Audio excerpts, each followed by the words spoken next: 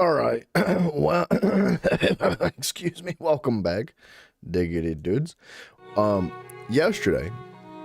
Oh, well, there's an event going on. It's underneath my big old head, but it's Two Team Crazy King weekend, and I guess it's Battlegrounds. I don't remember what Crazy King is, but we might have to take a little looky at it, see what it be all about.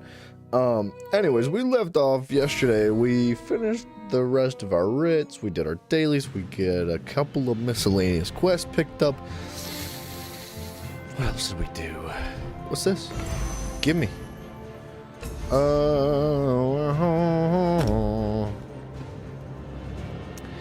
Wish there was an easy way to access your mail. It's pretty easy. I don't know why I'm complaining. Give me all of these. System alert. Cyrodiil. Yeah, we know. We know about Cyrodiil. Oh, this lady.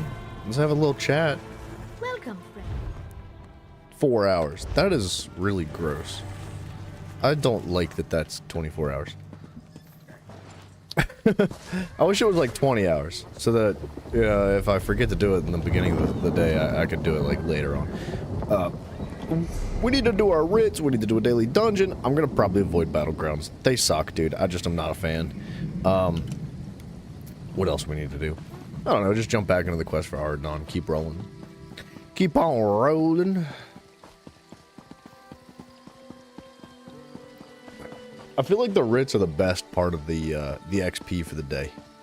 Like, they give you that and the daily dungeon, obviously, but they give you a freaking crazy amount of XP, man. It's ridiculous.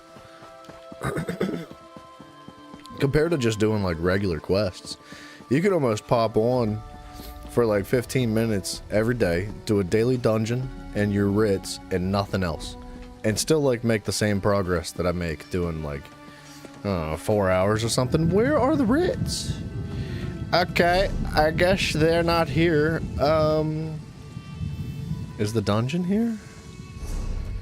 Dungeon? The dungeon's here. I don't know, dude. I don't know what's going on. I think I might have done them at the end of the day and it just didn't refresh yet. So like 5 o'clock in the morning, which is kind of goofy. Talk to the Tillinger Artificer. Let's do that. Yeah, let's do that.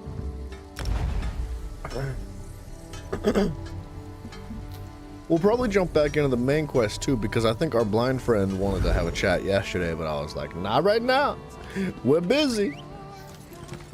And he said, no worries. It's just, you know, the world at stake right now. You know, nothing serious, no pressure. Ooh, wow, cornflower.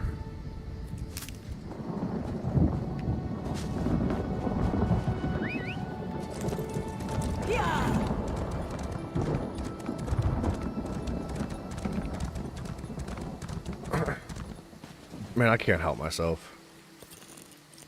I feel like I'm sure there's challenges and stuff. There's like, there's a plus to picking up all the items on the ground like this. But I do feel like it's a little bit of a waste of time. Just a smidge. Ooh, what's in the bookshelf? Junk. There's nothing in there. Ah, at last. You must be here with my supplies. Just put the ink and delicate items in the tent here.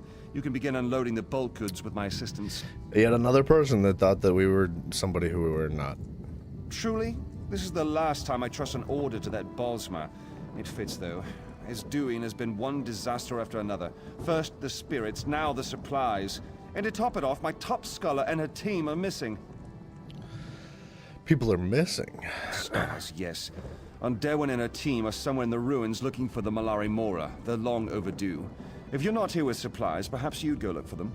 Okay, well, this guy's a freaking prick, but that is more our speed. Best case scenario, they found the Mora. I don't want to think about the worst case. Too many variables. Alright, screw this guy. This guy's a piece of trash. I hate him. Ooh, oh man, I wish I'd picked this quest line up before. Oh, you know what? Maybe not. We kind of got the hard part out of the way, right? Everything around us is passive now. Or at least neutral.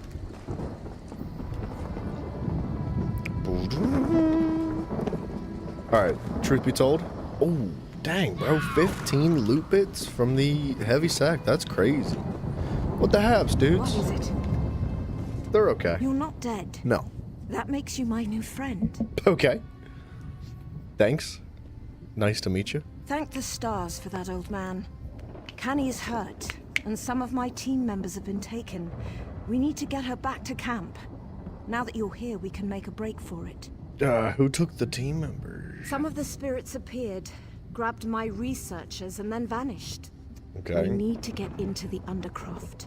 It's the only place I can think they'd be. Well, that's the thing. See, the spirits are just chill now, so I don't know why they're all upset. And this guy's working real Perhaps hard. We were out there looking for runes. Combined, these runes form a key. We only need 2 more. Take a look, and I'll meet you at the entrance of Esduine's Undercroft. Alright. Yeah, I don't know why. Maybe we should have done this mission first. It would have fit the story just a little bit better. Because even then the spirits would have been a little bit pissed off. 10 high iron, well, that's not bad, dude. Urun, uno.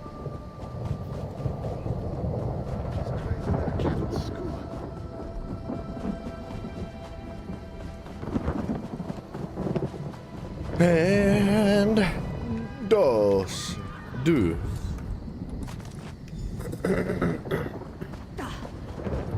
All right, to the Undercroft.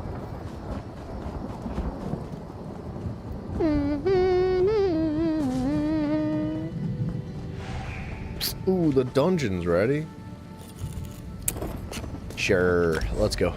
We're in a good spot to go. The Arx Corinium, I swear we did this one already. I can't remember. It's so hard to keep them all straight, but ideally we do like each dungeon that we have not done. No, I don't think we did do this one. Specifically so that, wow, these guys know what they're doing, huh? Oh, they're just gonna run past everything. All right, well, I guess I got left behind. Thank the and you. All right. I hate when teammates do this. Like, I understand, I get it. But, man, it's freaking obnoxious.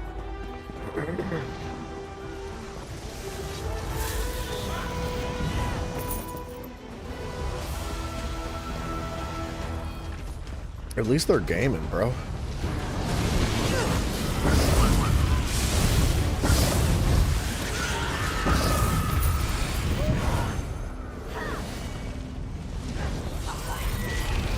Yeah, they're a little bit on the sweaty side.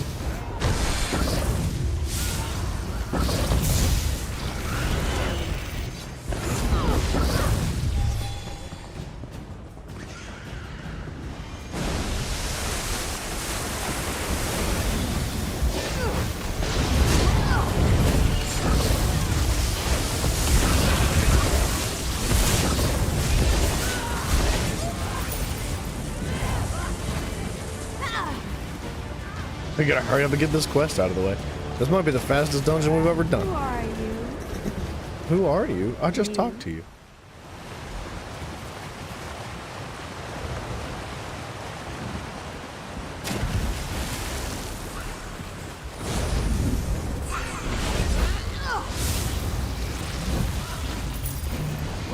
Oh, we get a lead. Oh, we gotta start doing that too, man. We got some leads for scrying. We got a whole bunch, actually. Oh my gosh. How did I almost die? Nobody else took damage. Watch out! Where? Siamonte, hello, sir. I'm late? I'm actually early. But, whatever. I'm doing alright, man. I'm just really tired lately. I'm friggin' exhausted. I'm feeling old. Beat down out of everything. But, yeah, we're here. Still here. We're still kicking. Dang it. I made a bet. How with you doing, Siamonte? that lure. I hope so. This will be quick.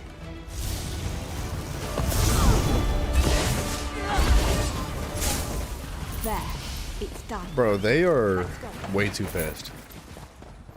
I can't keep up with these teammates, man. I just got here. They killed everything and they're gone already.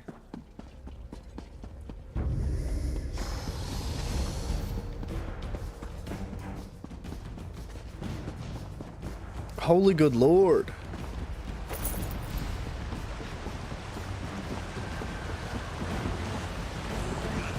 We'll get there. That sucks, dude. I hope you feel better, Simon. Get some lemon. Like, straight up. Just a raw lemon. Put it in your drink or something. It'll help, I promise. Grinding for the Terminator event in Warzone? That's good, dude. I hope, you don't hate it.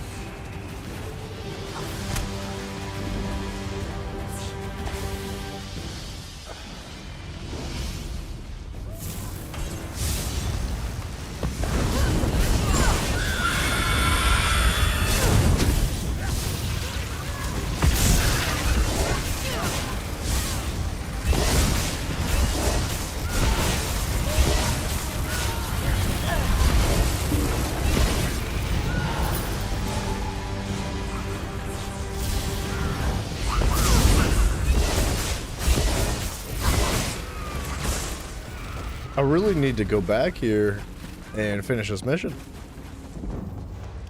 But they're not gonna do it. They're these guys. Wait, what? We good? What happened? This quest is broken because these guys ran through everything and skipped half the map.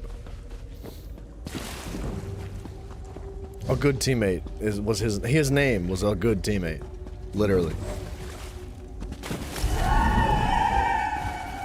Removing from area. That's not what I want. My sister's an...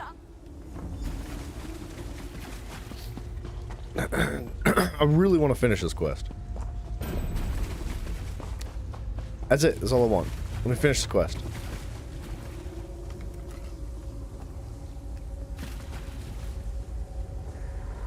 Your minions are defeated.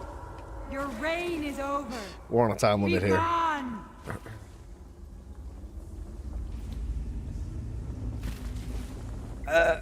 Oh, don't tell me that they had to do their situation before we killed the boss. I think we had to do it before we killed the boss. This mission's a dud. Oh, it's a blue book.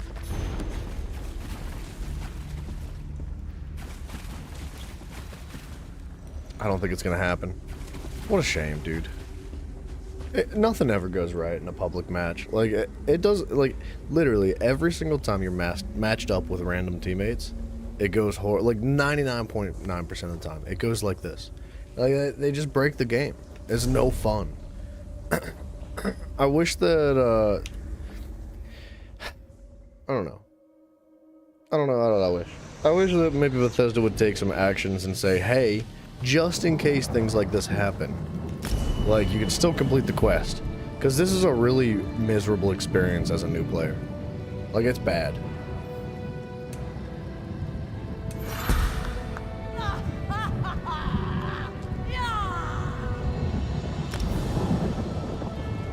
Alright. Anyway. We'll get our daily done. We'll be sitting on that mission for an eternity until we can actually get back in that dungeon and do it properly. Oh, I forgot to check research. Yeah. What do I want to do here? We need to work on some gear or something. When you use an ultimate ability, you and your group members within 20 meters heal for 22 health and restore 22 magic per ultimate point spent. That's pretty trash. Can't lie, that's pretty bad. But the 1, 2, 3, 4 pieces is not that bad.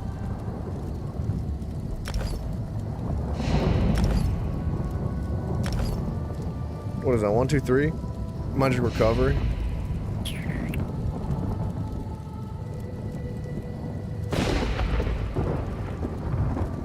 That's fine, dude. Our gear's just a mess right now until we get good. I made a bet with Huntherin on the way back to camp. Did you find the runes? Yeah, That Mer owes me 5 gold. You've done well. Just a moment, and I'll assemble the key. Okay. I hope so. If they're not worth thinking about right now. Alright, well, let's get on in now. Go on, open it up. That's cool looking. There. It's done. Let's go.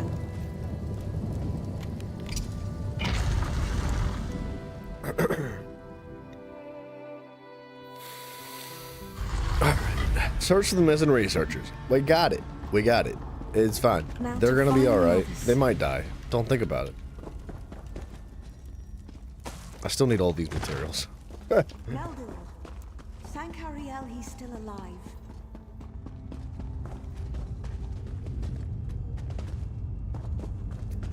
Yeah, a little tomato action, sure. I tried to stop him. I couldn't. I couldn't help them. But who? Urikanta. He's here. He's tracked the others.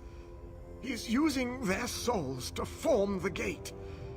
You have to stop him. Okay, what gate though? The gate opens onto a shard of Aetherius. Without the soul-binding rituals, the gate will close. How do we destroy Take the gate? my amulet. It should let you see, touch Aetherius. You'll have to make a decision. Aetherius Break the better keep his bindings hands to himself. or kill the students. The overlay with Aetherius has allowed powerful spirits into the Undercroft. They're what brought us down here in the first place. Be careful. If one gets a hold of you, you could get pulled in yourself. I know it's tough to see, but it looks like he's having a good time down there. Because, like, my big old head. It was censorship, that's what it was. I'm going to tend to Meldil. Yeah, We'll of move to course the you room are. just behind me. Uh-huh. Of course, but speak quickly.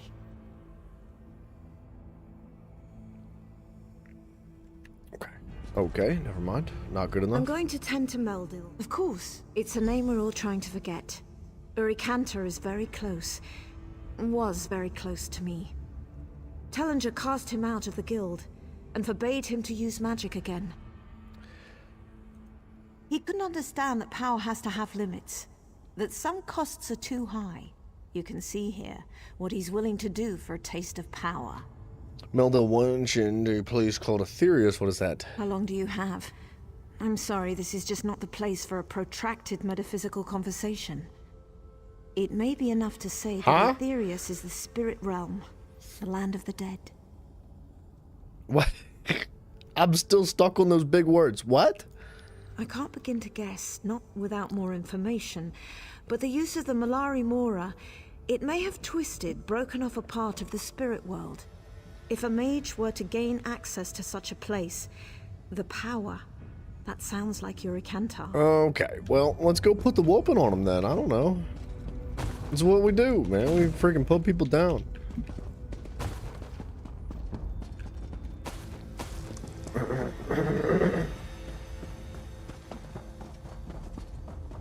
I think that's a dead end, but I need these crates and books, dude. There's got to be a good book around here somewhere. Like, just once, I'd like to open up a bookshelf and get, like, a bonus to my, to a skill. I don't even care what skill it is. I just want to know that these books mean something, because I do know that 100% guaranteed, bookshelves do have a chance to provide XP towards a certain skill tree, according to what book you read. And I just feel like I've opened 100 million bookshelves and never gotten a single one.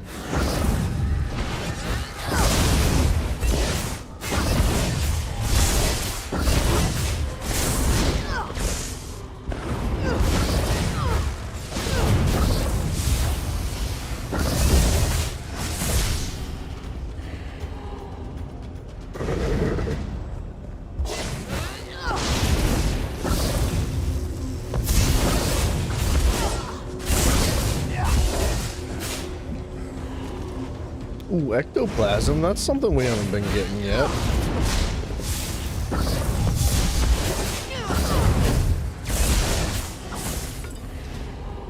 I think we just sell ectoplasm. Excuse me. That's so bright. It's too bright.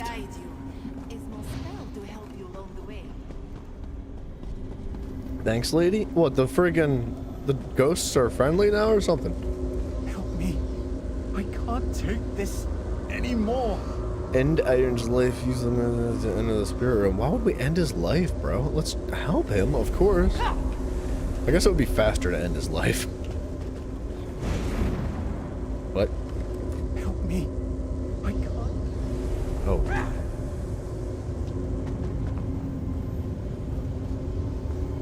What are we doing? Help me.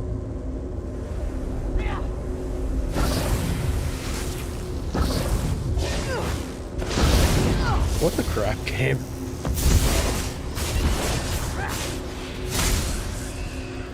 Okay, there's no interrupt button.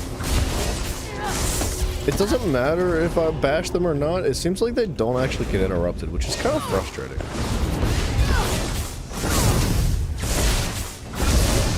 I don't know. I feel like I never had an issue interrupting on a controller when I played on PlayStation. Unnecessary.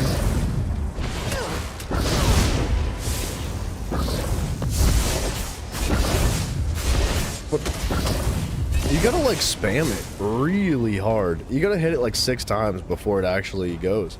But on PlayStation it's instantaneous. You could even cancel abilities and attacks and stuff.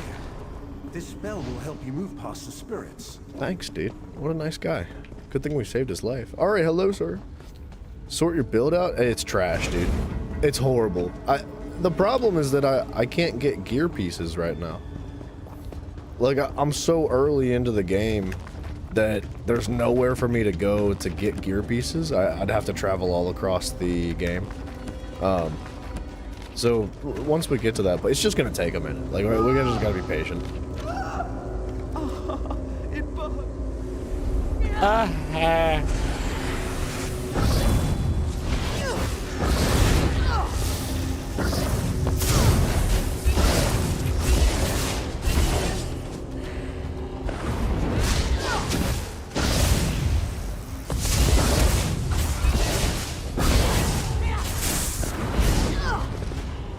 Sounds like an entire process. Yeah, that's like the whole point of an MMO. It's like you're supposed to start at the bottom and work your way up. Okay. You can't just like start maxed out and like magically the best character ever. I wish they would stop like doing that. Yeah, go away.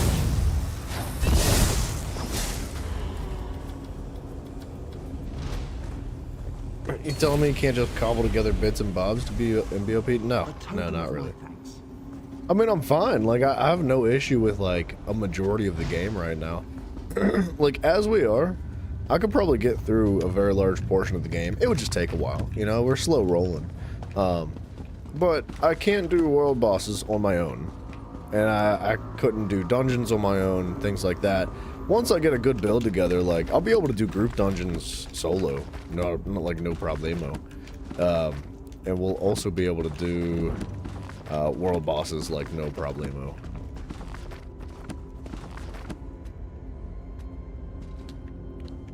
There's a chance, like, later down the road we could start doing veteran dungeons on our own too, but the build's gonna have to be tight for something like that. Like, really freaking good. What the heck kind of movement was that?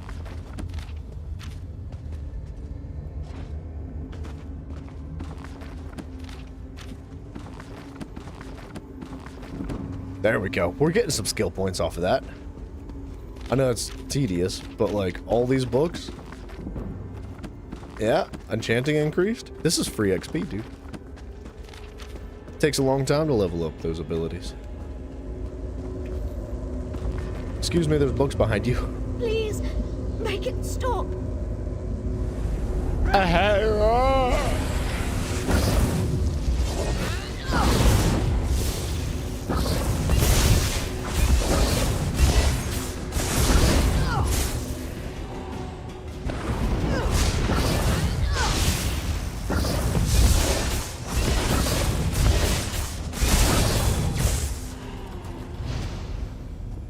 Bits and bobs. Bobs and bits, pieces. My thanks. This spell What's for dinner? A protein shake.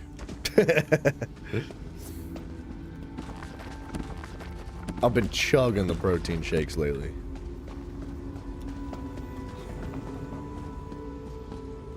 Is this a... This is not a delve. I was gonna say, if this is a delve, there's more stuff here. You're on your way. Dude, I'm a fiend for some peanut butter protein shakes. I like this, it's called Whey's protein powder. W-H-E-Y. And, it's like really freaking good. I take the vanilla powder with the peanut butter and like some honey, some cinnamon with almond milk. It's freaking good. We can hit the, well, I mean, I don't know about the gym, dude. You can go to the gym on your own. I'm working hard enough right now. I don't have freaking time, dude. I feel like I've had negative time in my day the past week. Yeah, let's not get crazy, alright? Look, protein shakes are one thing. The gym, different.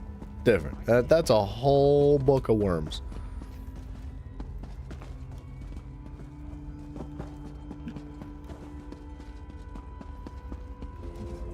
By the light of Auriel, you've returned. Yes, I've got your friends too. You are a capable sort. Stars guard your steps. I'm going to get us out of here. Put a stop to this madness. Find Urikantar and end him. Yeah, let's do it, dude. Okay, I don't know why I had to come back to talk to her for that. I could have just gone and done it anyway. I was kind of anticipating putting the whooping on this old man. Ah, Tellinger's latest pawn approaches. Hold a moment before we continue the game. I'm busy looting. This guy, he thinks he's the important one here. Really, it's just the books. They're the most valuable thing in this place. The whey protein powders, you were drinking some every day to bulk up. Yeah, dude, the whey's protein powder is good. It's really good. And it's a reasonably priced powder as well. It's not too expensive. I'd say it's pretty average, but it's freaking delicious. And, you know, it's got no added crap to it. It doesn't have, like, a bunch of additional sugar and stuff. It's naturally flavored, which is, you know, what more could you ask for? You were underway for a while? And I Well, have played the game for some time now. So let me sad know to if you see have a another spot in that soul club, caught because between us. your boy is overweight over here. Of course you have. He can't possibly let me go. Can't possibly let me succeed. It no longer matters. After you're dead and gone, I'll find new vessels, draw forth the power I need from them. Yeah, I'm not gonna die, you And are. I hadn't planned to be here. I planned to take over from the old Mer and perform the life binding One with step at a time. Onderwyn. Instead, look at me. This is my last chance for a legacy, to own and control a shard of the Arthur.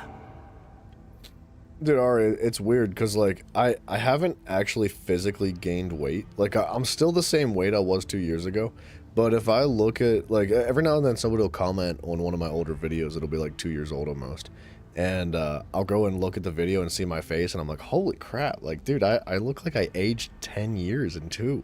I was like, why am I so thick now? Like, I think, what am I? I'm probably 190 right now. 195 maybe. It depends on how hard I poop in the morning. But, you know, I feel like I've been 190 for, I don't know, many years. I wouldn't have it any other way. Come, let's see which of us lives to tell this tale. 190 kilograms.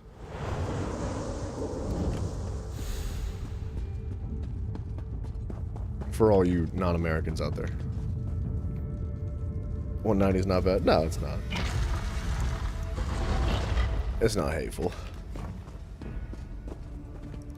Although, I don't have abs anymore, which is sad. Secrets of Aetherius will be mine. Fan out.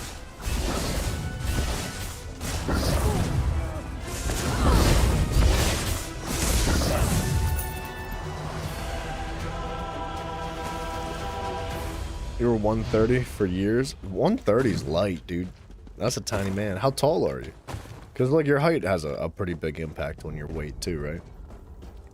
170's crazy, especially if you're lean, right? If you're lean and just gaining straight muscle. 40 pounds of muscle's insane, dude. That's quite a challenge. Where do we go? 5'5"? Oh, dude, but 170 for 5'5" with, like, lots of muscle? That's pretty impressive, dude. Yep, I'll call you to fight my battles for me. If you see a beaver in the sky, like not like a literal flying beaver, like a light, like a Batman symbol of a beaver in the sky, just know it's your time to shine.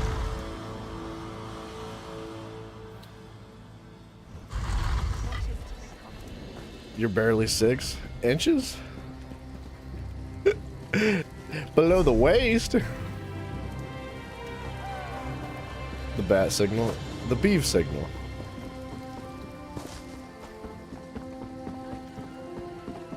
What is that? Is that high iron? I think we need that.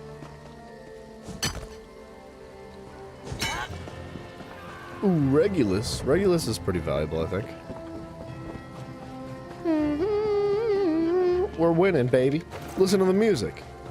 You can tell that we've done good things because of how happy it is. That was really sad. That parkour sucked.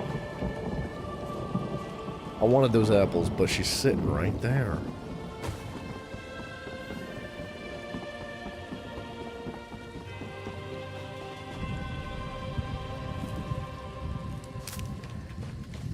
Dang it. Why's everything gotta be stealing? Didn't I just save everybody's life? At least give me some stuff out of your crates. You return. I'm almost afraid to ask, but 5'7". what news? I think I'm 5'9". At least I was 5'10", and then I jacked my back up, and now I think I'm like 5'8 3/4". Like I might still be 5'9". I haven't measured myself in a while. I'm not easily impressed, but you've done it. And your Mafia, shut up. disappoints to the bitter end. Such a waste. She won't notice. I'm sure she All that will. remains is to tend to the wounded and continue the research. With the Mora in hand and Uri Kantar dead, Esduin will soon be at peace. I'll see to it. What do you call a duck that can't swim? Oh wait. I'm asking you guys, everybody. What do you call a duck that can't swim? I'll give you a moment. Everybody can, take your time. Figure it out.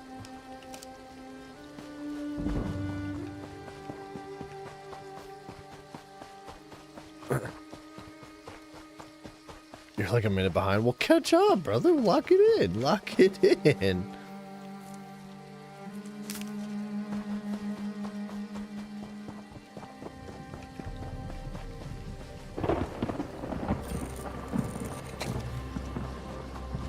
I guess Mafia, you didn't hear my joke, did you? So what do you call a duck that can't swim? A duck. No, not quite.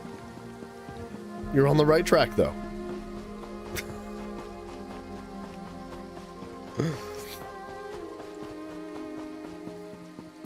Hold on, we're gonna give everybody a chance. I need an answer from Simon, too. I need to hear Simon's take on this. Quack? No, buddy, no. A drowned. And Pertar. No, Mafia Bill. Lost. All right, we'll find them. Yeah, a duck that can't swim. His name's Mafia Bill. If you were talking any crap you didn't hear, well, I was. The joke was the smack talk. You just, went right over your head. That's all. Hold. Dawnbreak is in the middle of an evacuation. Oh. No one's allowed back in. What's going on here? Daedra. Poor town was devastated by the beasts. We managed to crush the assault, but the place is still a mess. We need to get the villages clear so recovery efforts can begin. Certainly. I appreciate the help. I was going to send a squad for these citizens. Got a list here. Meet me at the manor house in the middle of town when you've mustered them out. A rubber duck. No, a duck that can't swim. It's called Mafia Bill. Like, that's the joke. The answer is Mafia Bill. Okay. You know how funny a joke is when you have to explain it to everybody. Mafia cannot swim, and his last name's Bill, and he's got crooked feet. See, exactly. You get it. It's hilarious. The Good freaking luck in there. dun-dun-dun. And mind the bacon. Timing. They like It's little everything, dude. danger I swear. Only Auriel knows. Dawnbreak's a supply stop between Firsthold and Skywatch. No different than any other town in Auridon. Just glad the High Kin lady wasn't here when they hit. She left an hour or two before we saw the first Daedra. Estra's a traitor. Ooh. No! Truly? Yeah, she Thrice be is. damned is she. This is She's awkward. capable of that kind of treachery. Perhaps she had a hand in what's happening here. Probably. Alright, well, we'll figure it out. Different quest. Please help them. I come to speak with you about High Kin Lady Estre.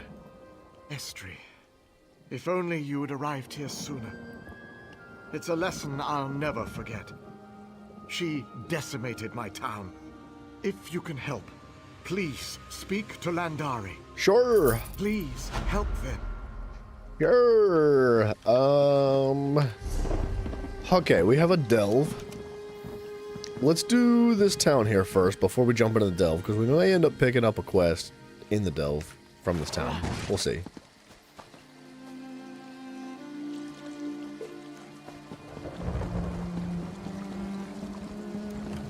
Uh-oh.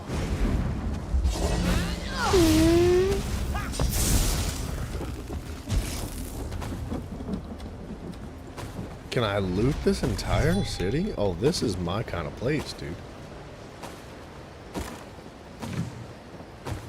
It's gonna take forever to get through these quests, because I'm just gonna be looting everything. Zarxus, hold my father's secret and safe. Sorry, lady, I'm busy taking everything from your house. Excuse me for just a moment. Alright. Oh, wait. Sorry? I was accidentally taking loot Poor that time. father. Damn the Daedra. It's dangerous. Get out of here. I can't. I promised father I'd wait for him. I won't leave without him. What if you did? You're right. Please find him. His name is Almion. Tell him I've evacuated. Mafia, I appreciate you you helping out there. But it was a bad joke. It was not a good joke. Mafia, of course you have issues with your knees. Why am I not surprised? You little slut.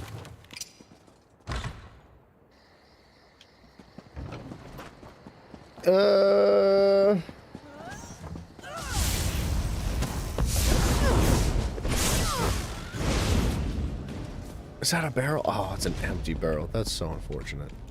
It hurts my feelings when I find an empty crate like that. Like, because I expect loot. I'm ready for it. I'm there. I'm like, ooh, loot. And then there is none. And then it, you know, it hurts my feelings. Even though I know it's like crap loot. It's probably just like a tomato or something. That really doesn't mean much. But, hey, you know, it still hurts.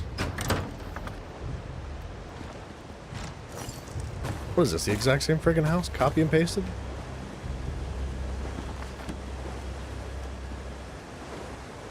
Wait, what? Huh. I guess I can't open any of that stuff? I don't know what was going on there. It's like fake items. Excuse me, please. I must look for her ring. I can't leave without it. I need you to leave. No. No, her ring. It's all I have left. You're gonna leave anyway. All that's left. Damn it. Fine, I'll go. My father, will I ever find you again? You'll find her. We're gonna save everybody in this whole town.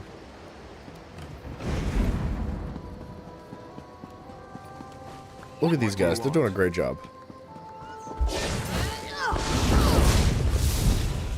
Oh, somebody's dead.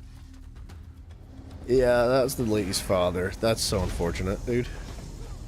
That's, what are you gonna do? If they die, they die.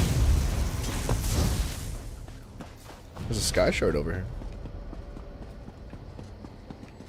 I can't believe this mess. Mafia, when you say neurological, you mean you spend too much time on your knees. That's what you're saying. Neurologically, you're gay. No, sorry. That was, wait, is that how it works? I think, is it a neurological thing? I think that, that might not be how being gay works. I'm not sure.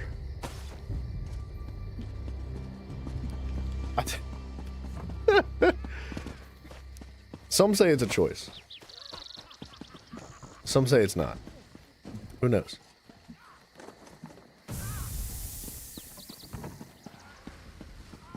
Okay, I don't know what that was, bro. That guy just popped out of the freaking dirt and was like, thanks. That's what Google says? Wait, Google says that being gay is a neurological disorder? Is that... Or are you still talking about your feet and your knees? Because it'd be really funny if Google said that being gay was neurological.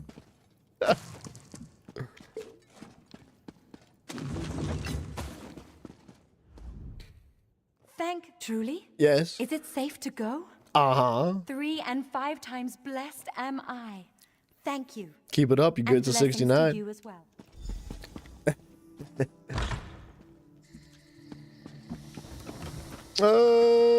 This town's pretty much cleaned up. There was freaking 3 little Daedra here, man. They had it.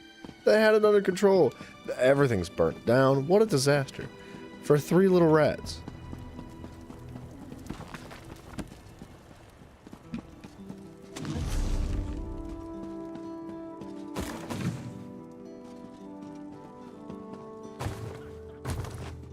Give me the loot. Look at us getting all this freaking stuff, dude. There's actually not bad stuff in these crates. Oh, dude, so that's why you explore. Look at this loot. I can't pick that up. It's heavy. I see it. It seemed to be a little bit bugged. I guess that one's never going away. Wonder if we'll get a pay raise for this. That's what you're concerned I'm more about? worried about getting out of here alive. Yeah, the freaking house is burnt down, dude. How the heck do I get in there? Thank you. Dang it, it's always stealing, man. Come on. Come on, man.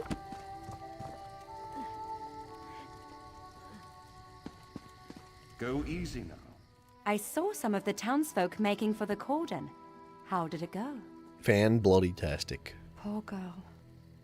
Thank you for what you could do. In the meantime, I've sent out patrols to hunt down any remaining Daedra. They should report back soon. Yeah, you guys gotta, like, toughen up or Perhaps. something. There's... Oh, yeah. Listen. We're gonna have to cut the stream off here if she wants to keep talking. I know what she's after. Uh-huh. Artania? Convenient timing. It's the Daedra, Captain. They've returned in force. Let's put We've the been whooping. overrun. I barely made it back. Artie, what happened? That is so dramatic. They're back, Captain. The patrols may not last long. Curse this town. Why don't we just go out there and help them? Well, this isn't good. What's next? Get out there and look for our patrols. They'll need relief. Yeah. I need to oversee the defense here. Yeah. I feel like we didn't need to talk about that. We could have just gone. Well, he's dead.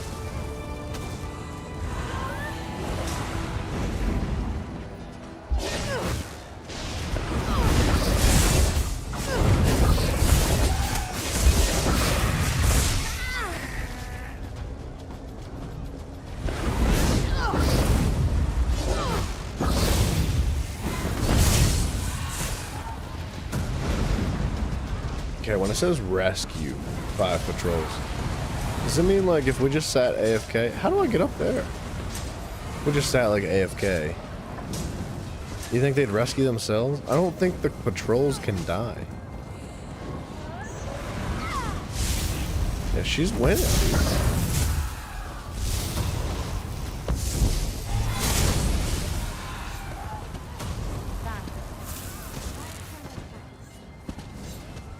I can't. Tell me I can't hit that.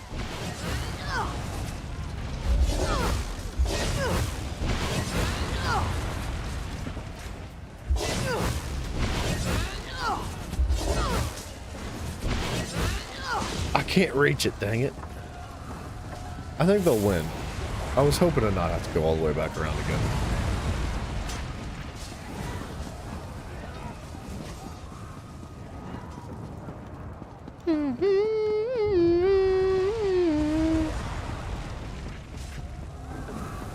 Man, you're taking forever to kill that dude. Kill him!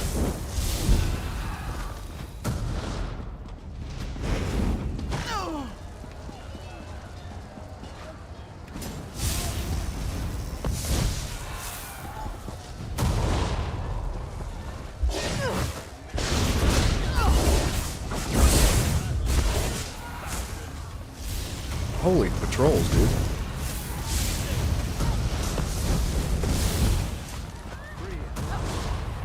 They forgot I found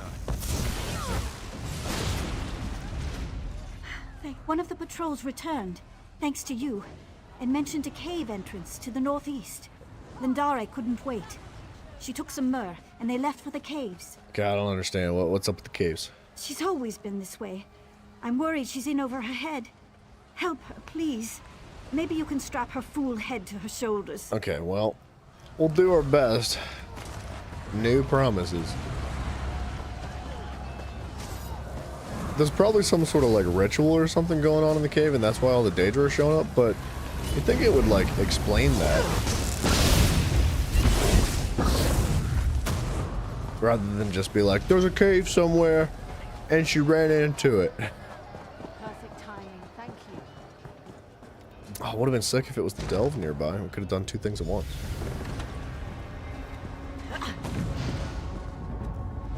Excuse me, thank you for the barrel loot.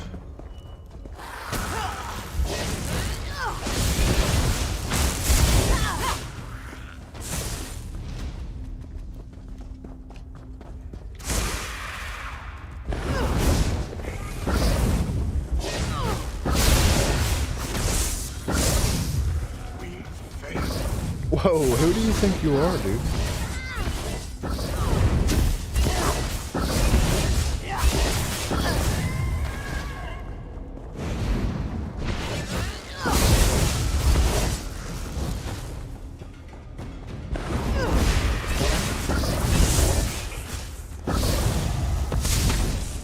Okay, I'm 99% sure that was nowhere near me.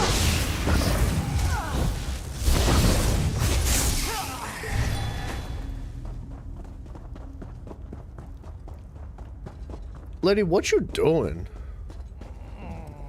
Good. You're here. This is Coromir, my patrol leader. He isn't having a good day. So she snuck past all those enemies and just never fought a single one of them? There are a pair of Dremora further up in the cave. They're preparing another mess summoning as we speak. It's up to you. I can't leave Coromir here like this. Yeah, no, you can't. Thanks. You were right, by the way. Estri's not just veiled heritance. She's a thrice-damned cultist as well. Kor overheard the High Kin lady talking to these Daedra by magical sending. Okay, what? Sure. Good. Meantime, I'm going to get Kor here back to the manor. Meet us there. Sure, you got it, Captain Coromir. Kill them. I thought he was saying kill me. It's like, if you insist. Mature Jiraiya, hello sir. Big strong boy, big grown man, big strong man with deep voice. Big mature, handsome young man who is very popular. Hello.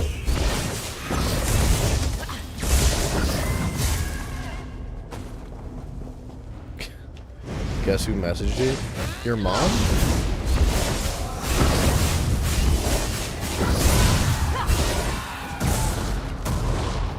Yeah, man, just looking out for you. Just, you know, letting you know. So,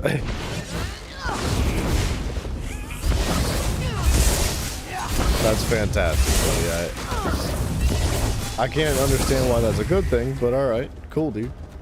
Congratulations. Firsthold already burns beneath my gaze. You'll never stop.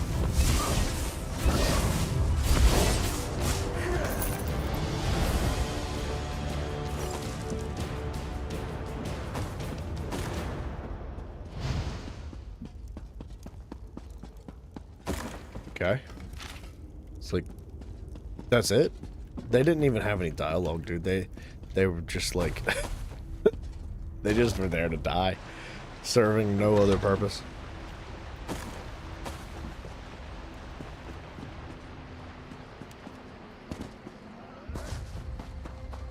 I think we're good. This place should be freed up. How have I been? I'm alright, man. Thank you for asking.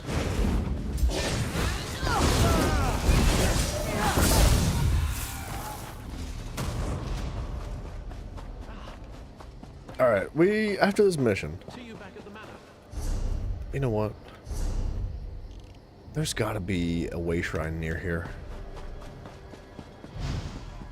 There's just an infinite amount of stuff to do. Curse the Daedra. Sorry, I talked to the wrong person. Captain My Landry. new friend, you live. I was hoping. As you can see, we received reinforcements. It's Did almost 2 Remora o'clock in the have been morning here. dispatched? Now, the schedule is upside down right now, so, this is, you know, I just started the stream. Like, I don't know, an hour ago? But I'm starting at about 1 a.m. That seems to be where we're going to be sitting with the schedule for a little while. With the exception of the weekends. Like, Saturday and Sunday, I'll be starting, like, in the evenings. Oh, yeah. Thrice blessed are we. I couldn't have asked Urselmo for a better marine. What of Estri? Did you learn anything more? Dawnbreak was a distraction. Firsthold is Estri's true target. I had a feeling things would get worse. We need to get word to Lord Rillis of Firsthold, and fast. Alright. We'll just have to see, won't we? The Scamp Crusher. In any case, for That's the lads fun. and lasses here, thank you. You're welcome. I hope we're in time. I can go to Firsthold if you no longer need me here. I was hoping you'd offer. Firsthold is just a short journey from here. Follow the road to the northwest, and bring the news to one of the Marines there, if not Urselmo himself. Dude, I'll be honest, right? It's actually kind of nice, like, having the schedule flipped like this. Because, dude, everybody's asleep at night. You know, it's just so chill, so relaxing. I actually kind of enjoy it. It's not bad. It's not bad. There's no traffic on the roads, dude, which is, like, my favorite part. I do wish, though, that the freaking stores were open. Like, I wish Walmart was open so I could go do grocery shopping or something simple. Like, bad for your health? I don't know about that. Your ex is bad for your health, but, you know. We pick our poisons willingly, sir.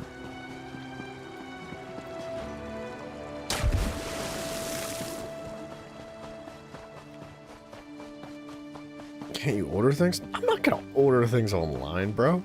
Why would I pay money to have groceries delivered to my house when I could just go get them myself? That's crazy, bro. Crazy. It's bloody outrageous. It is like super expensive to just like order groceries online. There's like a big fee on top of the actual groceries themselves. And, you know, you can't search for the groceries on your own. Like, you can't find your own deals and cheap prices and stuff. And if you know me, I don't like paying full price for anything ever. So, I'm one of those dudes that I'll go through the aisle and I'll do the math. Like, I'll compare, like, sizes and weights of containers to the prices of, like, different containers. I'll be like, am I going to eat that much cheese? Probably. If I buy the bigger bag, is it cheaper over time? $1.42 in savings? Absolutely. Like, that's how I am when I go to the grocery store, so. Yeah, that's what I know. I didn't go to the store today.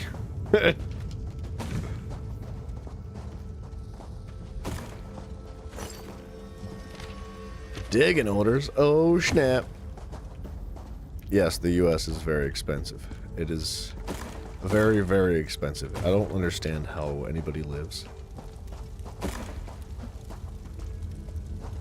I know people that, like, eat out constantly. Like, almost every single day they go out to eat. I'm like, how? If I went out to eat once a month, I would live in a box. Like, it's so freaking expensive.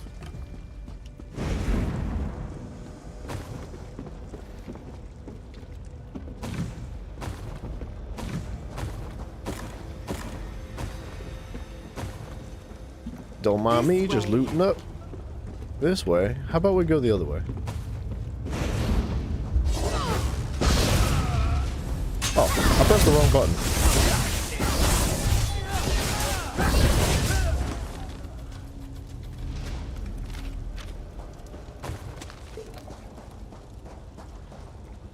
You can get a month's worth of groceries for $50 or less in India. Yeah, dude, I'm not gonna lie. Like a week's worth of groceries from Walmart is like $160, $200. Like depending on what you buy.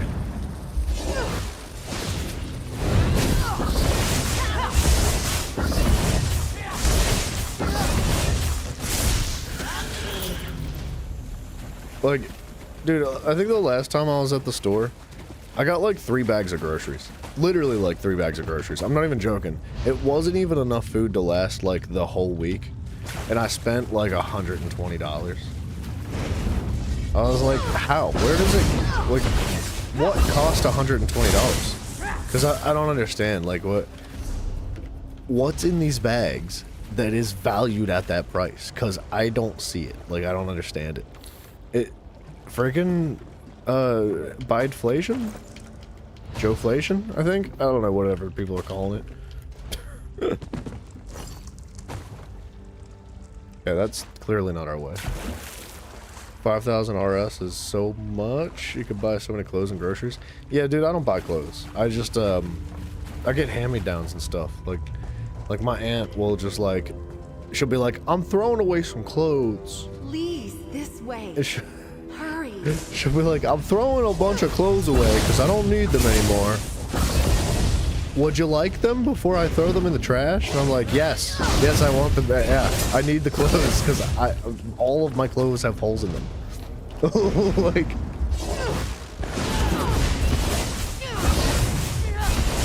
Yeah, 5,000 rupees is like 50 US. Yeah. You know, give or take. That's a close estimation.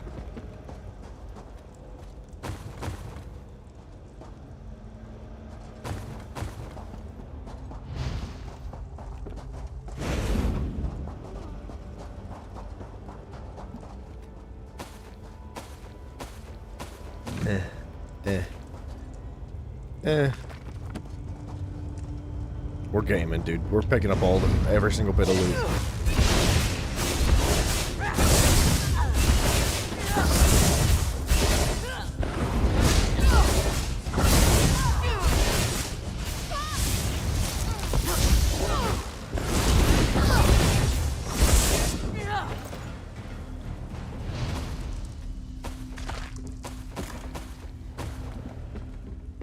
Yeah, dude, video games themselves are freaking expensive too. It's not just groceries, it's literally everything. Like, rent's expensive, groceries are expensive, video games are expensive. Like, like, you go outside and you, like, breathe a couple of breaths of oxygen in there. The government's just like, that'll be $45. So, it is crazy, but, like, a video game, like a full-price video game, like a AAA video game, not like an indie game or something. You're looking at, like, $70 US plus tax, and GTA's trying to make it $100 and something plus tax. So like, what would that be, like close to 12,000 RS, I think.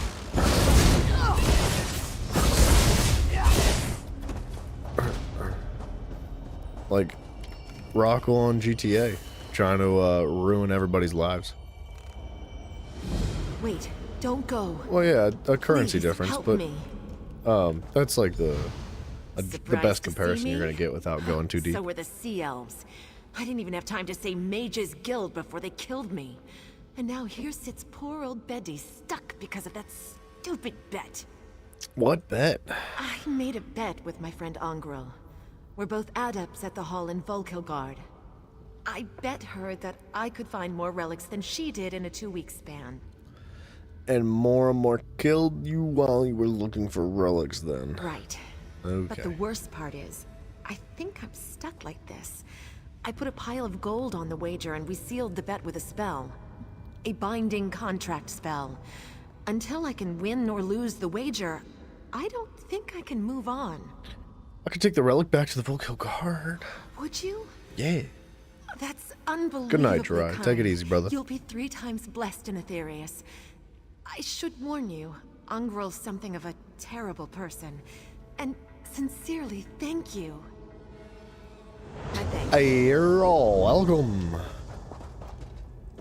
Alrighty then. I think if we go this way, we'll find some things.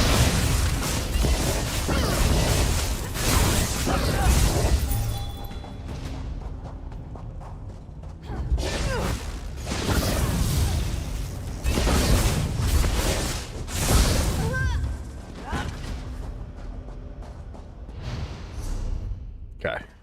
Boss? Maybe? Hello? Or it's just a big empty room, that's fine too. Really? Feels like there should be a boss here.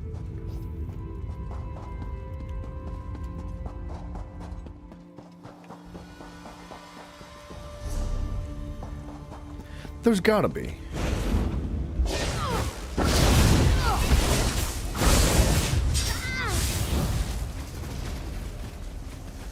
Unless there's a boss in here.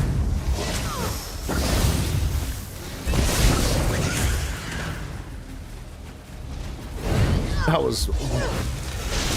Don't look at that.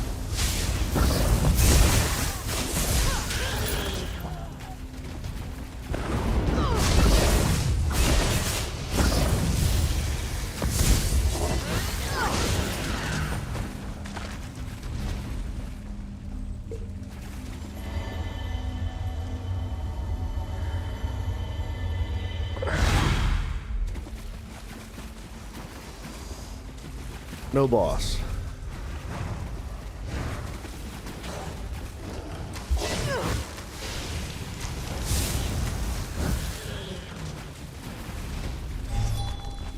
Alright, if there's not a boss in this last room, then we know for sure that that other room was kind of geeking. Don't do it. Leave me alone.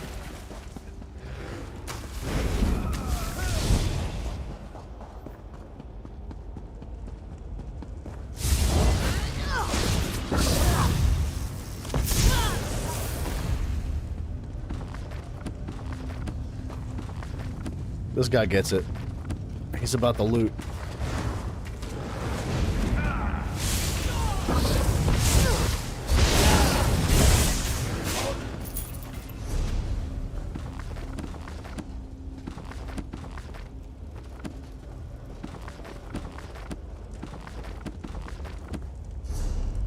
Crap, dude, if he kills that boss without me, I'm gonna be pissed off. There he is.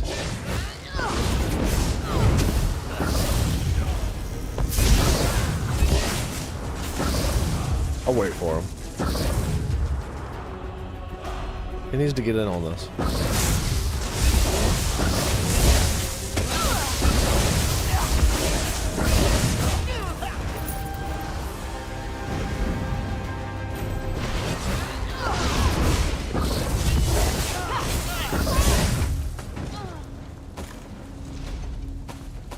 He just sat down on the chair.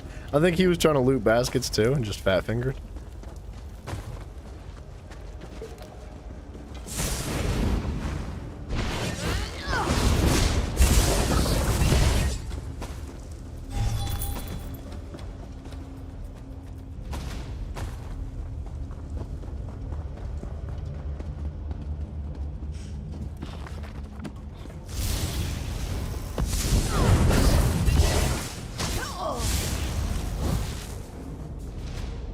Yeah, I'm looking for like blue books or something, but it's feeling awfully empty.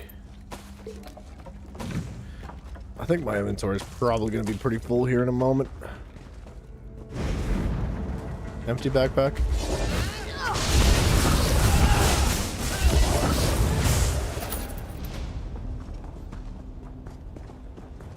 Alright, I think we're good here.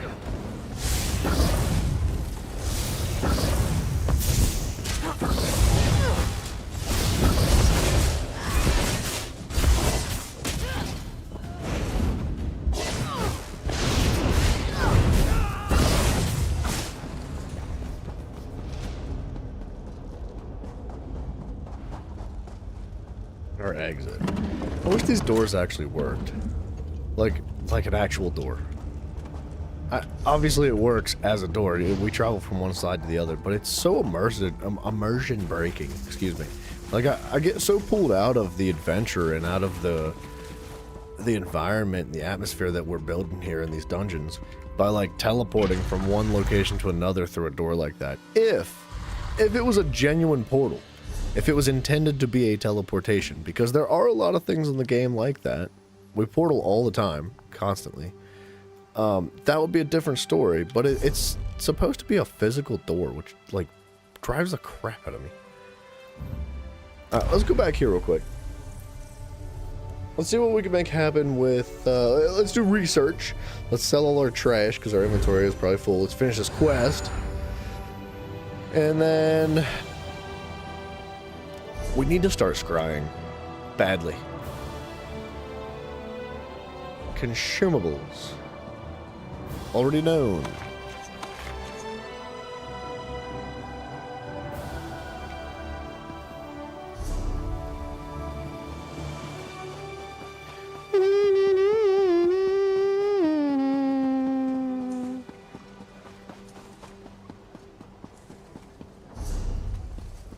I'm lost. Alright, we need to go there. That's a cool little pet. It's like an opal ice crystal pet. Look at us running around butt naked. No pets, no followers, no companions, no nothing. We need one of those too. You know, we could probably do world bosses if, like currently, as we are, if we had companions. The companions would make a massive difference. Is that new?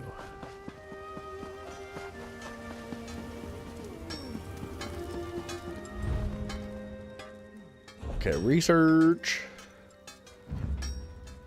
Boop. And boop. And deconstruction. Sharpened? I'll keep that one. It's not often you come across sharpened, but we do come across infused pretty often.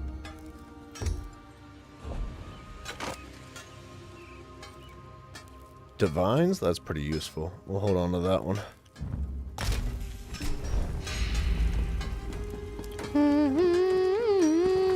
What the? Thank you. Infused.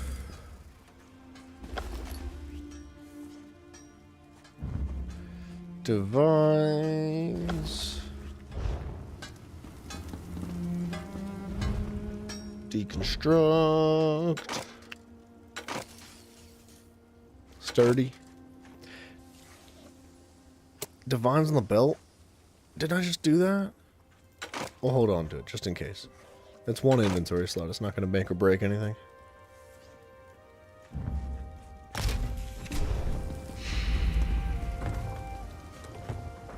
If you're working in cloth or... Junk, junk, junk, junk. How do I, like... Oh, there's a repair button.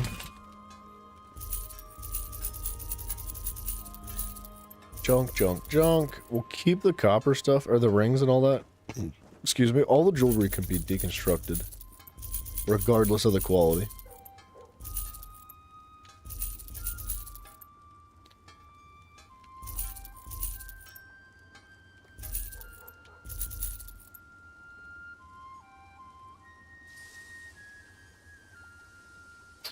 That was divines. That can all go. These are all staves. What's this? I hate treasure maps, dude. I don't ever want to see them.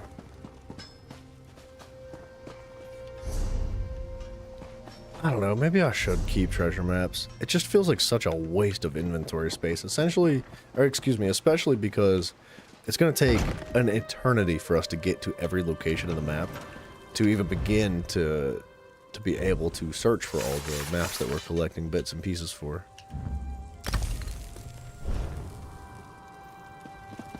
Okay, there's that. Research.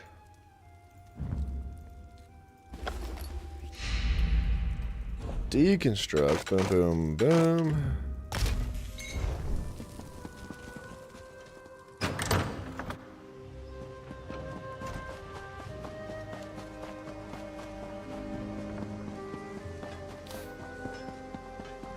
What else did I want to do here besides that quest? I can't remember. Decisive. 20 hours. That's freaking crazy.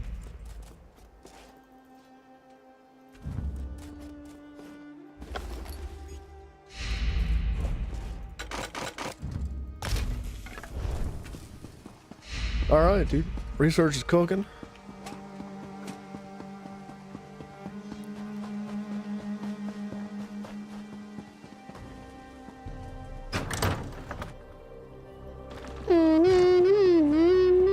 What do you want? What do you mean, what do I want? I'm here for a quest. Stars above, more interruptions? Is this important? I'm monitoring a very delicate experiment right now. Freaking you, gamer bot, you sack of trash, dude. Uno momento.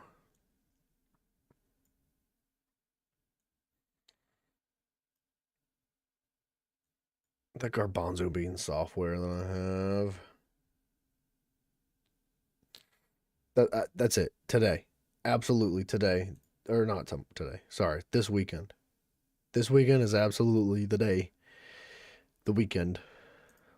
I'm getting a new piece of software. I'm so sick and tired of this piece of crap. It sucks so bad.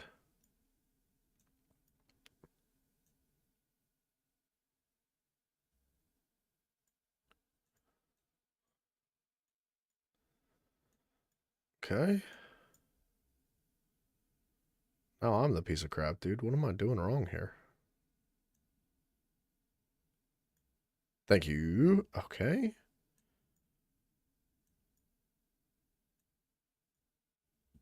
Alright, I think we're good. Yes, I am. I'm sorry, have we met before? Your face is unfamiliar to me. She's given up, hasn't she? I knew that little mouse couldn't keep up with me. Sheesh. I already know where I'm going to spend her coin. I'm going to buy this fantastic gown from the Aegis. Why are you such a cunt? Dead? Well, that's too bad for her. She just lost. Wait, you spoke to her before she died? Or after? After. I guess I'll just console myself with her gold and the taste of victory. Betty, I recognize that you've lost. I release you from our contract. Wow, what a sack of trash, dude. I hate this lady. You're going to use my coin to buy a gown? Wait until you get to Aetherius, Engril. You'll have me to deal with again. You're just jealous of how good I'm going to look. Dude, wow. Burn in hell, you wicked sack of trash. Never, I repeat, never attempt to... Alright, well, that quest is over. Let's try with the door daily dungeon. We don't really need to do another dungeon right now, even though bonus XP rewards for doing battlegrounds. I just hate them. I don't enjoy battlegrounds. Tales of the Tribute.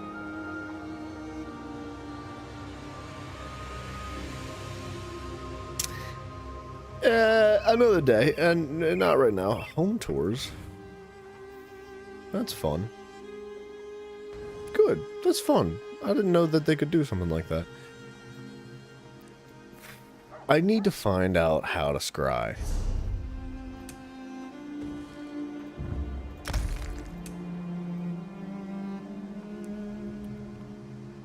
Journal. I think it was Journal, Antiquities Codex, and then all current zone. Okay, so the Aquarians tool, collectible from the sky, acquired in solitude within Western Skyrim. Pooh, dude. I think that's going to be on our agenda this weekend.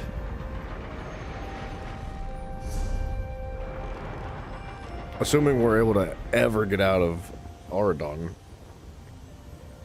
We're getting there. We're pretty close.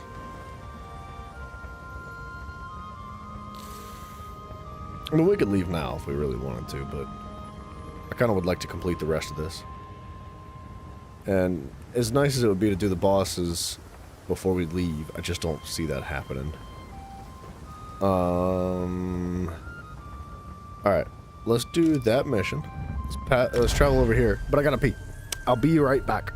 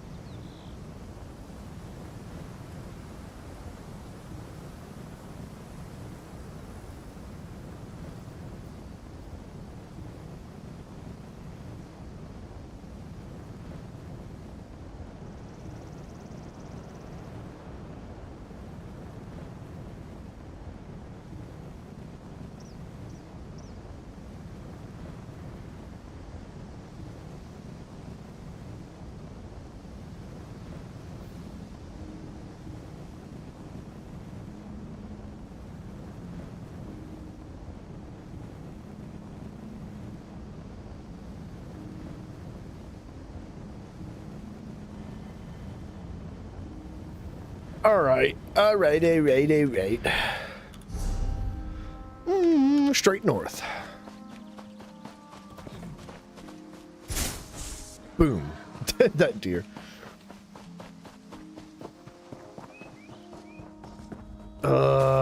There's just so much stuff to collect over the map. I just can't stop it. I can't help myself.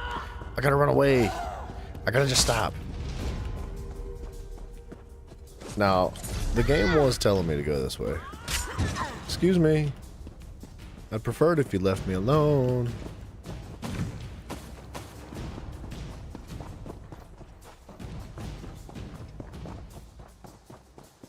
Okay, so the quest is broken. Broken. I hate areas like this in the game.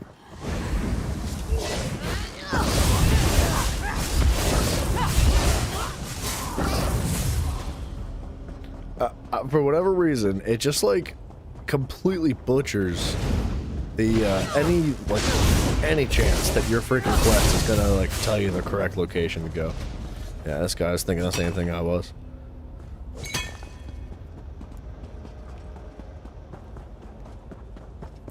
I don't know why it told me to go in there. Clearly not the way to go. I gotta just stop listening to it. Demi, what up, dude? Hello?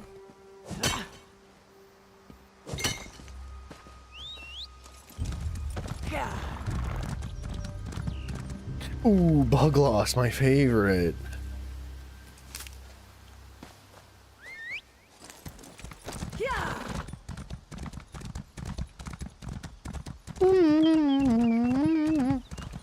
Starting over? Yeah, I used to play on PlayStation, man. For a long time I played on PlayStation, and then I took a big, extensive break from the game. And I was like, nope, never going back. Don't need it. And, you know, I started streaming, and I got a PC, and I was like, never going back. Never going back. Never going back. And then, like, people kept saying, like, hey, the game's on sale right now. Hey, did you ever play Elder Scrolls? Like, never going back. And then I was like, all right, $17? $17 for all the DLCs? All right, I'll buy it. And so I bought it, and I was like, I can't just like buy it and not play it. So here we are. We're starting over, man. But yeah, we're on PC. It's a little bit of a getting used to situation. There's a a pretty massive difference between the UI and some other things from PC to console. But it's good. It's good. I've enjoyed it so far.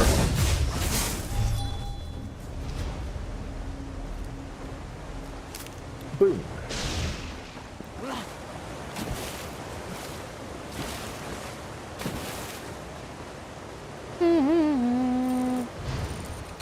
Oops. I do feel like I should be a little bit farther along for 4 days, but I'm hoping to make a pretty extensive chunk of progress this weekend.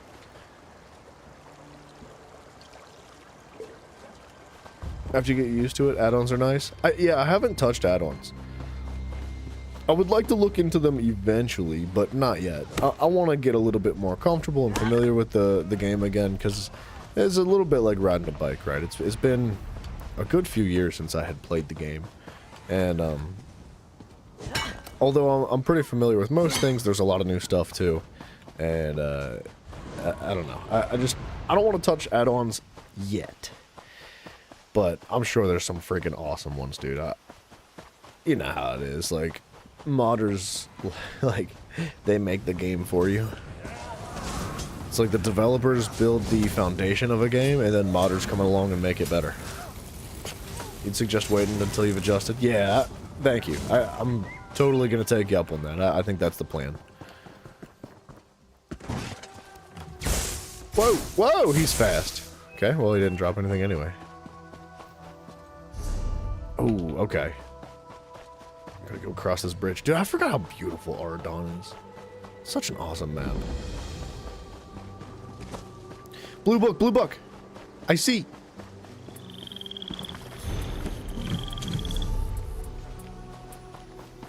It's always stealing. I have to go. If I'm late again, Mullingway threatened to throw me into Nothing's the cave. worth this nonsense. Stop the Thalmor and the Dominion and... Hang on. What you talk about? Consider yourself most welcome at the College of Aldmeri Propriety.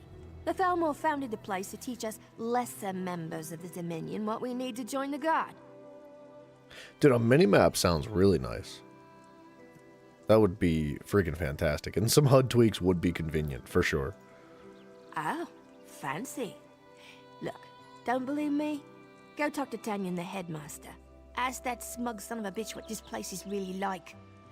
Maybe someone with the Queen's ear can get a real look at this hole. I'll look into it. Anyone willing to hear us out is blessed by the green in my book. Sure. What a nice lady.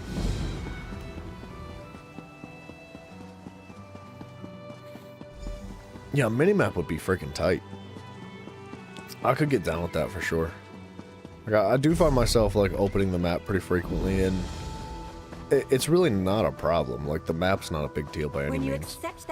But when you're in a delve or something, it's nice to have a general like idea of like, you know, where the pathways go and So you know, and what your next turn should be. Idle. Good day. Please take your leave. We've already reached our limit on Khajiit students. Excuse me? That's freaking racist, bro. Oh, truly? Consider yourself most welcome then. Apologies for my brusque greeting. It's been a trying few days. Yeah, well, how about you catch these freaking paws, baby? Mm. Nonsense. Are we strict? Yes. Do we make our students work hard? Yes. Combat tactics etiquette.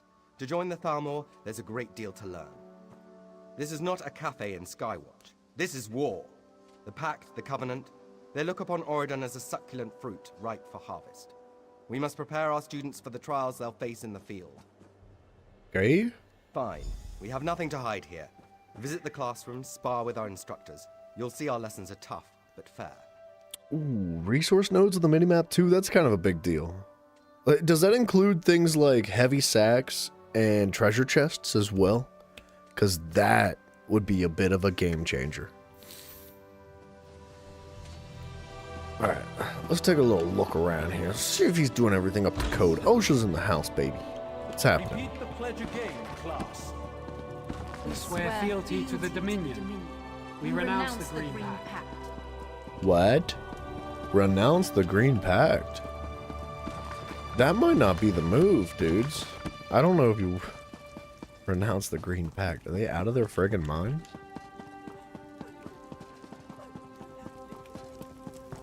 What's happening here? Look in your tail, soldier. This one did as you asked. Please. Looking back, maybe you need more time in the cave. Oh, we have company. We'll continue this later.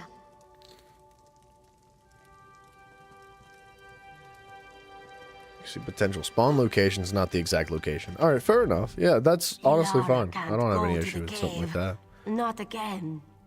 That's fantastic. I would love to see a mini map with things like that added to it. That's a big deal.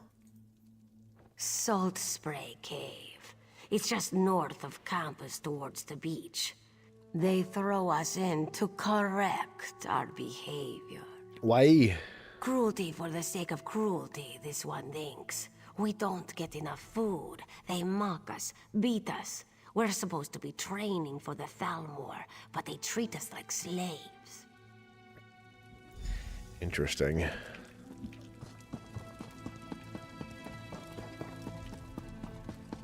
You will stand there until I permit you to sit.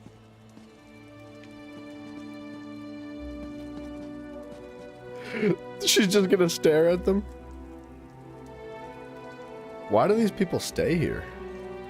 I feel like there's no reason they have to stay here. Like, why would you want to join the Thalmor if that's how they treat you? I should have probably read that diary. Green Pact renounced? Question mark. Now, what are they supposed to eat? Yeah, well, maybe that's why they're going hungry, dude. We swear fealty to the Dominion. We renounce the Call sign, hello. I can't hear you. Louder! We protect the Dominion from her enemies. We give our lives in her defense. And we recognize the Ultima as our betters. Yeah, dude, the Thalmor are historically pretty jacked up. Like, they've never exactly been the good guys. Are they the antagonist of the entire Skyrim lore? Not necessarily, but they're never on the positive side. Like, they're never out there helping people or saving lives, you know? They're just out there, like, stealing and robbing and arresting and beating people, and, like, we're in charge because money, and, like, yeah, so, I don't know. They should eat the Thalmor. So humiliating. What a sick beard, dude. This guy in his colors, he's, what's happening here? What's, this, whatever he's got going on his face, dude. I mean, yep. Shh, keep your voice down. It's part of our indoctrination. We have to denounce the Green Pact every day. Commit ourselves to the Dominion. I guess that is what's happened, or what happens when you win the war. You're not wrong. Indoctrination, huh? The instructors keep saying there is nothing but the Dominion. We're supposed to give up our old lives and become one under the Thalmor. Now leave me be, you'll get me in trouble. The fact that he used the word indoctrination to explain exactly what's happening here blows my mind. Because, and I don't know if I've ever heard indoctrination used in a positive context either. That's always something that is not necessarily good. Repeat the pledge again, class. We swear fealty to the Dominion. Let's have a little tussle. Let's go outside and wrestle a little bit. Take care of it before he causes a problem. I will not be threatened by a damn cat. I didn't know Tanyan was bringing in any fresh meat today. Tanyan ordered me to duel with you. As you wish. Get ready. Watch and learn,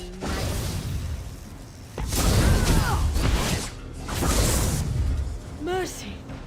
No more. Put the whooping. Something about a bearded Thalmor throws you off. Yeah, honestly, Thalmor are typically clean shaven and cut nicely. They remind me a little bit of the Nazis. Well, just a bit. For a maggot. Say what you want about the Nazis, but they dressed nicely. I guess she's good. This maggot's form is terrible. Don't you agree? As you wish. Draw. Let's do this. Watch and learn, maggot.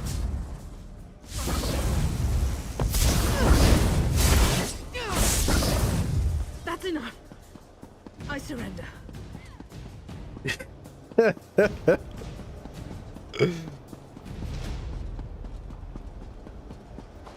It's jokes. We're joking. It's okay to have a little fun. As you wish. Let's do this. Watch and learn.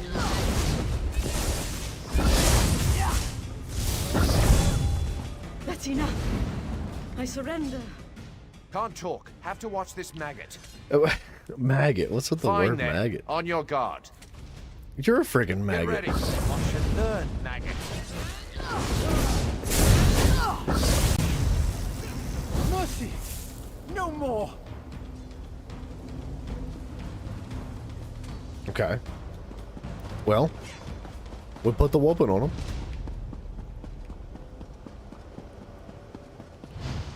And Tanyan, they had nice suits. So, they were fancy. did you finish your tour of our little school? I did. What did you think? See, yeah, all right. now things are gonna get weird, but like, Mafia, you would know about the drip, right? You've got a little thing for paraphernalia, don't you? You just don't understand. These people are raw, untrained, undisciplined. We must take extraordinary steps. Fine. Is there anything else I should see? Nothing comes to mind. Just the student dorms, and I'd prefer you let the trainees study in peace. Thank you for your interest in the college. I'm afraid I must be going now. It's not a war crime the first time? I don't think that's how that works. You mean before war crimes were invented? Is that what you're saying?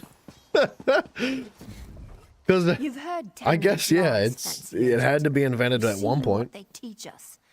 Now you need to see what happens after we leave those torture pits. All right, Mafio, I'm going to look up the definition of paraphernalia. How do you spell that word? Paraphernalia? That's a tough word, dude. Miscellaneous articles, especially the equipment needed for a particular activity. Mafio. It's paraphernalia, bro. That's what it is, dude. I've just come from buying bandages and ointments from the Bandari. Those Khajiit are the only friends we have around here. Okay. Why are you buying bandages? You didn't see the beatings? The mistreatment? You think they smack us around like that, then hand us a bandage? They're not real careful about lunch and dinner, either. Dude, I mean, did you get that from Family Guy? Where'd you get that? That sounds like a Family Guy joke. I want you to see these people, what they truly are. Norad, another student, took the supplies back to his dorm. Go talk to him. Get the supplies, then bring them to Brinthir and Thal'Arel. They got it bad today. Bloody got it. Where you gonna be? Need to go talk to Ilara. She had it bad today, too. The scars don't show on the outside, though. Get going. All right, rock and roll. You hard at work? Of course you're hard at work. Are you unionized? Because it doesn't sound like it.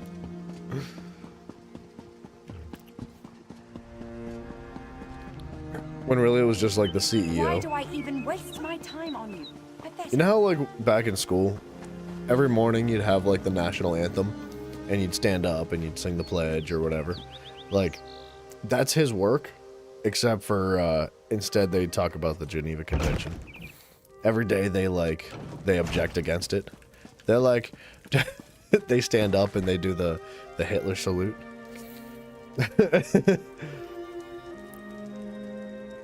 The Fat Electrician.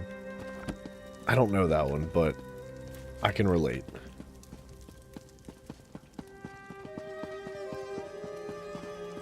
What's happening, Narek? Greetings. Did Baham send you to this one? Baham sent me to pick up some medical supplies. New gear from the Bandari, yes. She is kind, Baham. Always making sure we are taken care of. Okay, where did the supplies go? Thal'Arel and Brinthir are recovering in their dorms. Today was a bad day for all of us. A dark moon, yes? Yes. Good luck. Thank you. Okay, hold on.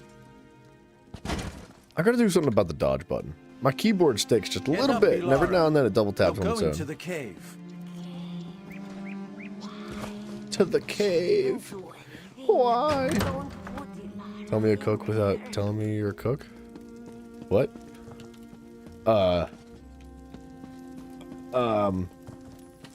You know your pancakes are ready to flip when the bubbles stop popping. There you go. Thank you. That last beating was so harsh. Help me. Who is screaming, help me? Good lord, these poor students, dude. How long have I played ESO? Well, for this playthrough on PC, where we're at right now, I think this is just day number 4, so like, not long at all. But, on PlayStation, I played for like, Thank you. I want to say like 7 or 8 years, on and off. I might have played when it first came out. I can't remember, man. It's been many, many, many years. I would say at least 8 years. But like, I didn't play consistently. It's not like I played every single day for 8 years straight. I would take breaks and come back and take breaks and come back and... Okay, I don't know. She just walked away from me. I was trying to have a conversation. Bastards! Bloody Tall, bastards. pale, knife-eared bastards! I told you, I went to talk to Ilara. I stepped away for 5 minutes, and Tanyan's trained dog Malangway jumped her. She's taking Illy to the cave. She can't survive another night in Salt Spray, not in the state she's in.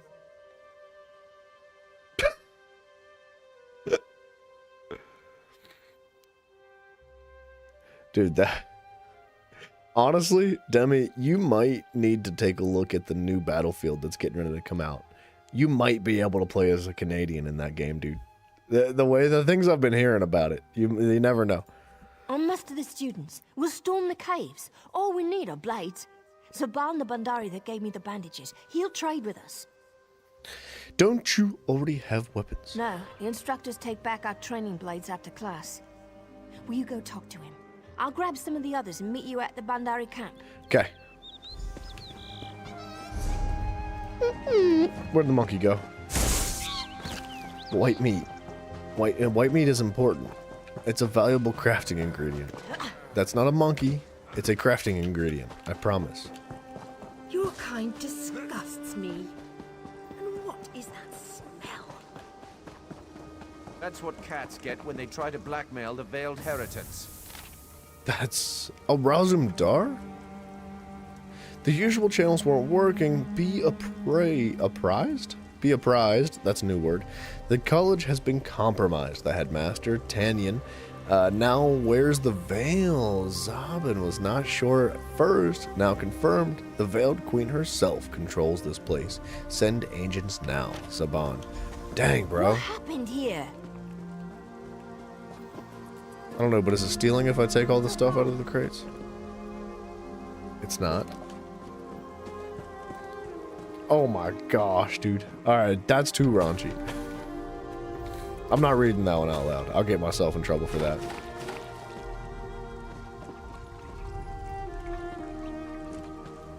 This man's locked in. He said, I'm bringing the energy.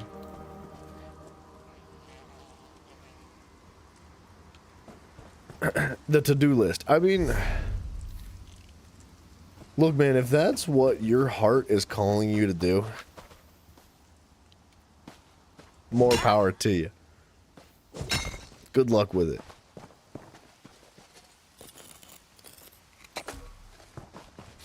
Alright, Baham. Saban, what happened here, damn it? Looks like the traitors were ambushed. We found this note in Zaban's body. The whole time. I thought he turned our pain into money. He was trying to help us. This was everyone you could muster. This Question is it. mark. Look, we're afraid of the cave. And Minecraft. Salt Spray. Too many memories. Go look for Ilara. She needs to get pulled out of there. We'll grab weapons from the camp here, then go deal with our teachers. Demi, it'd be even funnier if you did it on Roblox. Some kids would be friggin' furious with you.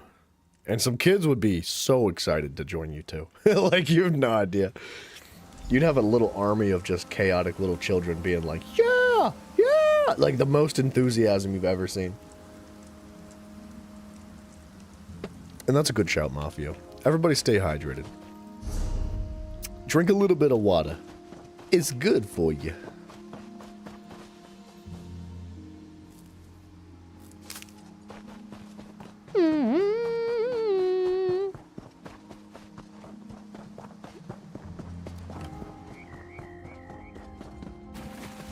All the emo kids. Are kids still emo? Is that like a thing? I thought like, alright, hear me out. Like, I know I'm being an ignorant friggin' idiot right now, but like, be real with me. Just treat me like an old man for a minute that's like not caught up in the world at all. But I thought that emo like turned into the LGBT thing. Like, it used to be cool to be like emo. And now it's cool to be gay. So like I thought that that's how it was. And I didn't think that kids were actually emo anymore.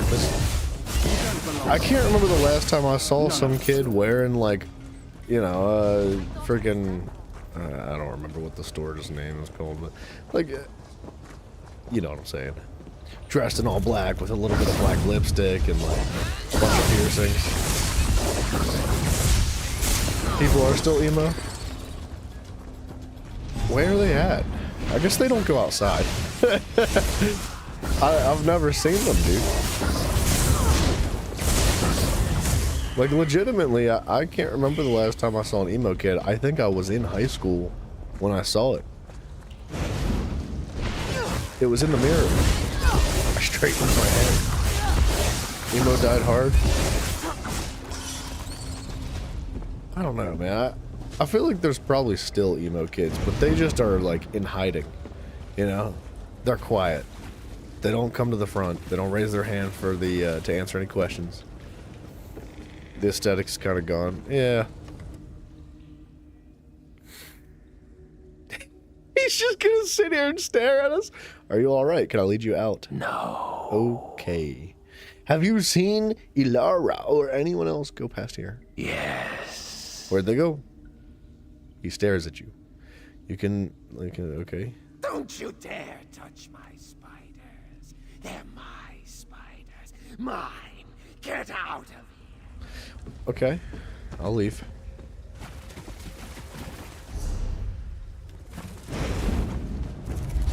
Oh, they're anime kids. Alright. You know what? When you put it like that, it actually makes a ton of sense.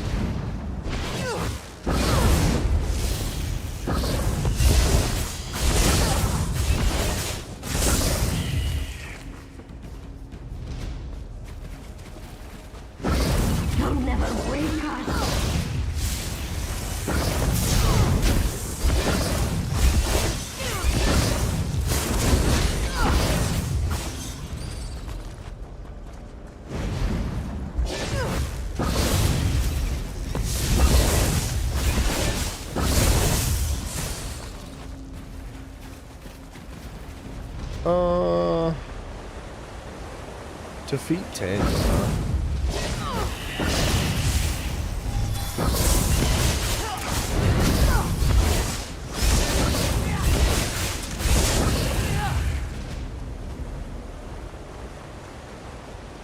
You were post-grunge kid?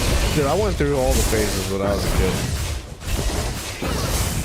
I went through a redneck phase in high school. I went through an emo phase in high school. I went through like a punk rock phase in high school. Like,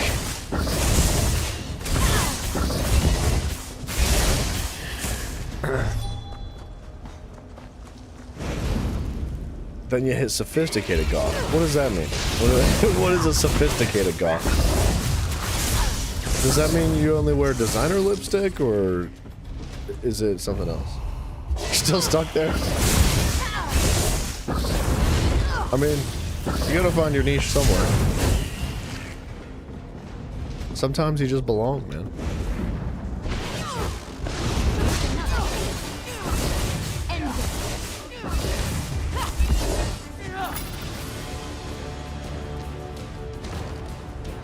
Victorian era suits. What? Hold on a second. Now I gotta look up this.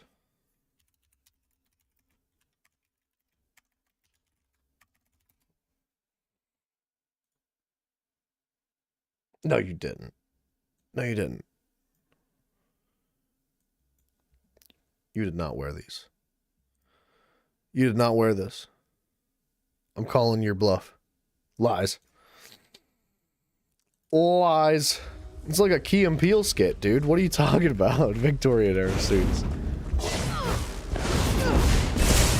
You love it? Dude, it's fancy. I'm not gonna deny that. I bet it feels good to wear, but you're not gonna catch me in that. I'm just saying, like, it's gonna take a lot to get me to wear something like that.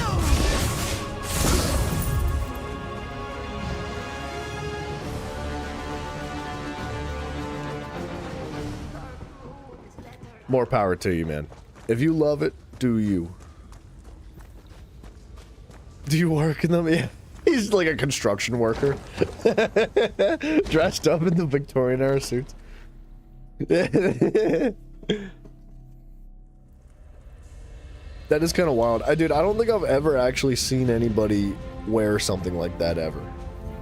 If I saw somebody on the street wearing something like that with like a big top hat, I feel like I'd be kind of speechless. I'd be a bit stunned. I wouldn't be like offended or anything, you know. I wouldn't be like, ooh, like, you know. I'd be like, huh, interesting. Like, you know what I mean? One of those moments, like, I wonder what he does in his free time. Like, that's an interesting character right there.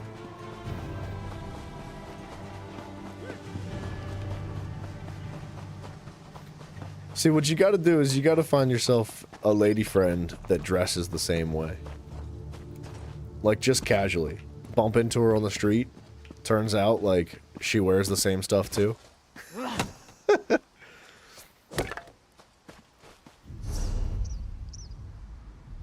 Is she up top? She's below.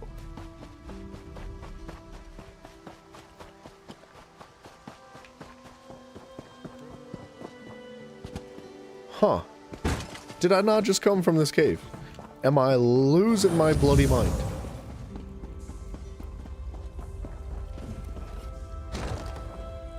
Maybe she wasn't there when I left. Let her out.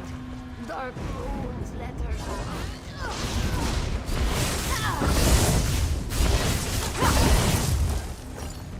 out. Okay, you're cool, right?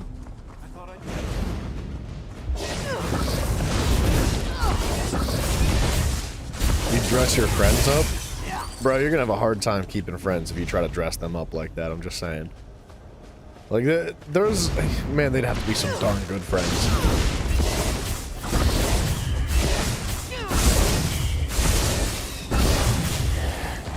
Like, dude, I consider myself to be close with, like, fairly close with, like, parts of my family. And fairly close to a couple particular friends in life, right? Like, it wouldn't matter what I did. I could hand somebody $1 million, and I don't think that I could convince them to dress up like that. Like, I just don't think it's a possibility for me. So if you can keep friends that dress up like that with you, dude, you have got some of the sickest friends I could ever imagine. I can't use my ultimate for some reason. There we go.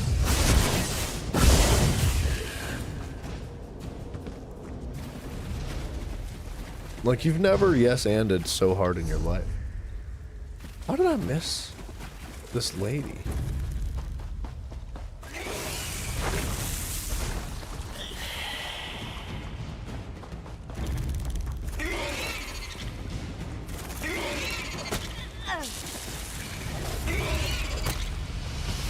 You dress in a thong?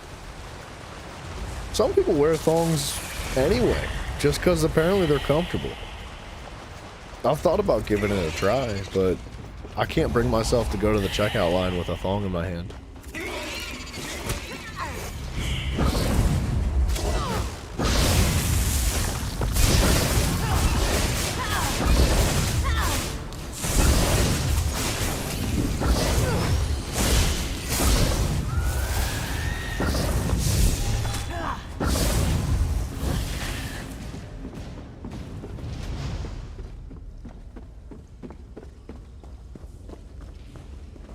There is something, like, serious, like, there's something real about dressing in a suit, though. Like, dude, if you're a person who's never dressed in a suit one time ever, I gotta recommend it. Like, I can't say I would ever want to wear a suit every day. I'm a sweatpants and a baggy sweatshirt kind of guy. Like, that's my preferred getup. But there is something really satisfying and uplifting about wearing a suit. It feels good. Like, I don't know how to explain it. Yeah, it's a confidence boost. It brings you from here to up here, like mentally. You walk better, dude. You walk different. You carry yourself stronger. I don't know how else to put it. Suits feel good, dude. They were going to kill Ilara just for being what she is. How can I be anything other than Khajiit? It's over now. Let's get on out of here, kitty cat. Yes. Thank you. This one is sure Baham is worried. Yeah, dude. You feel like you could get into a street fight in a suit. Yeah. On the average day, dude, not a chance I'd handle a street fight. Like, I would have a hard time fighting somebody. I'm just not a fighter. I'm a talk it out, hug it out kind of guy. But, like, if I was in a suit, dude, and you push me the wrong way, you bump into me wrong, and you start talking smack, like, you can catch these hands, dude. Like, and I'm probably gonna lose, but I'll have confidence in it. Thank you so much for finding Ilara. What news? Then it's done. We've taken the school. We'll restart. We study to actually join the Thalmor, to put Bosmer and Khajiit in positions of power. Thank you, my friend. The Alliance is stronger for your courage. Rock and roll, dude. The Green Pact. Forever live the Green Pact.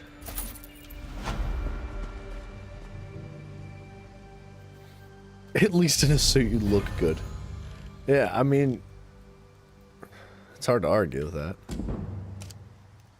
You are correct. You would look good getting your butt kicked. I feel like it would be really hard to fight in a suit. Like, really hard. It's pretty restrictive. Like, it's difficult to move around properly in a suit.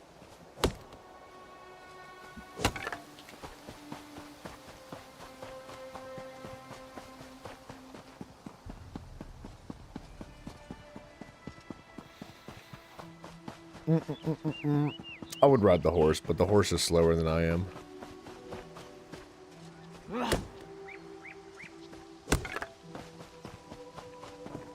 Blue books. Little blue books.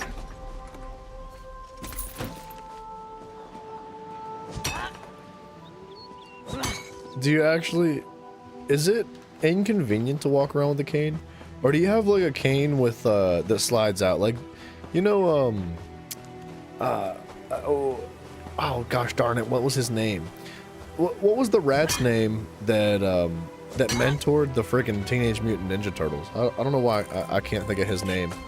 But like his cane, right? Because he walked around like this wooden cane, but if he got into a fight, it would pull out like it was like a sheathed blade. It's like a mini sword, right? It does have a dagger in it. No, wow. Fillins, what up, dude? Hello, Mr. Miyagi. Close. I don't think that's his name, though. Master Splinter, that was his name. Mr. Miyagi.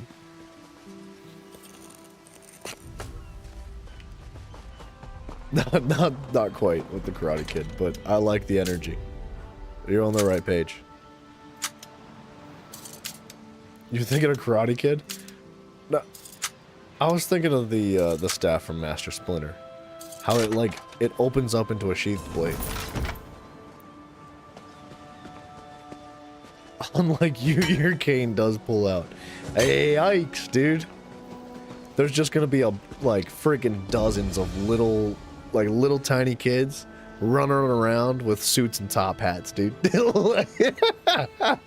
That would be, dude, if you have a family, you got family pictures of like your wife and kids and all the kids are dressed up in like suit and top hat. That would be freaking adorable, dude. You saw Master Splinter once? Man of day. I don't think I'd stop to talk with him if I saw him. Are we? I think we're good on inventory. We don't really need to bother with any of this. How big do you have to be to get a suit fitted to you? I bet they make suits for little kids, man. They have to. Yeah, dude, rats scare me in general. Like, For the veil. Did I? Oh, this thing's strong.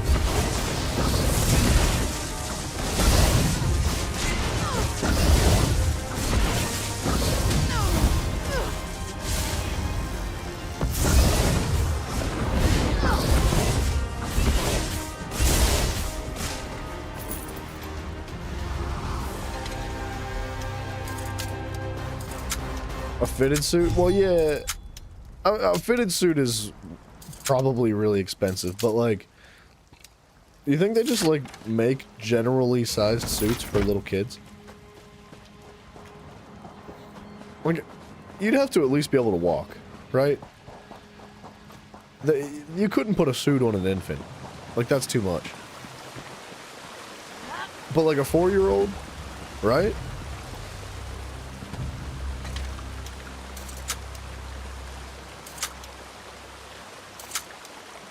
Go to Men's Warehouse, they'll measure you. Well, that's because Mafia works there. They'll measure anybody, dude.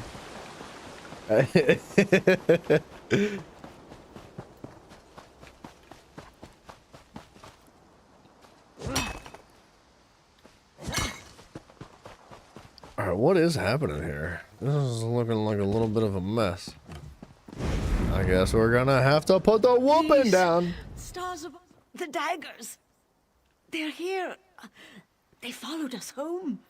The Covenant is Ariel, here? forgive us. We rendezvoused with the Covenant officer and her husband. She wanted to defect. The damned daggers caught wind of it and chased us all the way from Kefram. Mafia, you heard the man. He's down. You've definitely seen kids in suits in weddings. Yeah, dude. But I wonder what like the youngest age you could be. Right? Like, do you have to be like 3 feet tall? Do you have to be like 2.5 feet tall? What about suits for midgets? They've got to make suits for midgets. Dead kids? Oh my gosh. You think they dress? God, that's dark. We were having fun a second ago, but now I'm sad. When a child dies, like a young child, like 4 years old, you think they put them in a suit for the little coffin? Do you think they have coffins that are like 3 feet long? Anyways. She's on a ship, down in the cove. You have to find her before they execute her. When you find her, get her up to the lighthouse. That's where you'll find the remainder of my squad. That's jacked up, dude. You gotta get out of Philly, man.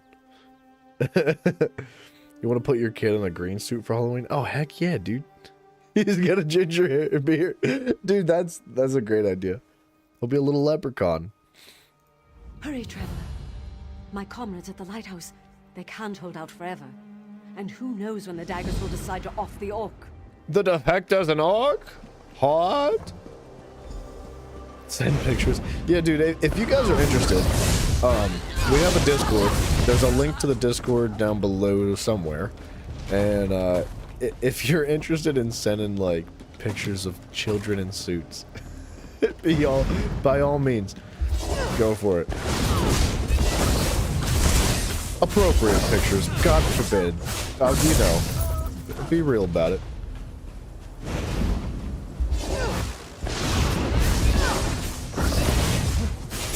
I don't want to see no dead kids in coffins in the Discord. That's not what I meant by that. Yeah, I know. Disclaimers. It's a shame.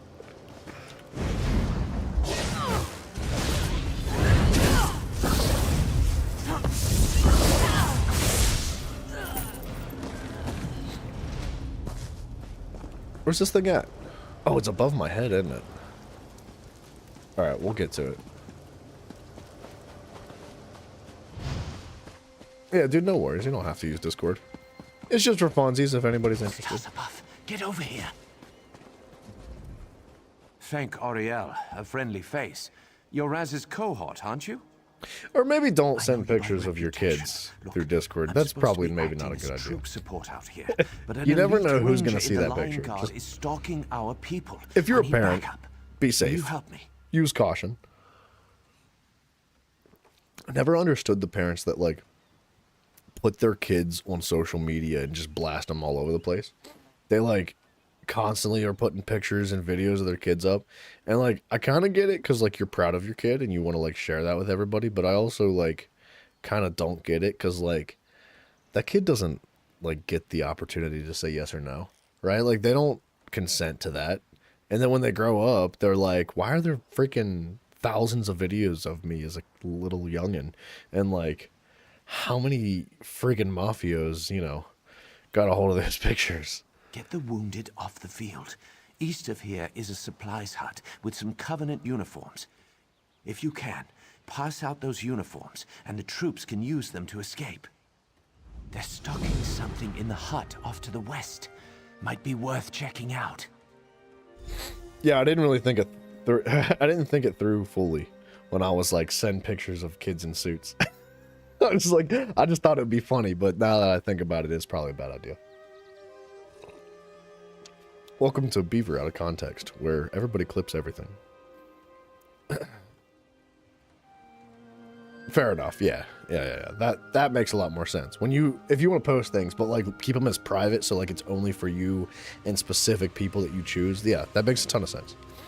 Thank God that's an option. And a few other eyes were assigned to an expedition up north. We smuggled a pair of defectives out of Covenant lands. You, the people you choose, and the CIA followed us. Now we're just trying to keep the body count to a minimum. And we all know the CIA is filled with individuals. Sorry, dudes, my eye. I think I have something in my eye. Sorry, I guess that's kind of gross.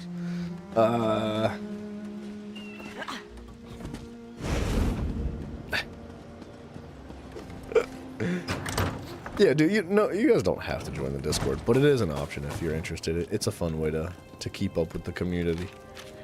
Just keep things rolling once the stream closes and ends.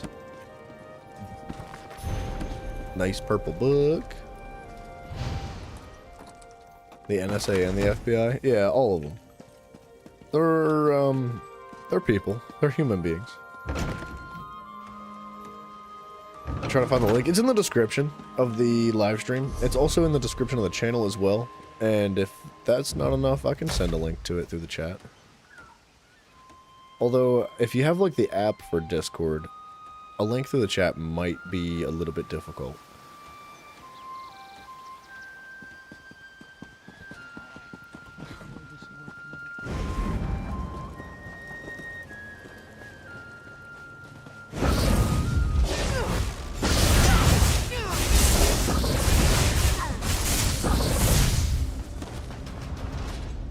What the haps, dude?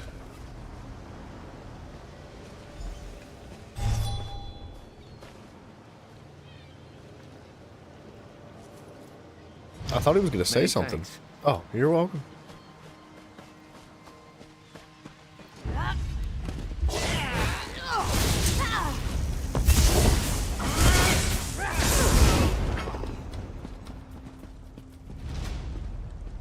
I knew I saw something. We got soldiers all over the place, man.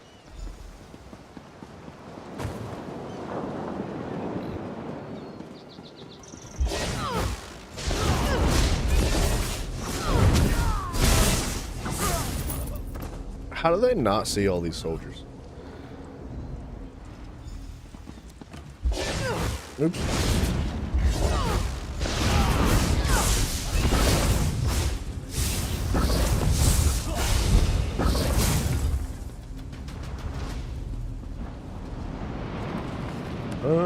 What do we need? 2 more? Boom.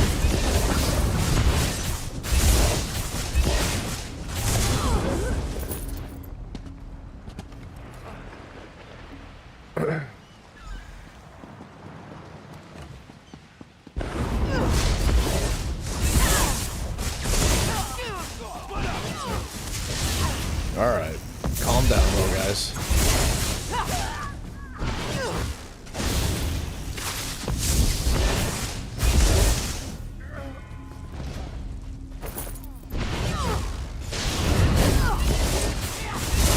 Jackie, what up, dude? So my schedule, I actually, after this weekend, Jakey, I'm going to post a consistent schedule for the anticipated times that I'll be starting throughout the week and through the weekend as well. My schedule has been kind of flipping and bouncing around lately, but I believe it's finding itself a little bit of a consistency. So generally, I think where we're going to be, and I'm assuming, right? This isn't a guarantee, which is why I said I'll post a for sure after the weekend. But it looks like 1 a.m. EST throughout the week. So Monday through Friday, 1 a.m. EST, and then between 3 and 4 p.m. EST for Saturdays and Sundays. With the exception of, like, if I have, like, a meal with the family or something like that. But if the stream's gonna be, like, super duper late, or if there's gonna be a change in the schedule, I'll let you guys know ahead of time. I'll post something or send it through Discord or whatever. Arfanel must have sent you. The Queen's Eyes see all, eh? Yeah, that do. Green bless you, then. I have everything I need from this hut. Was just about to take my leave. Would you do me a favor and clean up? I want to make my report. Sure. Take these fire salts. The empty crates over there are the perfect kindling. Head to the camp on the bluff when you're done here. I'm sure Arfanel would wish to thank you. Okay.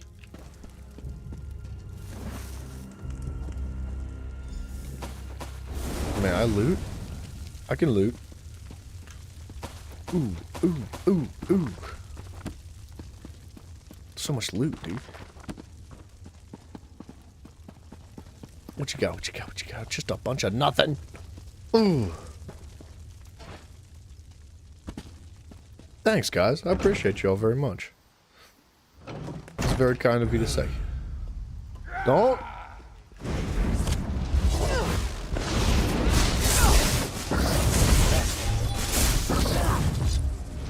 Okay. Oh, was that a... No, that's a dungeon. Okay. That's on top of the hill, right?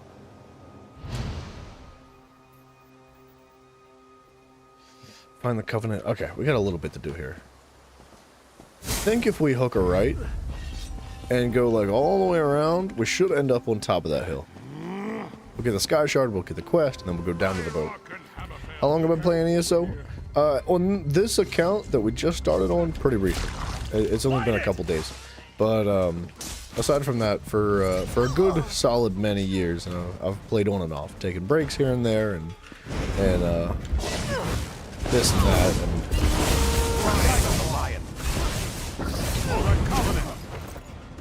Ugh, I'm so fat and slow.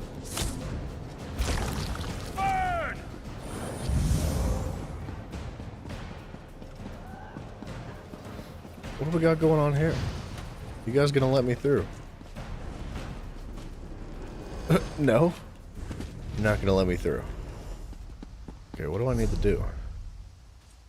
I probably need to do the Covenant Effector before we're able to open things like that up. But I don't know how to get up on top of this. There's a bridge. You play ESO on and off?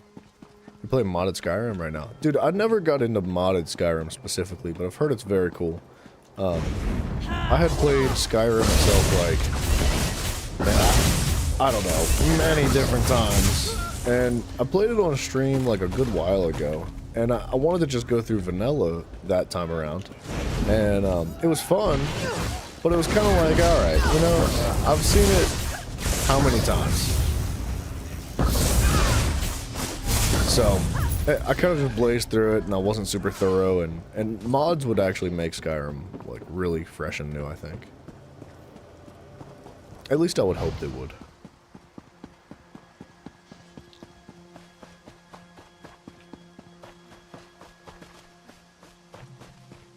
Hello?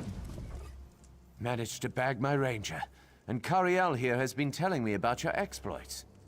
Okay, some of the troops made off with the field and destroyed their supply hut. Excellent work. Being in the eyes isn't always about high-profile hijinks, eh? Still, I think you'll agree. Even support can be rewarding. Thank you, my new friend. You're freaking welcome. Level 34, not bad, dude. Bound Gold Coast trapping poison, draining poison, lethal poison. Immobilize your target.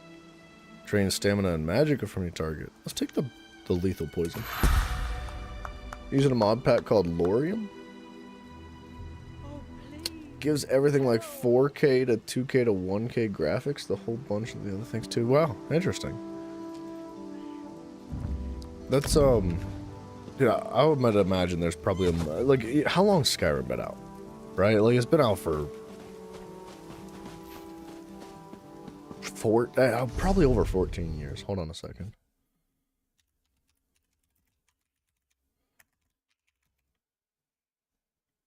(2011) 14 years. All right, I was pretty much spot on. 14 years is a really long time for other community members to jump in and be like, what can we do? You know, chuck a bunch of mods in there. And I'm sure there's stuff that just completely refurbishes it all. Like, there's probably mods that legitimately change the entire fundamental aspect of what Skyrim is. Like, the things that modders can do is mind-blowing.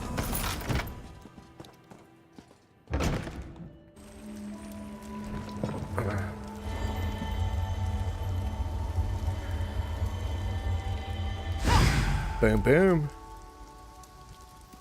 And a skill point gained. We should probably dump some skill points in.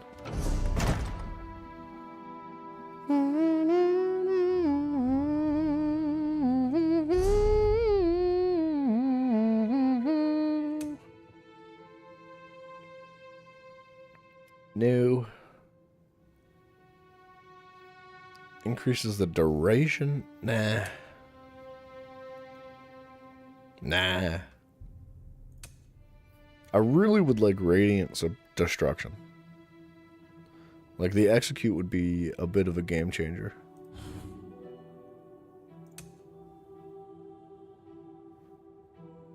Ignore spell resistance? That's pretty freaking good. Ooh, 2 of them? Modding could be a headache. Oh yeah, for sure. But I'll be honest, dude. You just watch a YouTube video. At least that's normally what I do.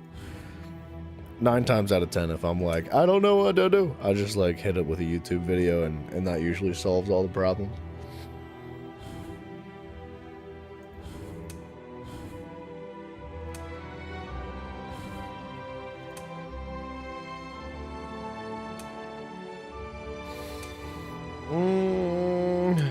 Wait, what was that? Extraction of jewelry? You know what? We're gonna take that. Pretty useful. The more materials we get, the better. We're gonna be needing them later down the road, especially if we're gonna become, like, genuine crafters. It's gonna take a long time. Some of those researches are gonna actually take, like, a month. Uh-oh. Oh, we're fine.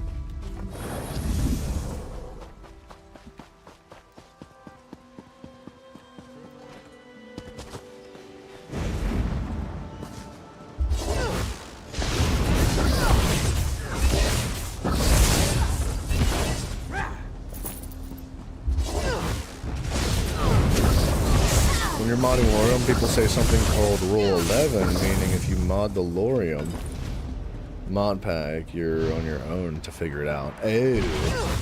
Well, I mean, that's kind of understandable to a certain extent. I'm sure there's like forums online, though, of like communities that have actually figured out a lot of the problems. And they're probably willing to share their findings with you. But, yeah, that's totally understandable. I mean, what do you really expect, though? Because at the end of the day, like, mods are made by people that are doing it for fun. Like, it's their hobbies. Like, they don't get paid to do that. They're not getting, like... they're not getting, like, revenue for the downloads on the mods or anything like that. Like, it's all just for funsies, so... I wouldn't expect them to go above and beyond. Although some do. Some modders are freaking insane. And that's, you know, some modders also get backed up financially by donations and things like that, which is really great. I feel like that that should be a little bit more common. Or at least if a game is gonna prevent, or excuse me, allow modding, I feel like they should at least find a way to help monetize the mods in some form or fashion.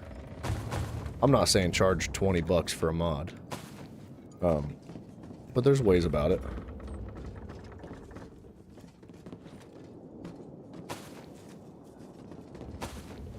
I really don't want ads popping up in the middle of my game either, so maybe stick away with that too. That can stay away. Ooh. Well, hello. If you're here to end me, do it and be done. Tired of waiting. It's about time, Steel and Stone. You've got to get me out of here. I've got to reach my Marath. Okay. He's there, trapped with the rest of the Talon troops. Has to be. Look, I'm not the one the daggers are after. They're after my Marath. Her Marath is her hubby, I think. I'm just a line officer. Not worth a chase across the ocean. Marathmash, my husband, is who they're after. Marath was an advisor to King Kurag Gro Orsinium. He wanted out. A real life. Okay. They'll have set up to bombard the lighthouse. Standard tactics. So we take out the artillery first. Easy. Alright. Sure. She'll be alright. She'll get out.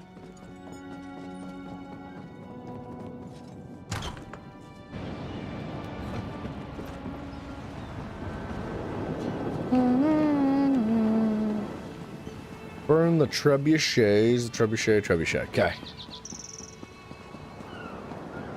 It's a friggin' sick place for a lighthouse, by the way.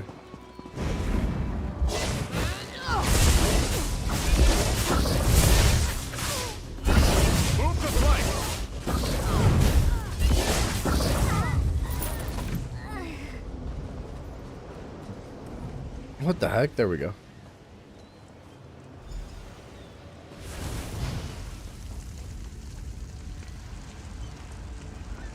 Yeah, dude. Yeah, I don't know. Man, it's tough. It's difficult because I don't know how you monetize without, like, being intrusive to the gameplay, right? I don't know how you do it.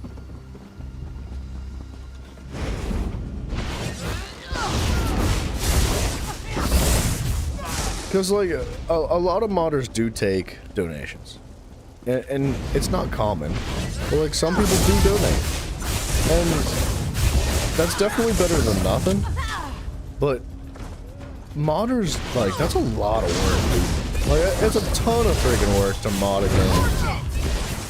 And not only that, but a lot of the mods that are in gaming nowadays are, like, really high quality. Much better than you would expect them to be. And some mods make up entirely for the lack of quality that the game itself has, which, in my eyes, man, they should be getting paid for that. I think, like, if you're modding a game and you make a significantly high quality game that is just, like, getting a lot of recognition, it's really popular, the developers of that game should be, like, reaching out to you and begging you to work for them. They should be like, hey, why don't you come code with us? Like, join our team. Because, I don't know, there's some serious talent in the modding community, man. Through all kinds of games, not just Skyrim, not just, like, Minecraft, all the games, yeah? Steel Spit. We need to take out their commander, Bernardine. Only way to make sure they don't keep coming after Moroth. A mod that changes graphics? Like, that's a complete rehaul of the game. Like, visually, right? Not only does it have to be designed, but it has to be coded into the game specifically. And it's like, every single rock, every single tree, every blade of grass has to be reconfigured in its entirety. It's like, it's really impressive. Where are we going? Find the North Beacon.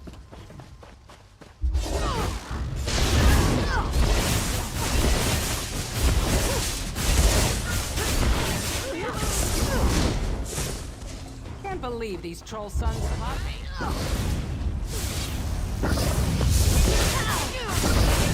Go around!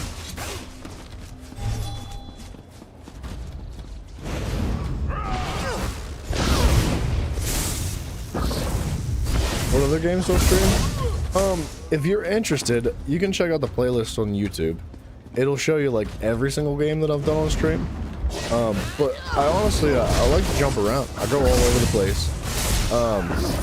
Don't get me wrong, I think that Elder Scrolls is probably going to be a pretty extensive series on the channel. It might end up being one of the longest, but like... Can't believe these troll sons caught me. I've played Soul games, I've played Minecraft, I've played Terraria, I've played Red Dead Redemption 2. We actually need to finish that eventually. I've done the Assassin's Creed series. Please don't watch that. That's tragically sad. I don't recommend the Assassin's Creed series. Maybe watch like the first 5 or 6 games. Not the rest though. I'm working on the Far Cry series as we speak. I was pushing through Far Cry 4 recently until I was just like, why don't we play something else? And like, I really don't like just not finishing a game. It feels really bad. But every now and then I play a game and I'm just like, oh my gosh, like I can't take it anymore. And let's do this. It tends to usually be Ubisoft games that I feel that way with, which is really unfortunate because, you know, there's some hidden gems in the Ubisoft repertoire. It's just not in recent years, that's all. Man, I wish I could think of all the games I've played off the top of my head, but there's been many of them. But yeah, the playlists are all there, and like in the order that they've been edited. So like from top to bottom, the top will be like the more recent streams, and all the way to the bottom will be like the oldest streams. And then there's like playlists for regular videos that I've made aside from just like streaming. But primarily what I do is stream.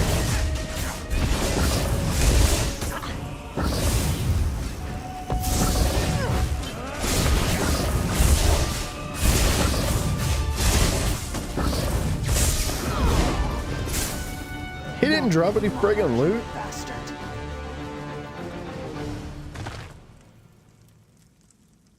A lot of times you don't finish a Ubisoft game. I know, dude.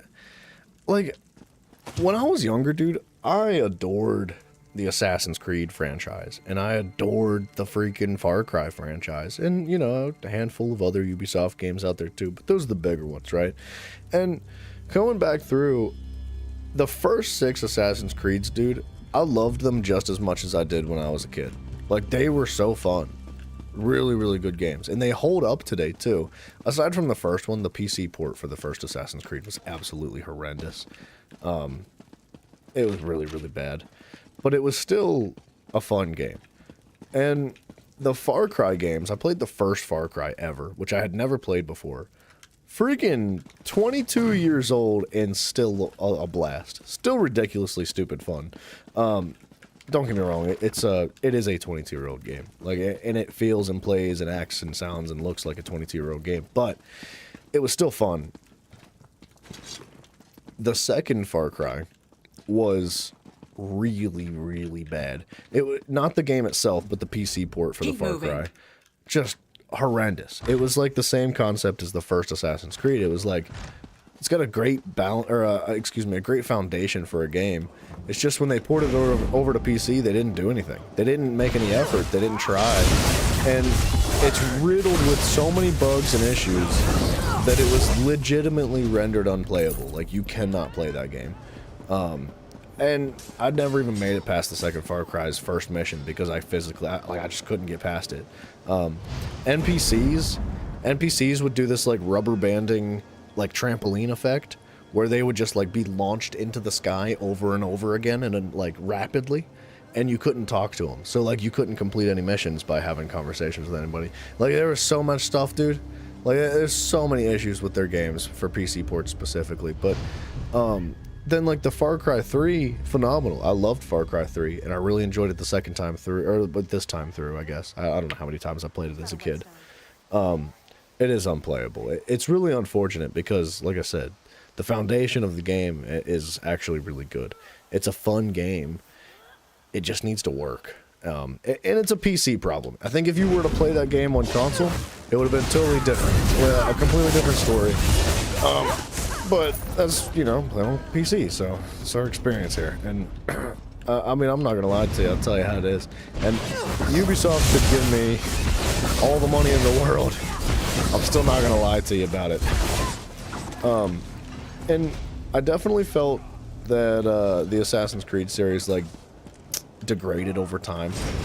And I think part of it was due to the fact that I played a lot of Assassin's Creed very quickly, all back to back to back to back to back. And, oops, sorry, I tabbed out by accident. And that, I think, was a mistake. I probably should have spaced them out a little bit more, which is what I've been trying to do with the Far Cry series to prevent that from happening. But if I'm being honest, I wasn't really feeling Far Cry 4 as much as I had thought I would. That's not to say it's a bad game. It's quite a good game.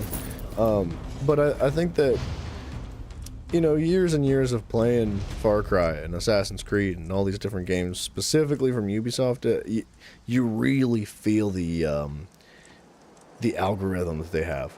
Like, Ubisoft is genuinely just a one-trick pony, dude. They do one thing, and that's it.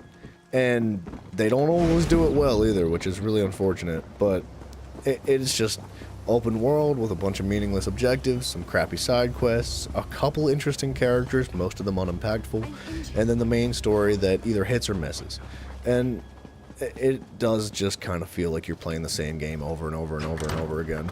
You're safe. But if you're into Far Cry, man, it's still good. It's still Far Cry. Keep us together. Keep us together. First Forge! We made it!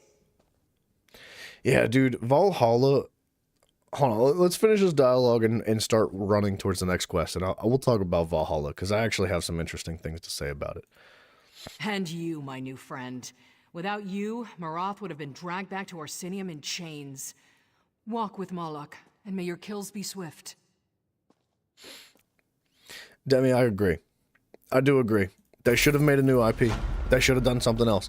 I think that they wringed the rag just dry for Assassin's Creed.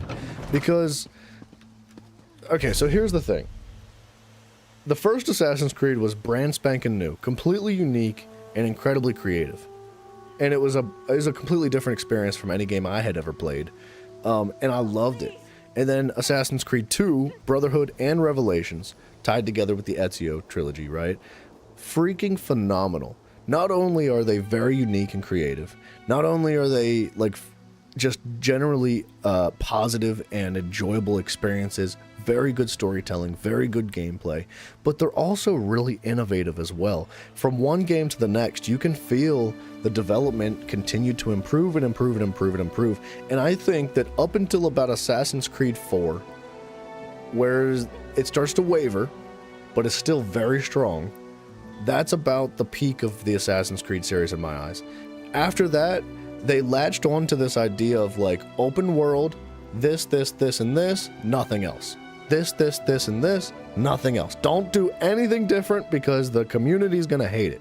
But in my opinion, that's what I loved most about the Assassin's Creed series, is that how vastly different one game was from one to the next in the first 6 games. Whereas in the 6 games that come after that, right? Assassin's Creed 4 Black Flags is the 6th game in the series.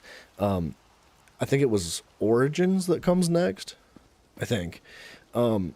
It is bland, shallow, grindy, open world game, and it is the exact same concept copy and pasted from one game to the next all the way through the series, with the exception of, like, new world development, right? You're in a different part of the world, and you're also called something else. Your name is different. That's about it. That's honestly all I could feel different, with the exception of Valhalla. Valhalla was a very different take on Assassin's Creed. They tried to innovate, and I gotta give them credit. They did do things differently. However, I would say that, in my opinion, Valhalla flopped really badly. I did not like Valhalla at all. And I love Vikings, dude. And I love Assassin's Creed. And, like, I thought that the two combined together was going to be phenomenal. And they just really dropped the ball really badly. Like, it felt like there was no main story. I think my biggest gripe about Valhalla was that in the very beginning of the game, spoilers, if you don't want spoilers, close your ears for just a moment. In the very beginning of the game, you're introduced to your character, who is a young kid, your young kid is introduced to your community and your parents and your family and everything around you. And your parents, your father specifically, is trying to make a deal with one of the local leaders. And he's trying to join like groups of cities together to unite and be friends and be happy. And during this party where everybody's, you know, getting along, having a good time and agreeing to this situation, you're invaded by this third-party faction. And there you are, introduced to the biggest conflict in the game, who not only is a complete ruthless savage, but kills your family in front of you. And you escape narrowly with your life, and then you set out in vow to take revenge. Freaking awesome concept. I thought the start of the game was amazing. 30 minutes go by, right, of the game, and you not only have grown up and completely caught up to the guy that has killed your family, but you kill the guy that killed your family. And you resolve the initial conflict that you're introduced to within about 30-45 minutes of the game. And in my eyes, that's where the game ended. Less than an hour. And after that, it is just a string of a sequential string of side quest after side quest after side quest after side quest, with meaningless, shallow, unimpactful, resonating characters. Everybody was just so empty, and you didn't get the time to experience with them. You didn't have like this growth, this moment of, or these like attachments that you can gain with characters after you spend enough time with them. Because the way Assassin's Creed Valhalla was broken up was once you beat the game in the very beginning, you're introduced to this map, which it's the same open world map that's always been, except it's broken up into different segments. And each little segment is its own series of main quests, but I didn't think they felt like main quests at all. It felt like an entire game of just side quests, and I was bored out of my mind, start to finish. I couldn't have a lick of fun, and I gave up about halfway through, something like that. I just stopped playing. I was like, I'm good. Like, I've seen enough, man. So, that's kind of like, I hate to say it, because I am such a massive fan of the OG Assassin's Creed franchise, but like, it really left a bitter taste in my mouth, dude. I did not enjoy the end of the Assassin's Creed series. I really didn't enjoy Odyssey, even though I thought that there was a lot of positive things to be said about it, and I think the same is for a lot of the other games. Like, their newer games do have positive aspects. There's good things to be said about every single one of them individually. However, except for Syndicate. I will argue to my grave that Syndicate was my least favorite Assassin's Creed I'd ever played. I didn't like it at all. However, I did have positive things to say about it. It wasn't all bad in my opinion, but it was definitely my least favorite out of all of them, I think. But I just,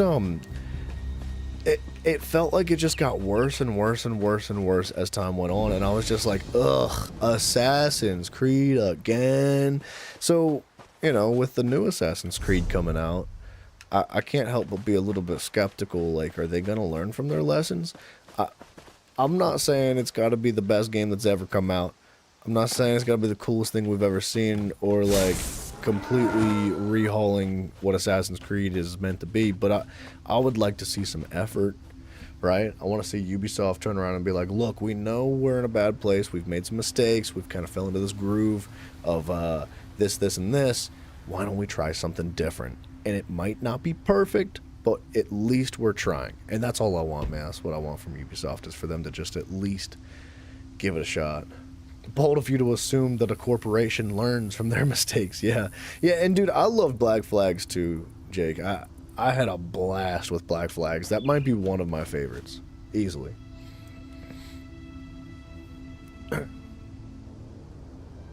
Valhalla and Odyssey were terrible. Yeah, see, the Odyssey, I think, had a phenomenal story embedded in it, and it had a lot of really good characteristics. But the problem is that there was like 16 hours of random bullcrap, boring, frustrating gameplay in between every single meaty story mode mission in Odyssey. It was like, dude, it was going to take like almost 300 hours to fully complete Odyssey. And in between every single main mission, the main missions in Odyssey I liked. I thought they were fun. I had a good time. I was really engaged with the story and I couldn't wait to see what happened next. But it would take me 4 days to get to the next main mission just for them to be like, I'll meet you on the top of that mountain. And then 4 more days go by and I was like, I'm done. And I gave up on Odyssey halfway through too, dude. I just couldn't keep going. I was like, this sucks. Like, I didn't like it at all, man. It's okay, you railed Sigurd's wife the first chance you got. Yikes. You've been looking for other pirate games, Black Flags, just can't find one. Yeah. There's a couple other pirate games out there, but I don't think that anything's ever going to quite compare to Black Flags, at least yet. One day, maybe. But Black Flags is like the pirate game if you're looking for it.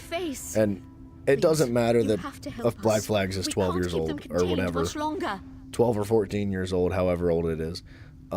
It is a freaking phenomenal game, and it absolutely holds up today.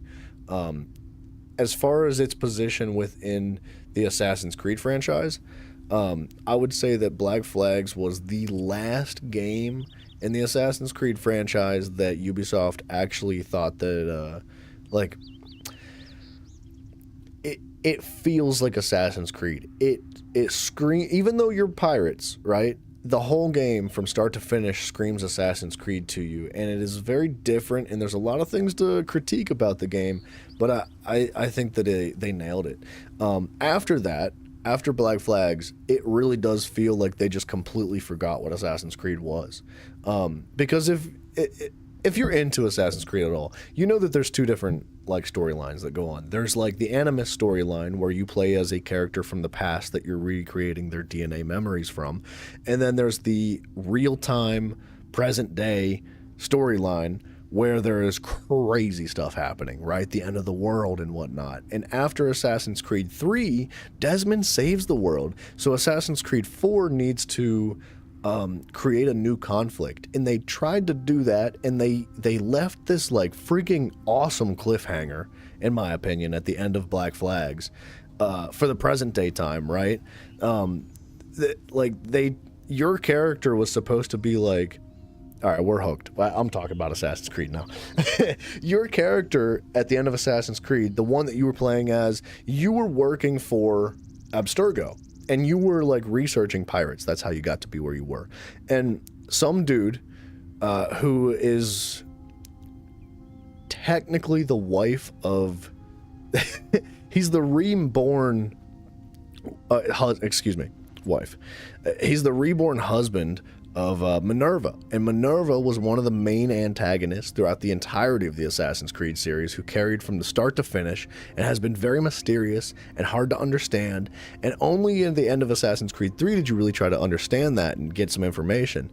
And at the end of Assassin's Creed 4, your body is almost turned into a vessel for Minerva through her reborn husband, and it gets crazy, dude. Like, the story goes freaking hard in Black Flags. And then after that, they just forgot everything. You never hear a word about Minerva again, not through the rest of the stories. And you don't hear anything about, you hear bits and pieces about Desmond's father, here and there. They try to like keep it a spark there. They try to be like, and don't forget Desmond's father's still around, and like don't forget Rebecca and what's his face, like all those characters, they're still assassins in the present day, but you'll have to tune in next time to figure out what they've been up to. It's like, dude, there is no friggin' next time, bro. Either you tell me a story or you don't. Like, and it feels like they just completely fell off the rails. They forgot everything that what Assassin's Creed was, because not only did I love the history and the actual root of what Assassin's Creed was with like Ezio and all that, but I really appreciated the extra story for the present day too, and it's just not there. So I don't know. And as far as Rogue goes, I think Rogue was trying way too hard to be Black Flags. Like, I liked Rogue. It was very short. It was really, really short. I wish it was longer. It felt like a DLC to Black Flags, if anything, in my opinion. But I think it was trying way too hard to be Black Flags when it probably should have leaned into a different direction, because what I think happened was Ubisoft found so much success with Black Flags that they were like, more pirates, more boats, more ships, more go, and they just like kind of forced it a little bit. I'm not saying it was the worst thing ever, but it definitely didn't feel like it fit snugly in the sequence of Assassin's Creed games, in my opinion. I don't know. Mouse, what's up, dude? Hello. We're ranting about Ubisoft right now. That's how we be. How you doing? Not gonna lie, you don't like the immersion breaks and the whole simulation thing. See, I didn't used to either. I'm not gonna lie. I used to get really frustrated. In the beginning of the Assassin's Creed series, I would get, like the very first Assassin's Creed, right? When you're playing as Desmond and you're stuck inside of Abstergo and they've captured you and you're basically just learning who you are as Sean. Yeah, he's the other guy that I forgot. You're basically just learning about Desmond and his relations and his history as an assassin with his family and all that. And it was frustrating because you do get really immersed in the game, but then I grew to love it and appreciate it over time, and I looked forward to the next time I was gonna step out of the Animus and move to the story around it. But then, as much as I appreciated it and looked forward to it, it felt like after Black Flags, you started coming out of the Animus less and less and less. And you started building less and less story around the real world. And they put very little focus into Minerva and like the idea that she was able to encapsulate the Earth with this energy field to prevent it from being hit by solar flares, and the impact that Abstergo had after Minerva took over the industry and brainwashed everybody. It's like all this stuff happened, and it just doesn't seem like it was ever mentioned again. Like, I don't know what happened, man. So I'm curious what's gonna happen with. Oh, and I never played Mirage. I just didn't do it. I was like, yeah, I'm good. Don't need it. Don't care. So I'm not gonna play Shadows myself. I'm gonna watch somebody else play it. I'm gonna get some feedback from everybody else and see what their thoughts are, at least before I decide that I am gonna actually pick it up myself. And yeah, Rogue felt like a filler. It did genuinely feel like a DLC. Mouse, I'm tired too, brother. I feel you, man. It's almost the weekend though. That's a plus, right? Like how he felt the assassins had betrayed him and went to the vengeance run. Yeah, dude, I think Rogue had a fantastic idea for a story. Yeah, the concept of an assassin who is embedded in the Brotherhood and then finds out that the Brotherhood is corrupted and using their powers for bad. So he breaks free and joins the Templars in the attempt to do the right thing. Awesome concept. For real. But I beat the game in like 4 hours, dude. I was like, it was a DLC. I don't know. I think that if Rogue came before Black Flag sequentially, because another issue I had with Rogue was that it takes place in the timeline of Assassin's Creed. It takes place one generation before Assassin's Creed 3. So like, you get to meet up with Haytham, and you get to meet the young, whatever his name is, the older black man that was an assassin that trained Connor in Assassin's Creed 3. I forget what his name was. But you get to meet up with him, and he's like the leader of the Assassin's Creed Brotherhood at the time in that area, and they make mistakes. They use their powers for wicked details, and so yeah, your character breaks away from the assassins and decides to join the Templars because he thinks it's the right thing to do. Dude, great concept. It just needed so much more to it. It needed more meat. And it ended phenomenally too. Like, the ending of Rogue brings you directly into Syndicate by introducing you to the character that you play as in Syndicate when he's a child. Like, dude, the transitions were great. Like, there was stuff there for it, but it just lost its way somewhere along the line, man. Ubisoft is trying to appease the masses and stick to the roots and adapt around them. Yeah, I think that's their problem. I think that's Ubisoft's main issue, is that they're trying really hard to be something that they're not. They're trying to... I don't know what they're doing. I want to say that they're trying to appeal to everybody, but it seems like they're trying to appeal to the majority, and they're finding themselves in a situation where they're not necessarily... They're specifically saying, like, all right, look, there's you guys over here, you like Assassin's Creed for these reasons, and you guys over here, you like Assassin's Creed for these reasons, and there's some people in the middle and some people on the outside too. You guys, shut up, we don't want to talk to you. You guys, let's talk, have a good time, let's sit down, we'll take a break. And like, they completely isolate and alienate a large majority of the community that loves Assassin's Creed for so many reasons by going out of their way to create something specifically for this genre of game. And in that, I think they've lost a lot of the integrity of what Assassin's Creed used to be. They have lost focus on what it really is. Adewale is actually a freaking fantastic assassin. I wasn't thinking of Adewale. Adewale is he's the co-captain of your ship in Black Flags, and he is in Rogue, but I'm thinking of the older man in in Assassin's Creed 3 that trains Connor. Adewale is a sick character guy, by the way. He's an underrated character in Assassin's Creed, but I don't know, dude. I could go on and on about Assassin's Creed all day. I love it and I hate it at the same time, but. Yeah, dude, there's a whole series there. If you want to go back to the old streams, you're more than welcome. I just can't promise I'm going to say a bunch of good things about the newer ones. Sight, a beacon to followers of the Eight. Now they're dripping with Daedric corruption. If you've a stout heart, seek out our High Priestess, our Aldog.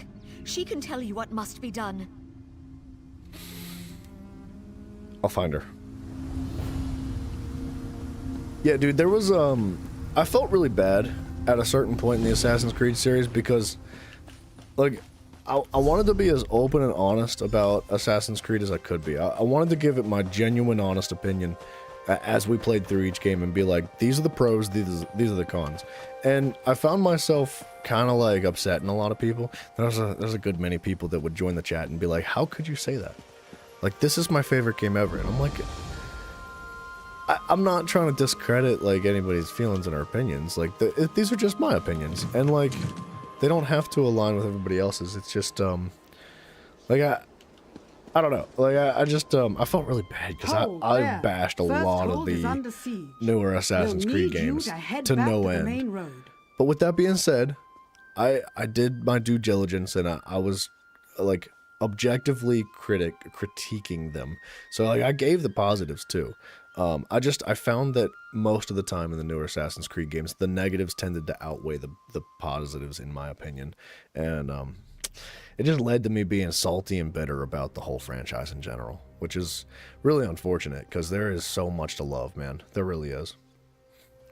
You think it's an odd one protagonist in the Assassin's Creed? Is it? Yes. Wait. You think it's an odd one protagonist is assassin and one isn't? Shit. You feel bad for Shay? Oh, dude, yeah, Shay. You gotta feel for all the characters.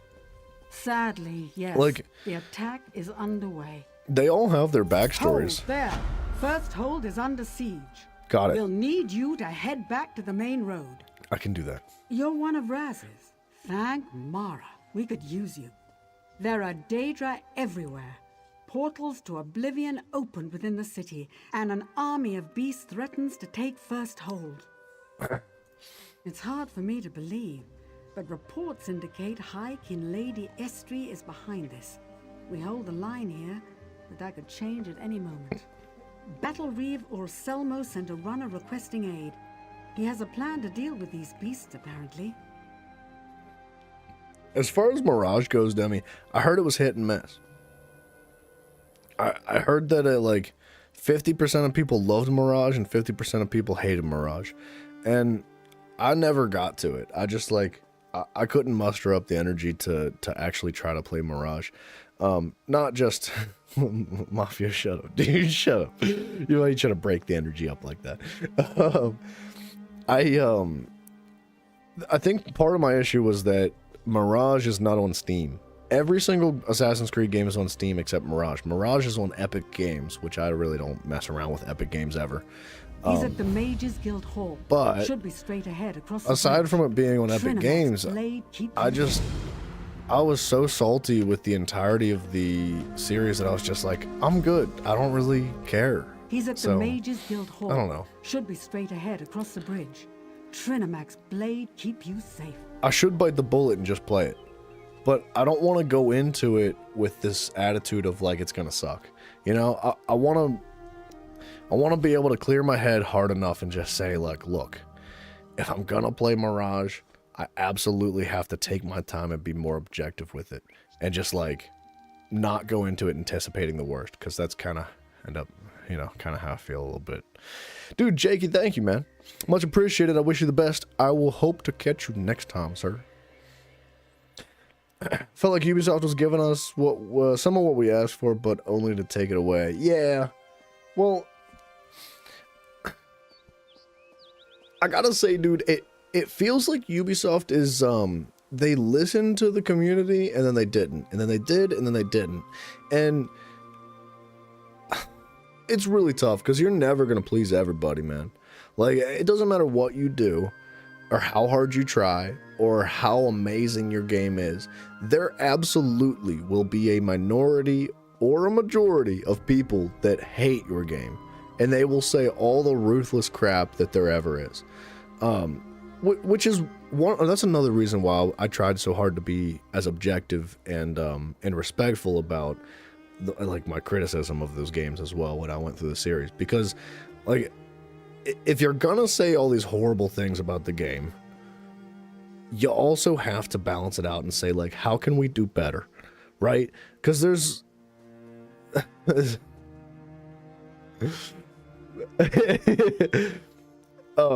so I think that Ubisoft probably, I don't know, I'm speaking out of term here because I have no idea what's going through Ubisoft's heads, but I would assume that as a company that is as big as Ubisoft and was with as wide a reach as they have, there are a freaking ton of people screaming at them all day, every day, no matter what they do, no matter how good their game is, that they're the worst and that everything is wrong and to go die in a hole. So I could understand why Ubisoft will just close your heart to it, boy. You know, wise words from Kratos. I can understand why Ubisoft would turn around and just be like, no, we're not going to listen to a word anybody says. We're just going to do what makes money. And that's kind of what it feels like it ended up getting into, was doing what makes money instead of focusing on the integrity of the game. Definitely a call back to the older games with some modernization. Wait, what's a callback to the older games? Mirage? Oh, sorry, dudes. I keep interrupting this dialogue. The High Maroon's Dagon. He's here. We're just gonna skip it. Dropped I wasn't listening to her. I should have. Dang, I should have listened to her. Can we go back? He's at the Mages Guild Hall. Okay, yes. Should be straight ahead across the bridge. Yeah. Trinamax blade keep you safe. You spoke like you know Razumdar. He's here. He piled in right behind the battle reeve. Said something about supporting the Marines and the guilds. You know how he is. Yeah, we know how he is. Do you know what Selmo is planning? Estri dropped a barrier around the inner castle. We'll need a way past it to get to the portals. I think the battle reeve and the guild leader plan to crack that thing like an egg. A frontal approach. Got it. The High Kinlord didn't know of her treachery. He let her into the city and that was it. We lost touch with Rillis after the gates to the Deadlands opened. I hope he's still alive. The Deadlands? Mehrunes Dagon's Plain of Oblivion. It's a wasteland. Nothing but stone, lava, and Daedra. When the gates first opened, I had a good look. And smell. Mara's heart, that place has an odor. Interesting. Okay. So, before we go into this town, we're actually going to go out here. And we're going to do this quest. But yeah, Demi, I definitely... look, I'm not saying it's a requirement for the success of Assassin's Creed. But, like you said, a long-term protagonist that has, like, multiple games that you can have an extended story with, I think could be really beneficial for the game. Because, look, if they could develop another character that is as lovable and as deep and creative and interesting and engaging and all of it, like every positive thing that you could say about Ezio Auditore, you could say it, dude. And dude, he was such a lovable character in every single way that you could ever imagine. And you don't get that level of depth without having multiple games. You just don't. Like, part of the reason why we were able to love Ezio so much is because we had this extended adventure with him. We got to see him be born one day, and then he grew up and he was a teenager, and he's getting laid, and he grows up and he loses his family, and he goes through this, and he runs the Brotherhood, and he moves forward, and he meets another love of his life, and he does all this stuff. He discovers like some of the older Assassin's Creeds, some of the older Assassins. I forget the man's name, but the guy from the first game, I can't pronounce it. But, and then you get to see him pass away and die, and like, you get to see every single inch of his life, not a single stone unturned.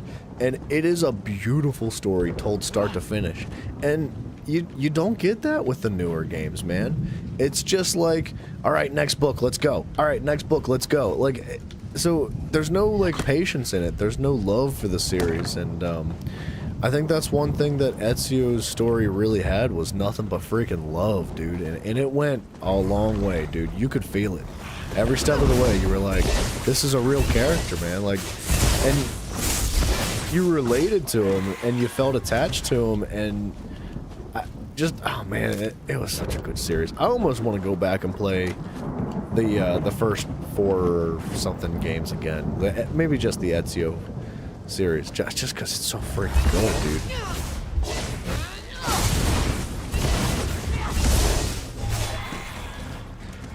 First game, make us invest in something big. Second game, cinematically destroy it. And third game, teach it and apprentice / expand the Brotherhood. Yeah, dude.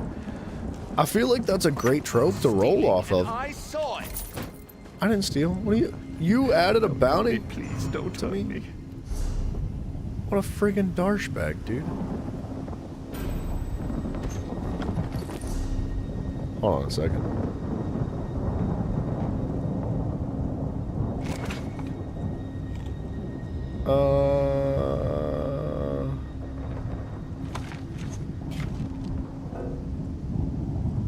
There it is. I want to use this. Ezio had genuine character growth and progression. Yeah. Yeah, dude. I would say not many games nowadays have the level of depth and growth and progression that Ezio had. Like, it was truly something. Such a deep character, man. Mercy on this poor wretch. I'm the relic keeper here at Torinon. You must help me move the holy treasures, lest they be co-opted by the corruption that plagues this site. Ancient guardians guard the relics. Altair Ibn Lahad. Ibn Alahad. Please, Master, get them clear. Look for the Ibn coffers Lahad around the Torinon. Just mind the gardens yes. now. Thank you. Dude, that's a tough name to say. Ibn Lahad. I actually made a video on him. Don't go watch it. Yes, Mafia, I did trim my mustache. I got sick and tired of eating my mustache, so I just cut it off. Be wary, traveler. This corruption could take you too. Yeah, every time I took a drink, every time I ate something, no matter what I did, even if I was just like brushing my teeth in the morning, like my freaking mustache was inside my mouth, so I was like, screw this thing, I'm just chopping it off. These relics are my life, Traveler. If they become corrupted and stained, my life will be over. I wish I could take this fancy spell with me. I'd go get them myself. So this magic circle isn't your doing. No, that was the Aldach's doing. She didn't want me to die, or become co-opted like the others. Such a kind lady. If a little brusque with me. Thank you, Mafio. I appreciate the compliment, sir. I think. Altair ibn La'ahad. Tough name, dude. Also another really lovable and appreciative character. Like, although we only got one game with Altair, technically speaking, there was recounts of his existence and his time being through the Ezio series, but you really only got one game with Altair. He was still a really appreciated character in the series, in my opinion. Face. Did one of my acolytes send you along? Dude, Mafia, I couldn't remember which guard I use in my electric razor, but I just picked one up and just trimmed it, and I was like, that does look short, but whatever. She spoke truly. It'll grow back, Torinon has been assaulted by Daedric energies and foul beasts. The penitent writhe with foul magics while scamps and clanfear rampage through her fields. I'm here to help. You are very brave to offer your service. The shrines to the 8 divines fuel this evil. I can feel it. Cleanse the shrines and you should be able to strike at the source of the corruption. I can feel Mara's smile on my face for the first time in hours. Good luck. Oh, dude, Demi, I couldn't agree with you more. I think that's definitely one of the primary faults that Ubisoft has, is that they're trying to pump out a game of this franchise every single year, if not more often, right? Or however often their games come out. I don't remember, like, the actual time gap in between games, but it's not long, right? There is, I think the oldest Assassin's Creed game is 16 years old now at this point. So it's been 16 years since the first Assassin's Creed, and there are... there's about to be 14, I think.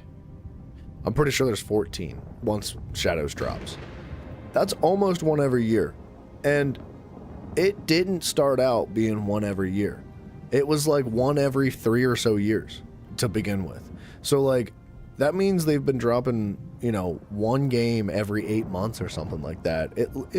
Give or take, somewhere in that ballpark. For the newer series. Yeah, dude. There's nothing like patience and time when it comes to developing a game. I'm cool if they take 5 years, 10 years to make a game. Just make it good, dude. But I think that they're, like I said, they're just trying to wring the rag dry, man. They really want to just suck the life out of Assassin's Creed, and I think Ubisoft knows. I think they know that the series is just dying. It's just like going out in a puff of smoke. And they're like, how do we just get everything we can out of it before it truly does just flop and die? Because they will have to develop a new IP. They don't have much of an option. If Shadows doesn't do well, I think it'll be the final nail in the coffin. Ubisoft itself will either go under completely, and their entire market's going to crash, and some big third-party company is going to pick them up and buy the entire company of Ubisoft and rehaul everything, fire everybody, and start over. Or Ubisoft is probably gonna just like start over with something completely different and be like, look, maybe we just try something else, which I don't know if that's gonna work either. No worries, Mouse. Good night to you, man. I appreciate you dropping in to hang out a little bit, get some rest. I'll catch you tomorrow, man. But yeah, that was the thing about Altair, is that you don't get to see his birth, and you don't necessarily get to see his death, technically, sort of, kind of, until later. So you're started out with this like very dramatic change in his character, right? He starts out as this young, arrogant douchebag who thinks he knows everything, and he gets brought down off of his pedestal and taught from everything starting over. Like, from the very beginning, it's like start from scratch. And he learns and he grows and he develops and he understands and he has a lot of progression in one game. And so it's possible to get that level of progression, but I think that there's something really unique and special from the Ezio series that you just don't get in any other way without, like, an extended series like that, man. I'm not entirely sure. We received a retinue of penitents led by none other than High-Kind Lady Estria herself. I was walking between the shrines, talking to monastic Neneron, when the screaming began. Yikes, dude, that's wicked. Demi, I think that Ubisoft has multiple companies, or not companies, they have like separate divisions working on each game. So it's not like Ubisoft is one entity that works on everything all at once. Ubisoft is like split up of multiple entities that, like, this group of developers works on this, these guys work on this, and these guys work on this, and so on and so forth. I don't think that it's possible for them to have like one small team that does everything. So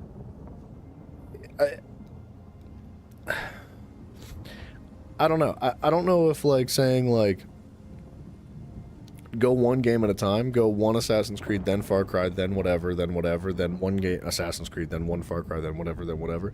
I don't know if that's the right move either. I just think that they need to rethink their entire approach to video games. Cause, like, what game was it that came out? The new pirate game that they had, Salty Sea Boys or something like that. I don't know what it was called, but it was like a really, really big disappointment to most of the community. There's a lot of people that like the game, but I think that 98% of people were pretty upset with it. And I think one of their biggest selling points for that game was that over and over again, they just kept preaching to the public saying, forget everything you know about pirate games. Start over. Forget everything you know about pirate games. Start over. And they just kept saying it over and over again. And yeah, they did. They forgot everything they knew about pirate games. Like, they had the right attitude, but I think that they just needed more time, they needed more dedication, and they needed more love put into the project, because it does feel like they're lacking a lot of passion nowadays when it comes to their projects. They're just like, how do we make money? And I don't think that's where it's at, man. I don't think that's how you don't make money by chasing money. You make money by chasing your love. She what? No doubt she's behind this then. Some kind of ploy or distraction. Mara's heart that we could live to see such times. What happened after the screaming began? Mafio came out of the corner with a knife. Those I could, but the penitents went mad with fear. Daedra boiled up from the central shrine, burning and killing as they went. The prince behind this is a fiend. If I had to guess, the stench in the air, the pain of the afflicted. Dagon. Mehrunes Dagon. It's his razor that cuts across my heart, I fear. May he drown in the font of harmony. Ugh. Ugh. I am an Alldark, and an old one at that. I may not be much good in a fight, but the touch of a Daedric Lord? Puh. No part of my soul wants to traffic with the likes of them. Interesting. I'm ashamed to say I left Neneron inside. I dropped a quick rune of protection on the ground for him. Mara knows if he's still alive. I tried to get him moving, but he kept raving about some relics. Silly, stupid Mer. I'm certain solutions will present themselves. There's no telling what this corruption has done to the holy sites. The Divines will want you to re-sanctify their spaces, certainly. They're watching, always. Okay, we already asked why she wasn't corrupted. Alright. But yeah, Skull and Bones, Salty Sea Boys, whatever the difference is, dude. Same game in my opinions. I don't know. I didn't play Salty Sea Boys either. I just kind of ignored that game. I was like, yeah, whatever. Yeah, whatever. I didn't think it looked very good. It did kind of just look like Coconut Farming Simulator, and I don't know. I watched like an Angry Joe on the game, and I couldn't help but laugh. because they did a freaking fantastic job at embodying that game in like little skits and whatnot.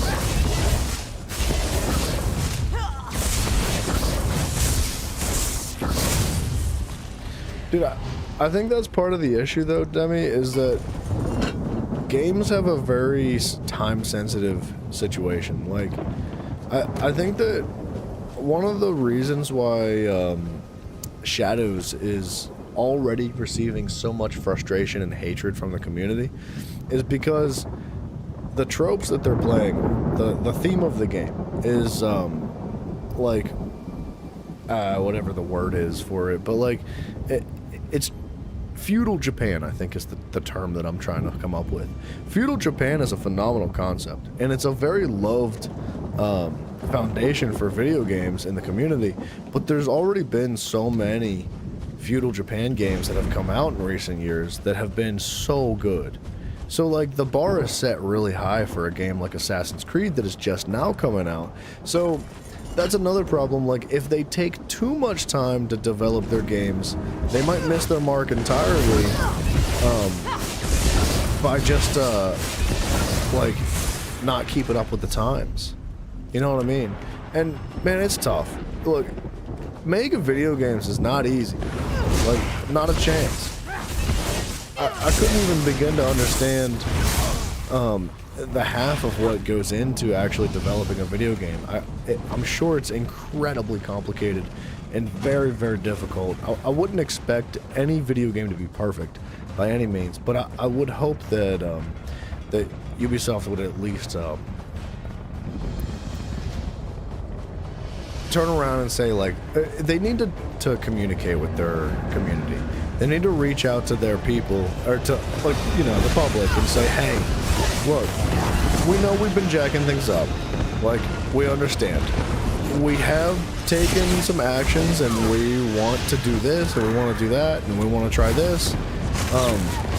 Just be patient with us. Give us some time, and we're going to make mistakes, but we're working towards a better us. And, like, it's got to be a team effort, man. Like, they have to work with the community, not against them. So, yeah, cross your fingers, man. Hopefully Shadows actually is really good.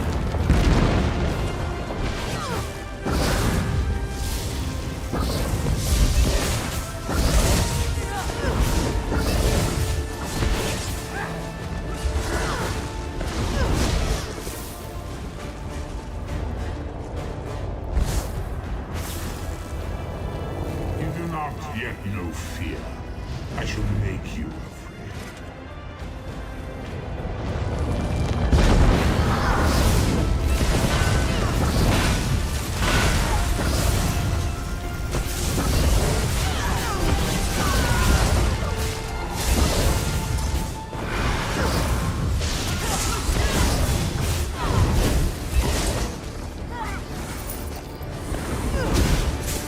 Like all worldly things, you will in time wear the strap.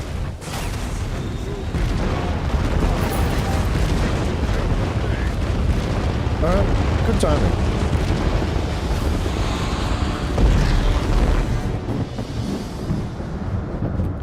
But yeah, man, I don't know. As far as, like, Skull and Bones goes, I don't know if more time would have done or not.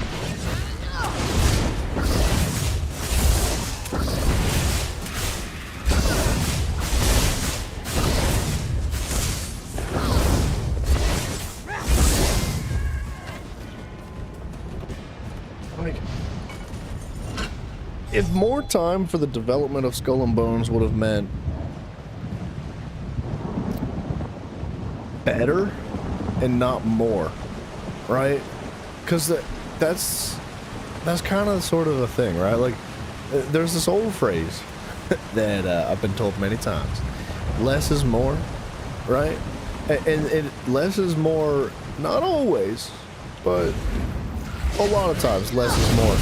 And I think that if developers are given an extended amount of time to complete their game, sometimes it's a hit and miss. It depends, right? And I couldn't tell you why it is or is not, but sometimes it is a positive thing, right? Sometimes more time allows the developers to just refine their game and bring some higher quality gameplay to it.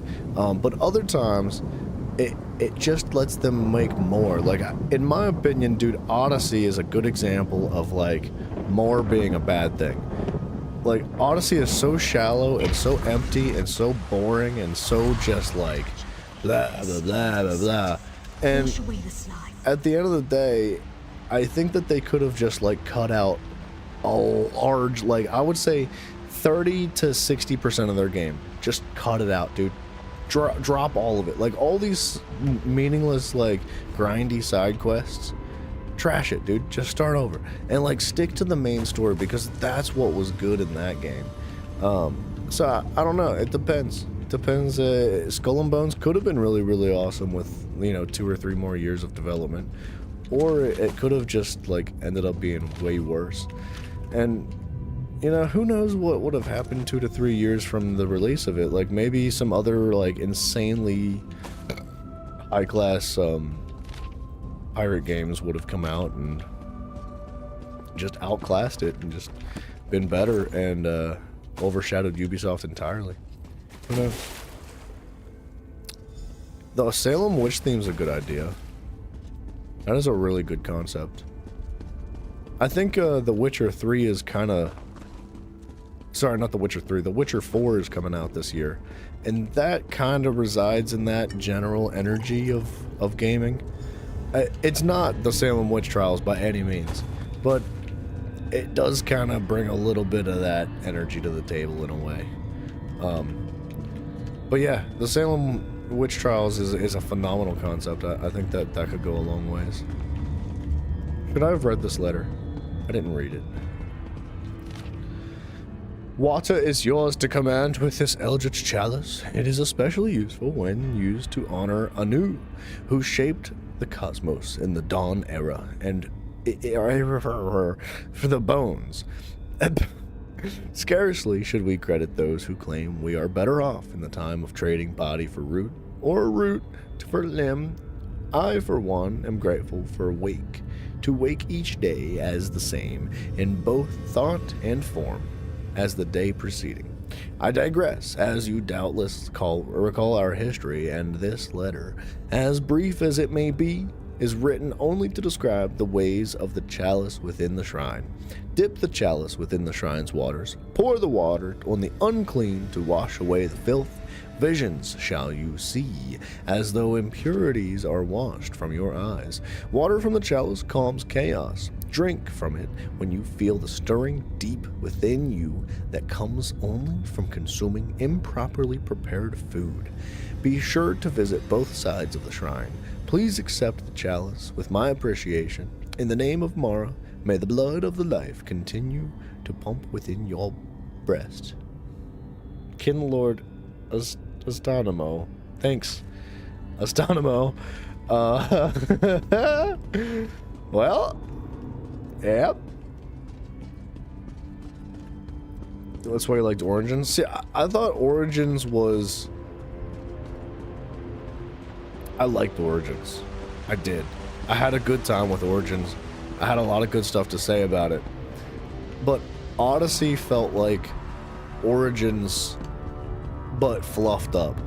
Just like with like a bunch of filler. Like, did you ever watch Naruto?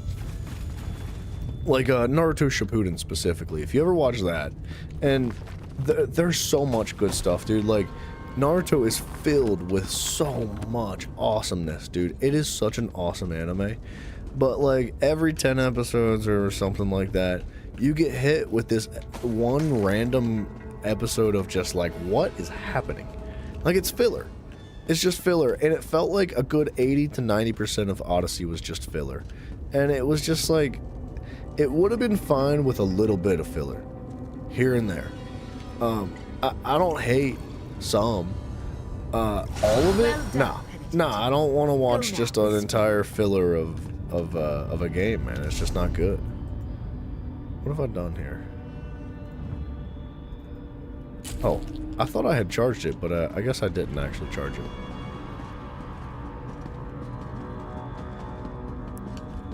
Two minutes on the speed buff. That's pretty good.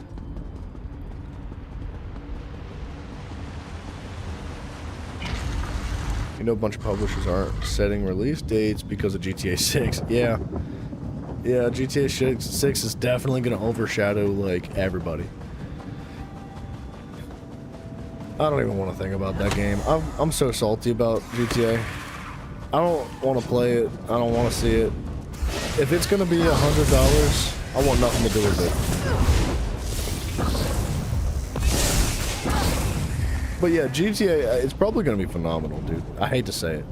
But it's probably going to be an insanely good game. They've been working on it for what, 12 years? 13 years, maybe?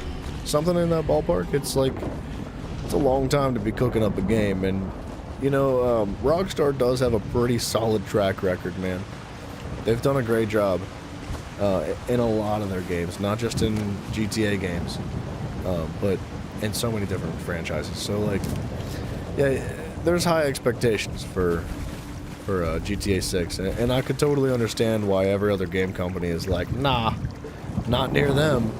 Like, not today. Maybe next year. So...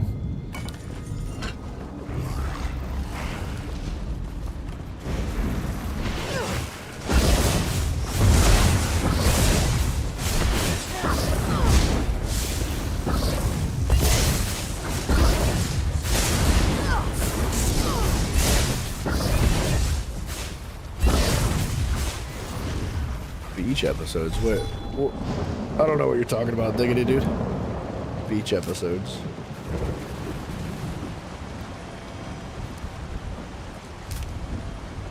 Human Bulldumer, what up, dude? You remember when this game was good? It's better than Assassin's Creed. We've been talking pretty heavily about Ubisoft in the past, like, hour or something.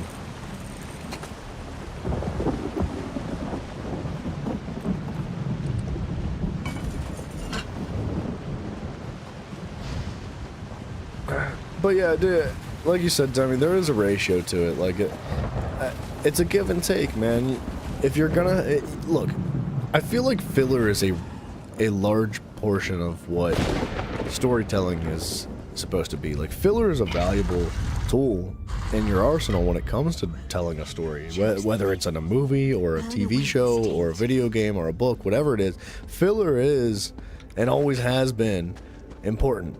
Like, but using it properly and at the right times and at the right amounts is really, really, it's an art form, dude. It really is an art form, trying to get it to come through properly. And Odyssey absolutely went like balls deep in the wrong direction when it came to filler, dude.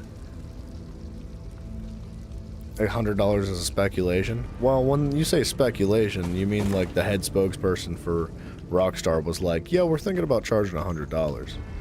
So I'm pissed off with Rockstar because of that.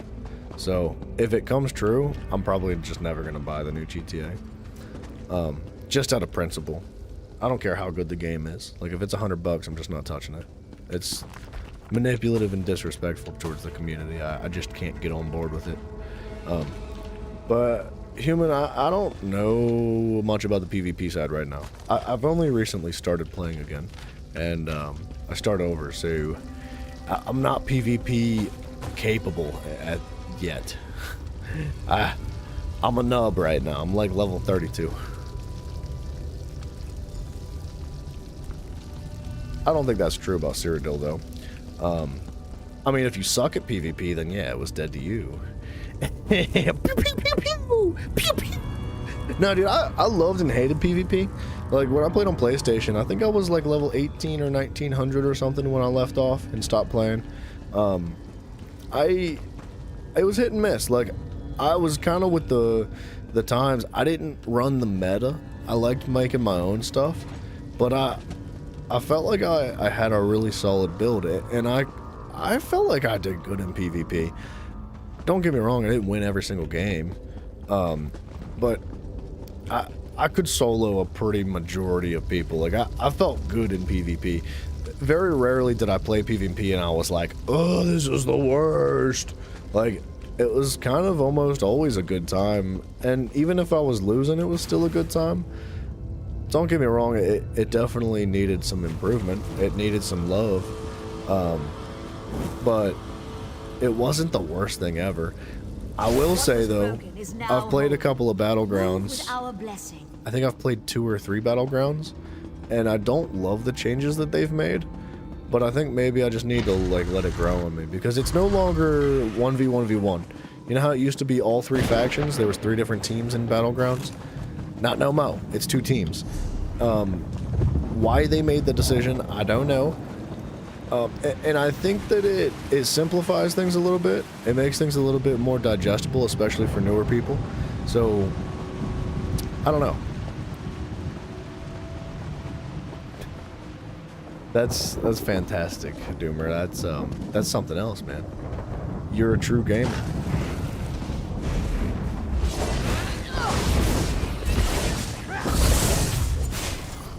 You must not have hated PvP that much if you held records.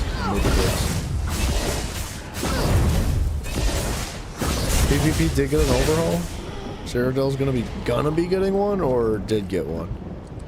Because I haven't kept up with it at all. I haven't watched patch notes. I haven't listened to nothing. I just kind of jumped into it blind a couple days ago and was like, let's play the game.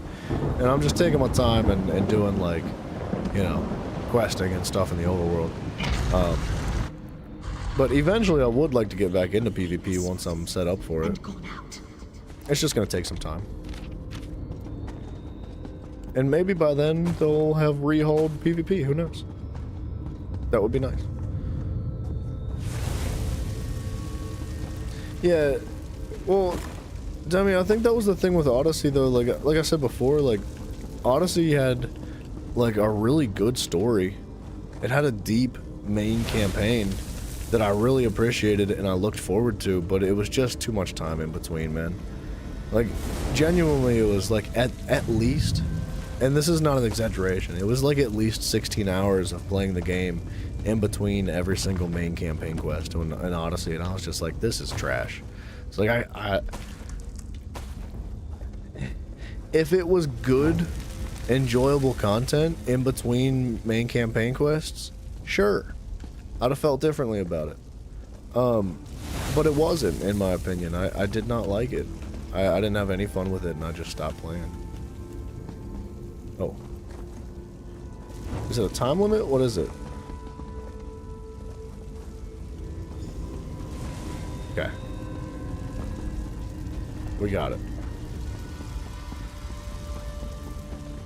Crazy King's more fun? I haven't played it yet. We should, because you get bonus rewards and stuff. True gamers held the leaderboard the rest of the month because of no life. Yeah, I don't think that is a requirement to be a true gamer, but alright. You can be a gamer and not hold leaderboards. And you don't have to do PvP to be a true gamer either, man. Gaming's in the heart, not your thumbs. Mafia might say game, you know, it's somewhere else. But it's all a matter of perspective.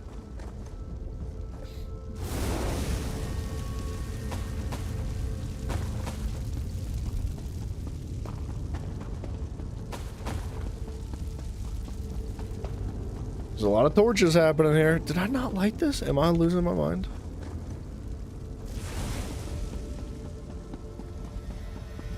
I think I need to do this in time.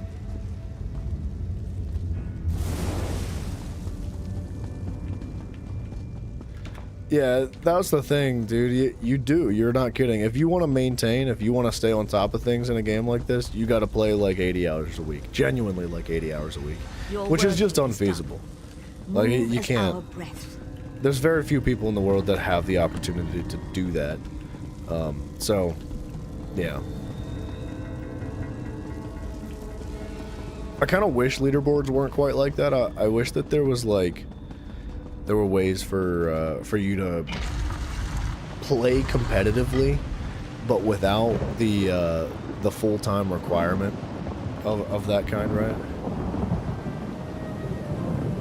Too many beach episodes in Odyssey? What is a beach episode, dude?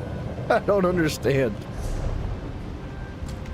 I always use the example of like, I lost my flowers. Can you go get me my flowers? Because that was like a repetitive side quest in Odyssey.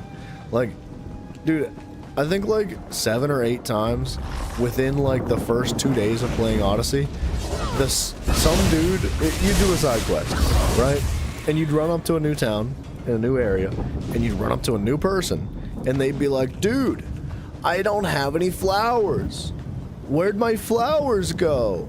And you'd be like, oh, you don't have any flowers? I'll go get you some flowers. And then you would leave. You would go get some flowers down the road or something like that. You'd leave the town or whatever and step outside the front gate. You would go cut some flowers, and then you'd bring it back to them and be like, here's your flowers. And they'd be like, oh, my flowers. I have my flowers. I can finally go on with my day. And like, that was, you know, not a literal example, but that was the general consensus of what Odyssey was in my eyes, dude.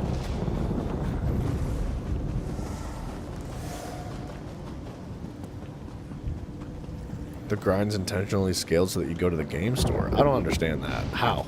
How's that possible? What does the game store have anything to do with the leaderboard grind? Because I don't see that. Like, I don't think there's anything in the store that's gonna benefit you in PvP at all. Well, with the exception of potions. But, you know, potions and food. But you can make your own potions and food by crafting it. Or you could buy it with in-game gold at a guild store if you really wanted to. If you didn't craft, right? I don't know. I can't see what the store itself has anything to do with it. But waiting 25 days on a research. Yeah, that's a... Well...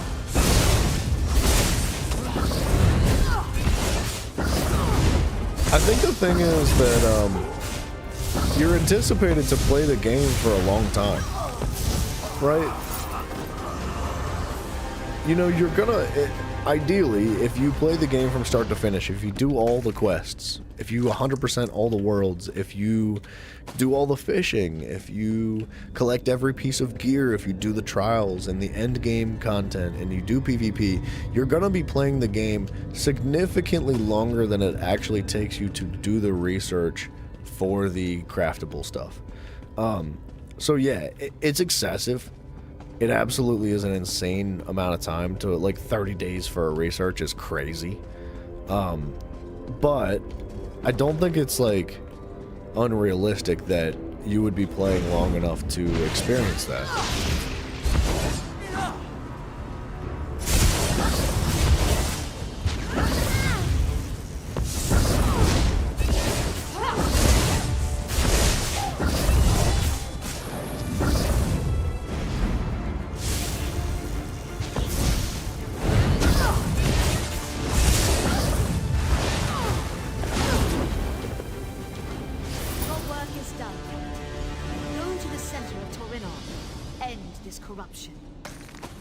I'm so fast. Waiting to unlock traits. Yeah, dude. One of the ways to unlock traits is to buy an item in the guild store. Like, Nirnhund is one of the tougher traits to get because there's something very specific that you have to do in the game, and it's kind of tough to do as well, and it's not very intuitive. Like, it's hard to find. The game doesn't exactly direct you or share that information with you. So, if you want to get, like, Nirnhund or Divines on a piece of gear, you can buy a piece of gear in the guild store with that on it. And there are a lot of people out there that will, like, sell Nirnhund or whatever just because it's easier to buy it. So a lot of people do buy it. Like the shark, you had to steal the jewelry from the couple in the beginning. I guess it depends on where you start. I started Aldmeri Dominion, so I don't know where you started, but I don't remember that one. Are enough people even on to revive Cyrodiil? I'm not sure. I'm not sure. It's not during peak hours right now. Like, we're on the North American servers at the moment, and it's almost 5 o'clock in the morning. So, the servers are pretty empty at the moment. There's only a handful of people actually running around doing stuff, but like I said, I have not played Cyrodiil yet, so I don't know what is going on there. Thank you. I don't know how busy it is. So much. Now during peak hours, the servers are actually kind of freaking flooded. Like, it gets pretty busy in peak hours. So this weekend, so not Friday, which is tomorrow? What's today? Oh, today is Friday. Hell yeah, dude. Oh, that's always a good feeling when you forget it's Friday. So, after this stream ends, the next stream will be at 1 a.m. Or, sorry, yeah. I guess technically it'll be a Saturday stream. It'll be 1 a.m. Saturday, and then we'll go till like 5 or 6 o'clock or something like that, and then we'll pick up another stream at 3 or 4 p.m. EST, something like that. And we'll play during prime peak hours, and you know, if we have the itchy hair in our butts, we'll take a look at PvP and see what's going on in Cyrodiil. And I'd like to do some Battlegrounds too, just to kind of take advantage of the bonus XP and whatnot that's been going on with it, because it is for like 4 days or something. So, and yeah, dude, the hordes of people crashing into each other was actually a ton of fun. Like, I miss it, dude. Cyrodiil is a lot of fun. It's really, really good. How do I get in here? You done solo vet dungeons? Yeah, when I was playing on PlayStation, I was able to do like a lot of solo vet dungeons. Not all of them. There was a handful that I really struggled with. Like, I think Scalecolor's Peak was notoriously one that I just couldn't do by myself. But there was like most of them I would say I was able to do solo. And so if you're a cracked player, if you really game and you're like, your build is really good and you know what you're doing, you can probably solo most content. Most. Trials are obviously something you can't do. Servers are no. Servers are not cross-platform. Unfortunately. Stop. My corruption will spread again.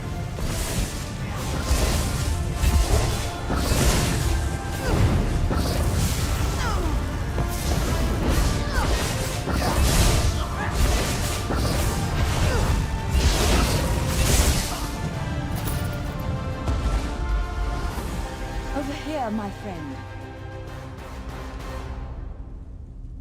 Taking teams back to the towers to tear down a wall and disrupt the fast travel. Yeah, dude, it was really good. I think that Cyrodiil had like a lot of good potential to it. It just needed some more stability, and it needed like, cause like, dude, I played on UK servers when I played on PlayStation, which was not good. It's really, really difficult for connectivity issues when it came to PvP. Cause you know, I'm in the States, so it's really far away to bounce to the next server, but that might have been part of the reason why I was so good at PvP to begin with, is because like I was lagging and everybody else was like, why is this guy teleporting on me? The touch of the divine inspired me, told me you'd succeeded in your task. Is it true? Dude, I don't think... look, I'm not sure. I'm not like a freaking developer of Elder Scrolls Online or something, but I would assume, just based off of my intuition and my knowledge of the game, that they're never going to introduce cross-platform for this game specifically. And I would say that because I think that they're probably working on new projects. The amount of effort and financial and stability and time and manpower that it would take to implement cross-compatibility for Elder Scrolls Online is like way up here. So I think that Bethesda's probably more apt to devoting their resources and time and effort into probably doing like other projects and stuff, working on the game that they haven't started yet, the next Elder Scrolls. PC or console servers better? I don't know. I can't answer that question. I've only been playing PC servers for just a little bit. I have not crashed. I was kicked off the server one time, but I believe that was because the update had started. They did like they shut the servers down for like a test the other day. I think that, from my understanding, somebody explained it to me. They did a live service test of the PvP Cyrodiil servers of something. I don't know what it was. I didn't look into it. I haven't even gone to PvP, like I said. So the servers have been fine. I'm not lagging at all. I'm not crashing. I'm not having any issues. And yeah, dude, when I played on PS4 too, dude, I was almost level 2,000. Like, champion points. It's a lot. Like, I completed the entire game. So, I feel ya. I completely understand. But I honestly think I like PC's pretty good. Fivefold venerations be upon you. And yeah, Demi, I think you're right. The moment we met that you were sent PC's by the definitely more Divines. popular when it comes And to truly, ESO. the Divines have more to say to you. That's not to say that console's dead. Nah, I haven't played on the console servers for a good few years. My young friend, and find But I really doubt it's like completely dead in the water. I'm sure it's just not nearly as busy as PC though.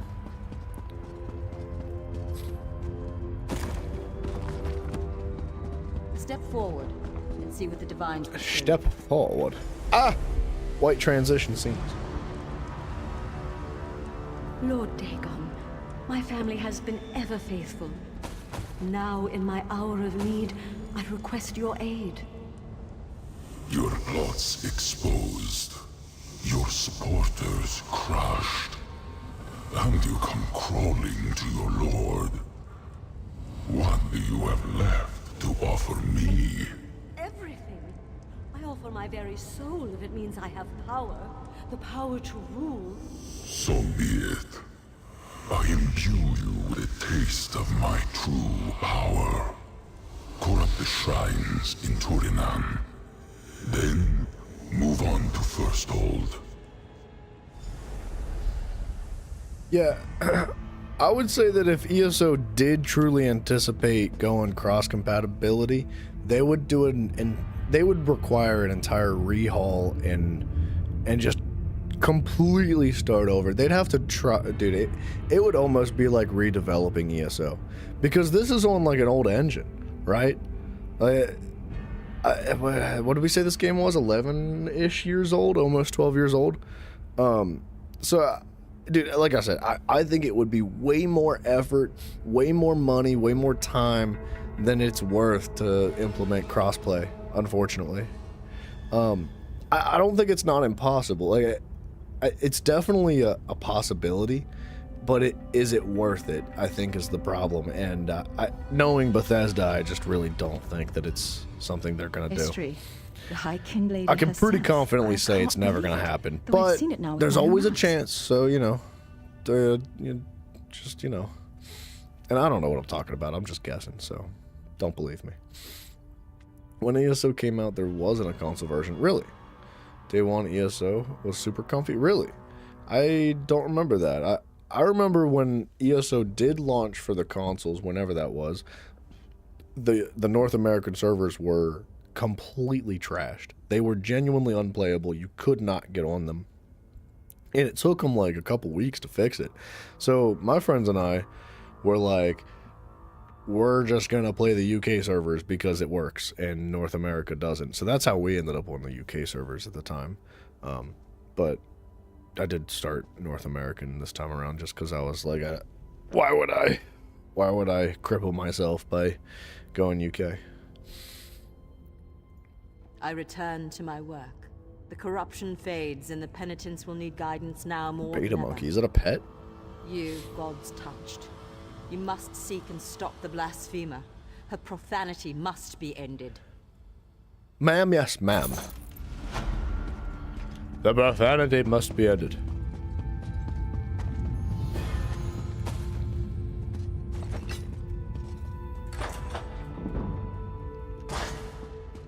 A beta monkey, that sounds crazy.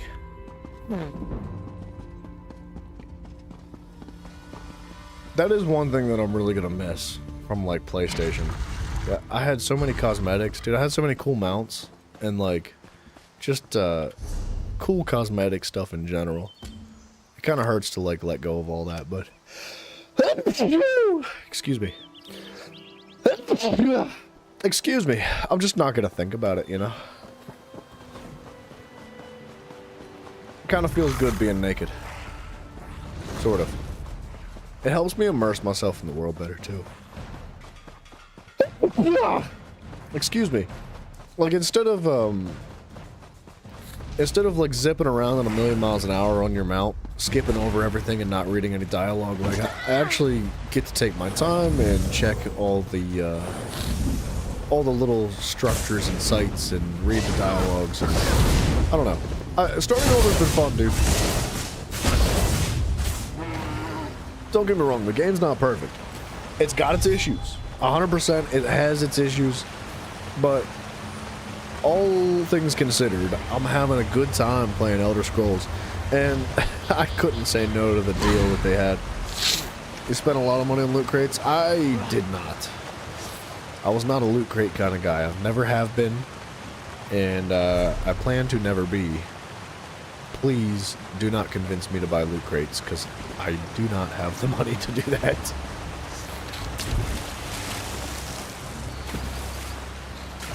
The monkey's a pet. That's cool, man.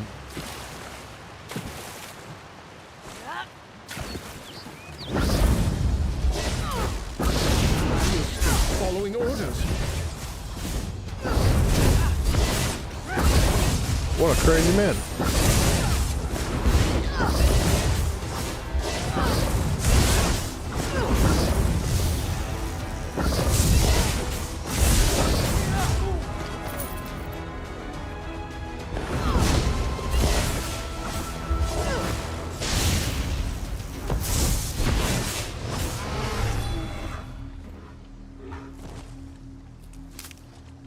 You do get the flex on people. Yeah, that's absolutely true.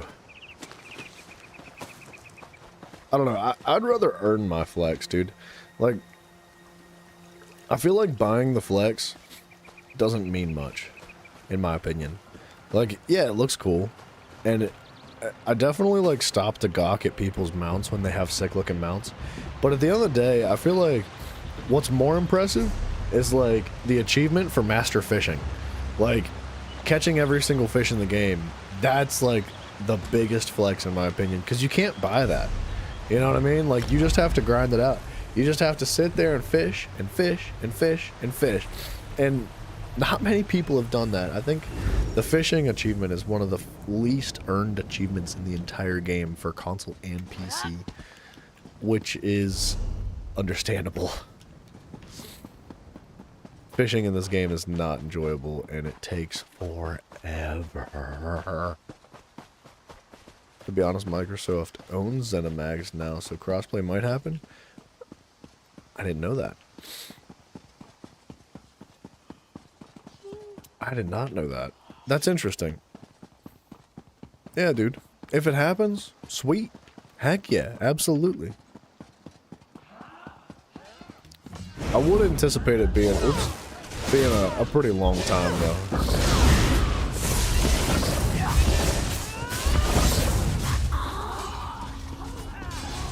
They don't make cool gear or mounts for earned achievements. Well, you're right. I would say that some of the gear is pretty cool, but the mounts are definitely an exclusive. Like, if you want the coolest mounts, you gotta buy them.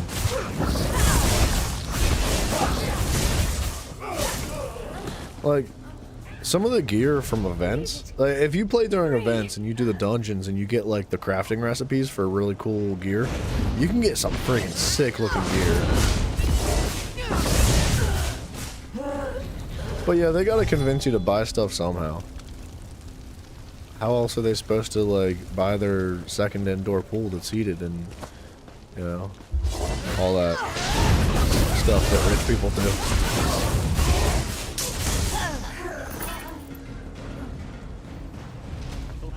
Escape.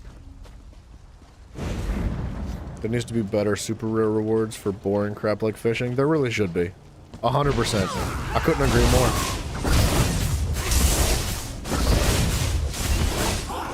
Like, there should be a hat or something. Like, anything. There needs to be something other than just like a nameplate or an icon that goes next to your name or something.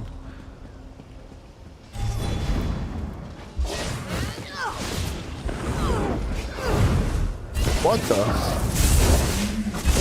I wasted my ultimate.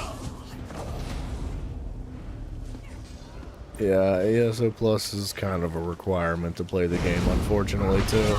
If you're getting serious about the game, you kind of need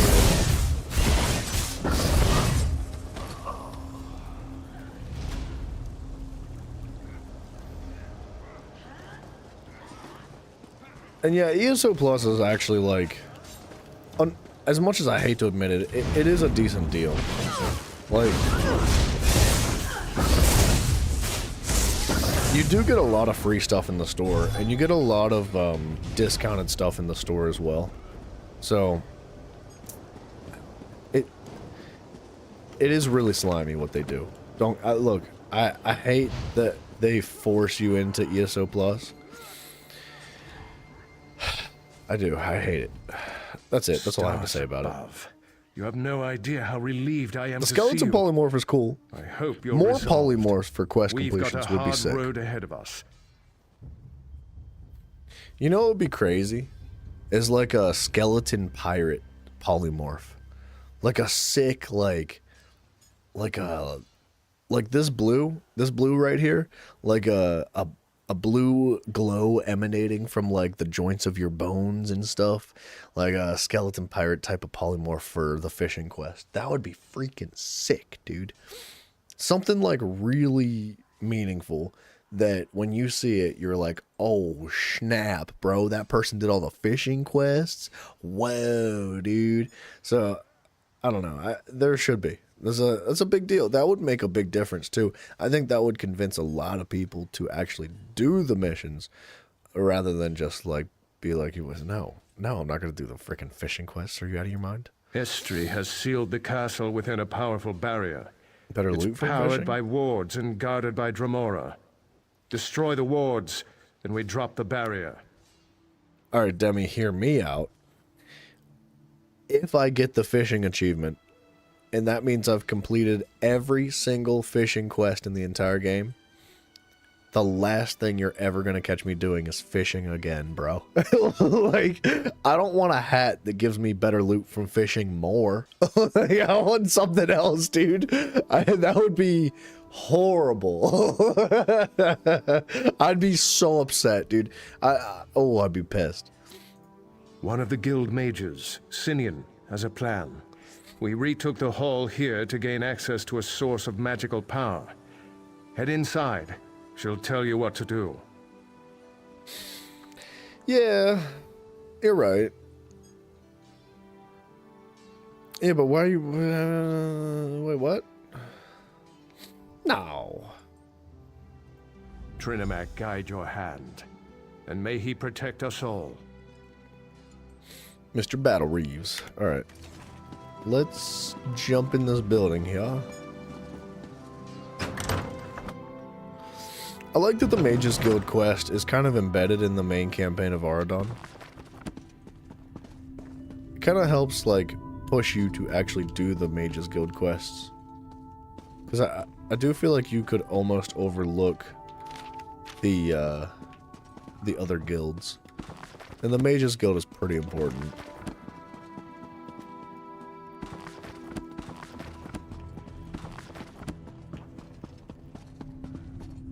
Welcome to First Skeleton Pirate Polymorph for completing the Undead Pirate Dungeon on Veteran. Wait, is that a thing? Are you serious? If that's already a thing, I mean, cool.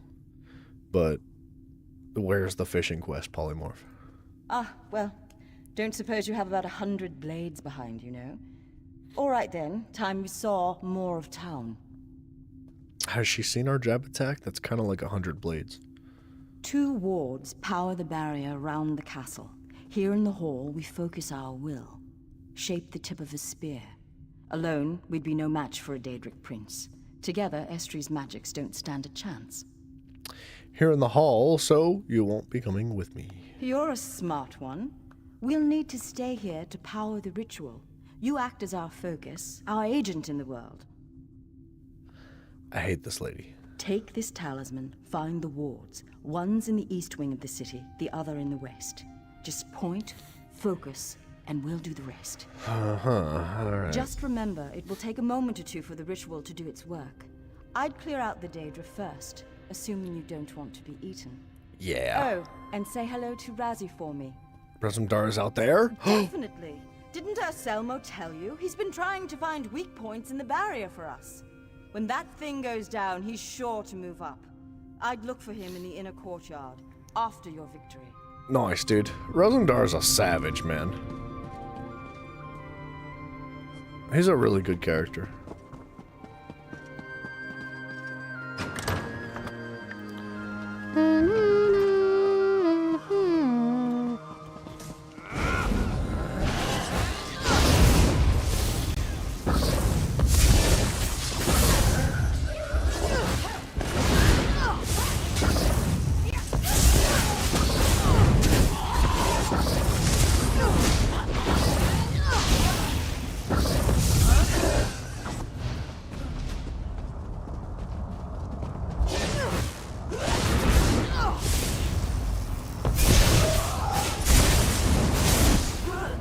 Oops.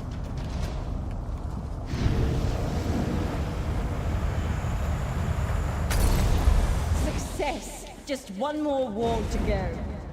Oh, I thought there'd be way more than 2 for some reason.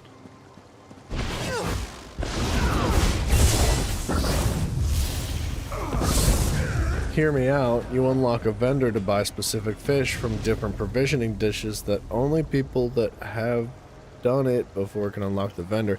Yeah, well...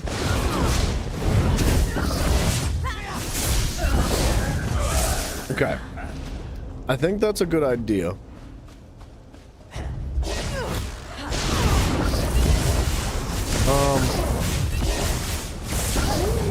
But I would say that I think that the guild stores would probably be flooded with whatever it is that they offer.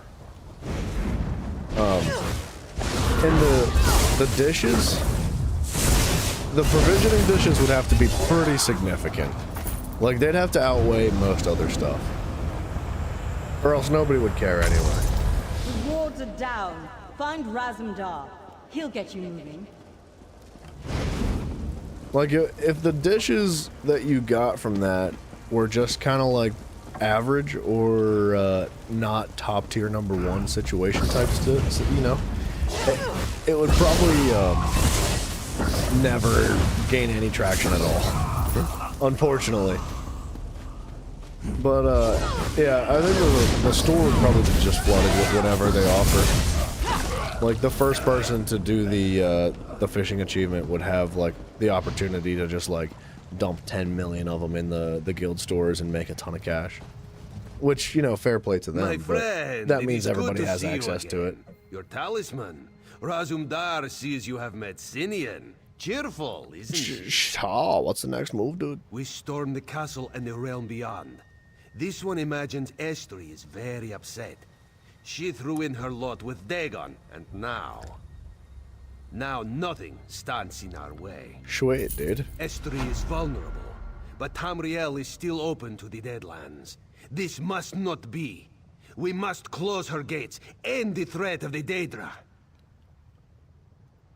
Each gate is maintained by a sigil stone. Enter the portal, find the stone and destroy it. Raz is going to guess they will be guarded. You know what you should get? It should be a combination of all that.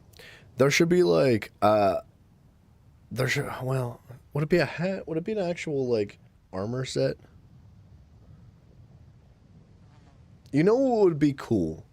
Is if during fishing, you know how you get set pieces throughout the world? It would be cool if there was armor set pieces, jewelry, armor, weapons, that applied bonuses to your fishing.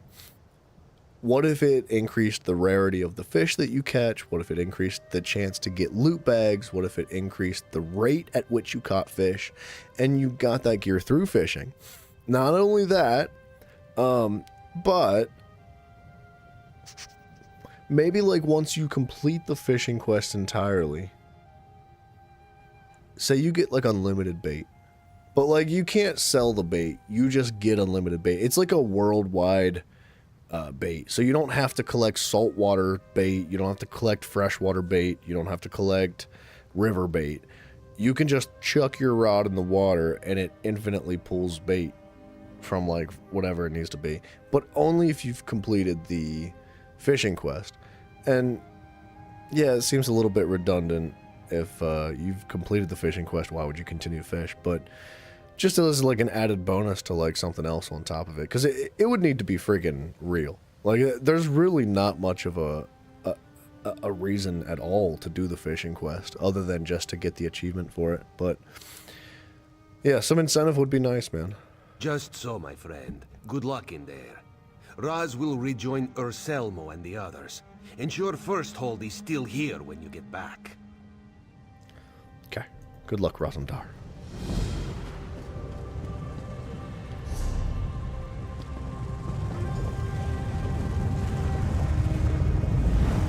Let's put the whooping on them. We actually need to wrap up soon. I probably shouldn't have started this quest.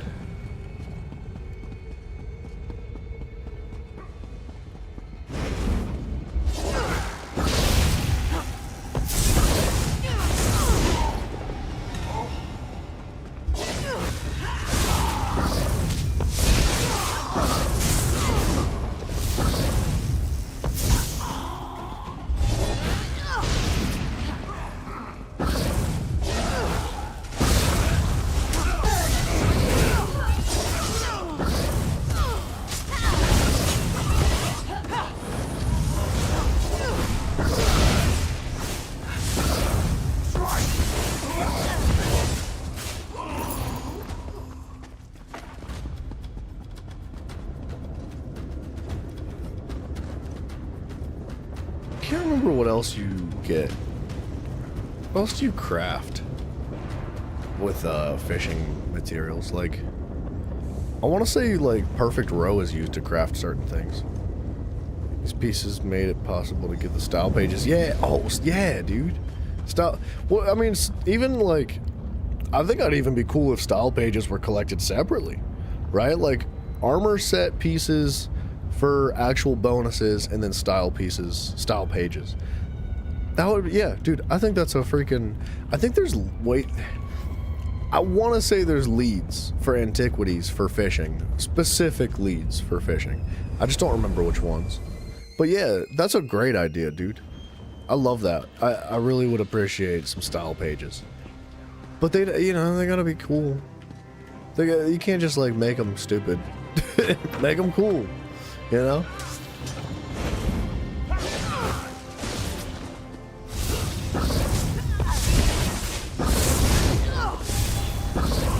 I think that's part of the issue though, is that like if they make really cool stuff that's earnable or free through the game, then less and less people are going to end up buying their stuff out of the store. So they need an incentive for people to actually buy the stuff in the store, because why would you buy the stuff in the store if fishing gear is way cooler?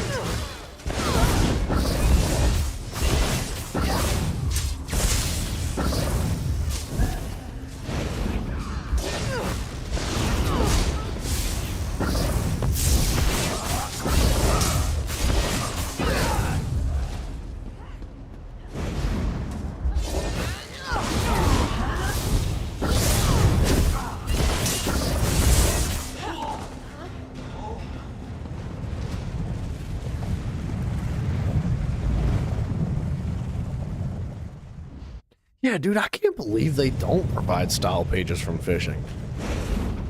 That kind of blows my mind.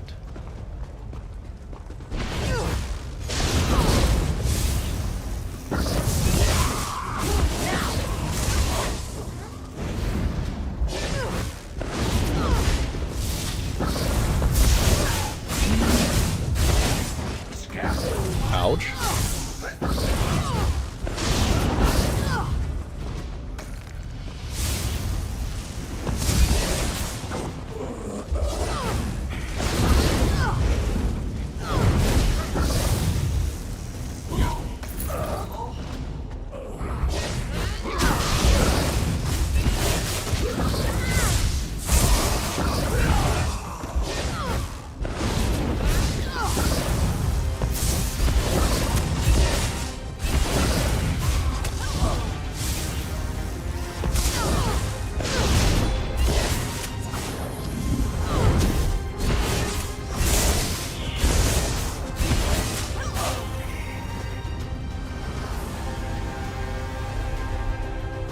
Alright, one more.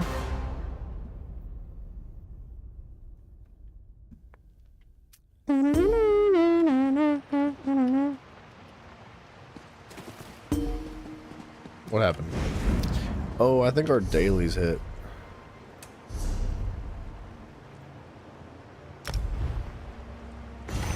Alright, we'll pick that up. What else is there? We'll worry about writs and dungeons tomorrow. Because I think that means dungeons reset too. It did. We're not going to do that tonight. It's getting a bit late for me. I'm going to have to get some sleep, but we will be back in time to get the dailies done before the reset tomorrow.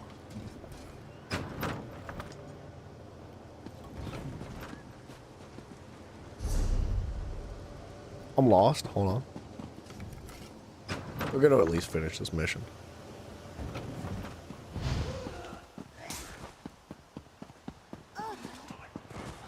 Oh, we're just going to run past these days.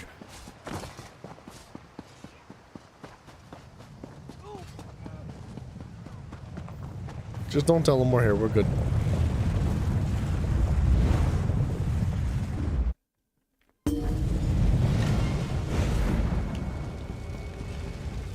How about we just run through it?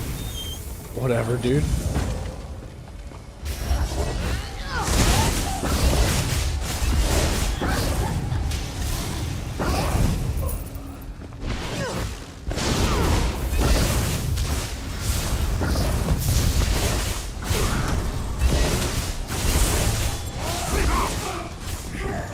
Dude, I think tomorrow's goal is gonna be getting to Grautwood, respecking our character, and working towards set pieces so we can actually do damage and do good.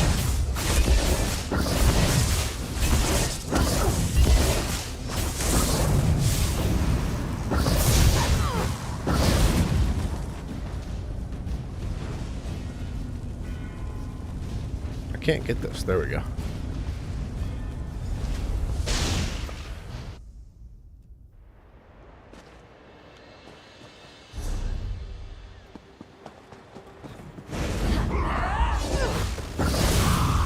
Dude, good night, Denny. I appreciate you hanging out, man. Good talks, too. Take it easy, man. I hope I catch you later.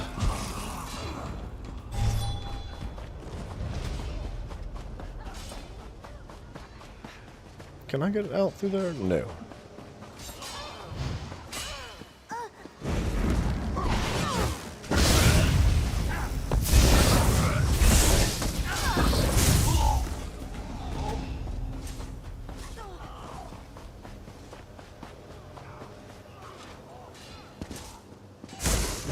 All right, Rosumdar, rock and roll, mate. Blue book. The gates are closed. Hang on.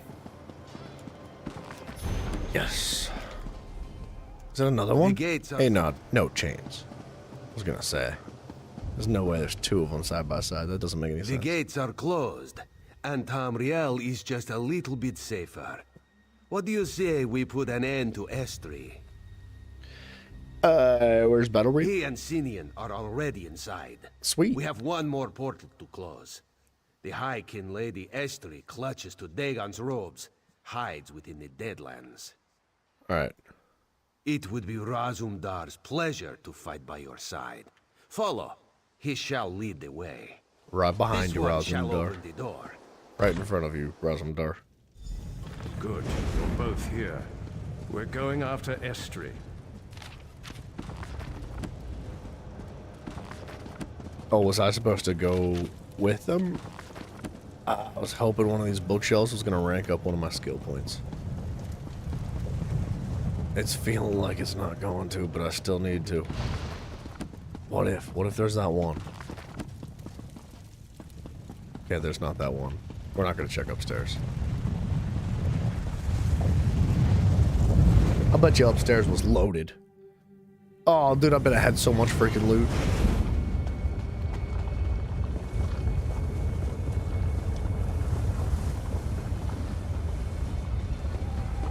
Okay. Razumdar, Battle Reeve, Sinin. What to do we have here? You dare challenge the power of Marine's Dagon? Lane Atronox, shield me! Estri, you've gone too far.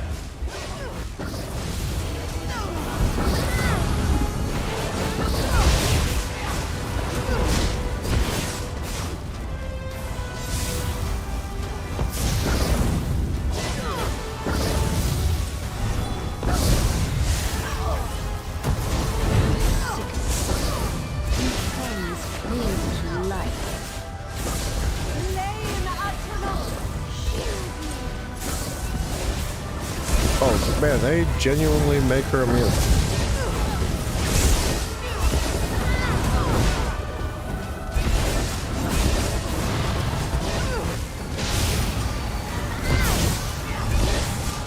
Dude, our teammates are OP.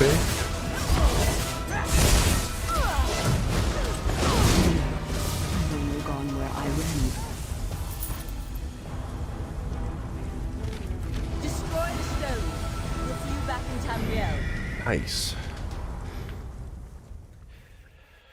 All right. Oh. All right, hold on. You know what we need to do? Release found. Razumdar couldn't have asked for more. We need to upgrade our horse Even speed. this one must admit, you do good work.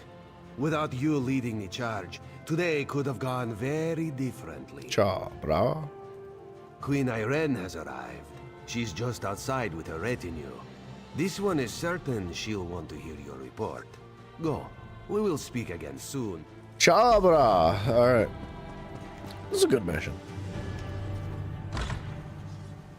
It wasn't crazy or anything, but it was a good mission. The battle reeve tells me Estri is dead. I mourn her loss. No. She is the past, and you, our future. Your service to our people has been exemplary. You have proven yourself a valuable asset to the Aldmeri Dominion.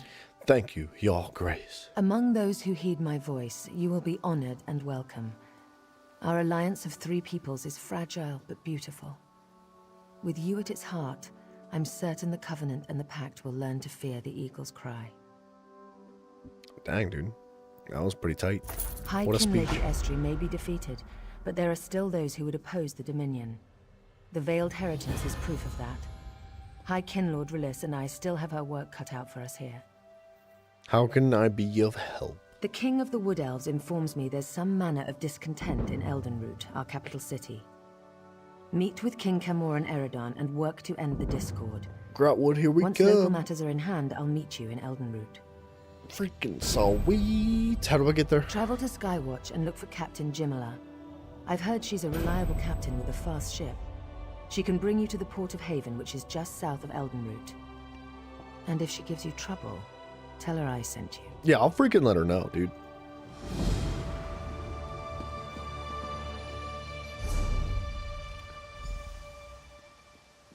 Okay. Queen. Sorry, I thought somebody was in my house talking to me. I was not expecting somebody to just start chatting for some reason. You only call me that when We're still missing one delve, one fast travel point, Naaman. which I'm assuming that stuff is going to be down in this general area. When you snatched father's crown for yourself. 3 You side once quests, called me 1 location, brother. and the Did you world know bosses, and Please. 1 sky shard as must well. I heard you So there's declared still a my little wife bit to do in you Aradon, ordered but Estri's I death. don't think that we're going to have much of an issue completing this, with the exception of the world bosses. That's a little bit out of our league until we get some good set pieces I would online. have told you myself, if I could. And the books, I No think, we'll come regrets, back to as dear well. But sister. like, I would You like did what to must be fully done complete for the the rest of glory of this the Dominion. before tomorrow. So not before tomorrow, but tomorrow. That's the plan: is completing the rest of Aradon, then getting to Grautwood, getting set up in there, and pushing through that world too. That's one of our side quests right up there.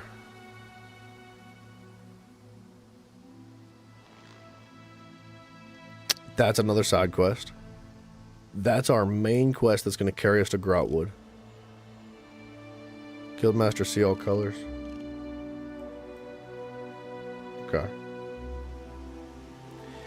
Alright.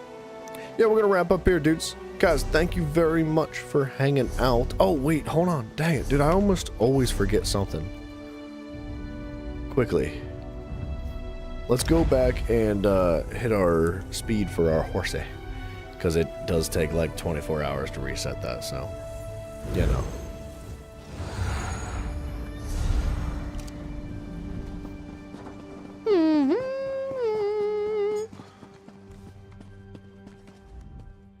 Welcome, friend. Alright, lady fingers. 23 hours and 48 minutes, so about 5 o'clock in the morning tomorrow as well. That's okay. That'll work. I think that'll work just fine. I would like to get that pushed back further. I want it to be closer towards like 1 o'clock. We're gonna try. Whoa, that's a sick mount, dude. He's so fast. So fast. Anyways, guys, thank you again. Much appreciated. You all fantastic. I wish to see you again in the future. And if you do not know, we have Discord linked down below. We have YouTube. We have Twitch. Subscribe to those. That's about all I got for you. So, yeah, take it easy, dudes. Good night to you. Catch you tomorrow. Goodbye.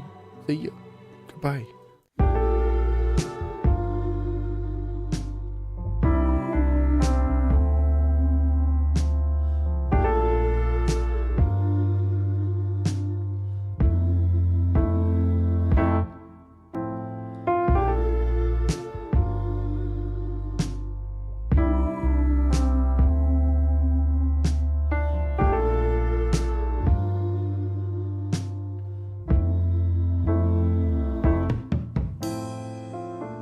It's hard to leave with you still on my mind.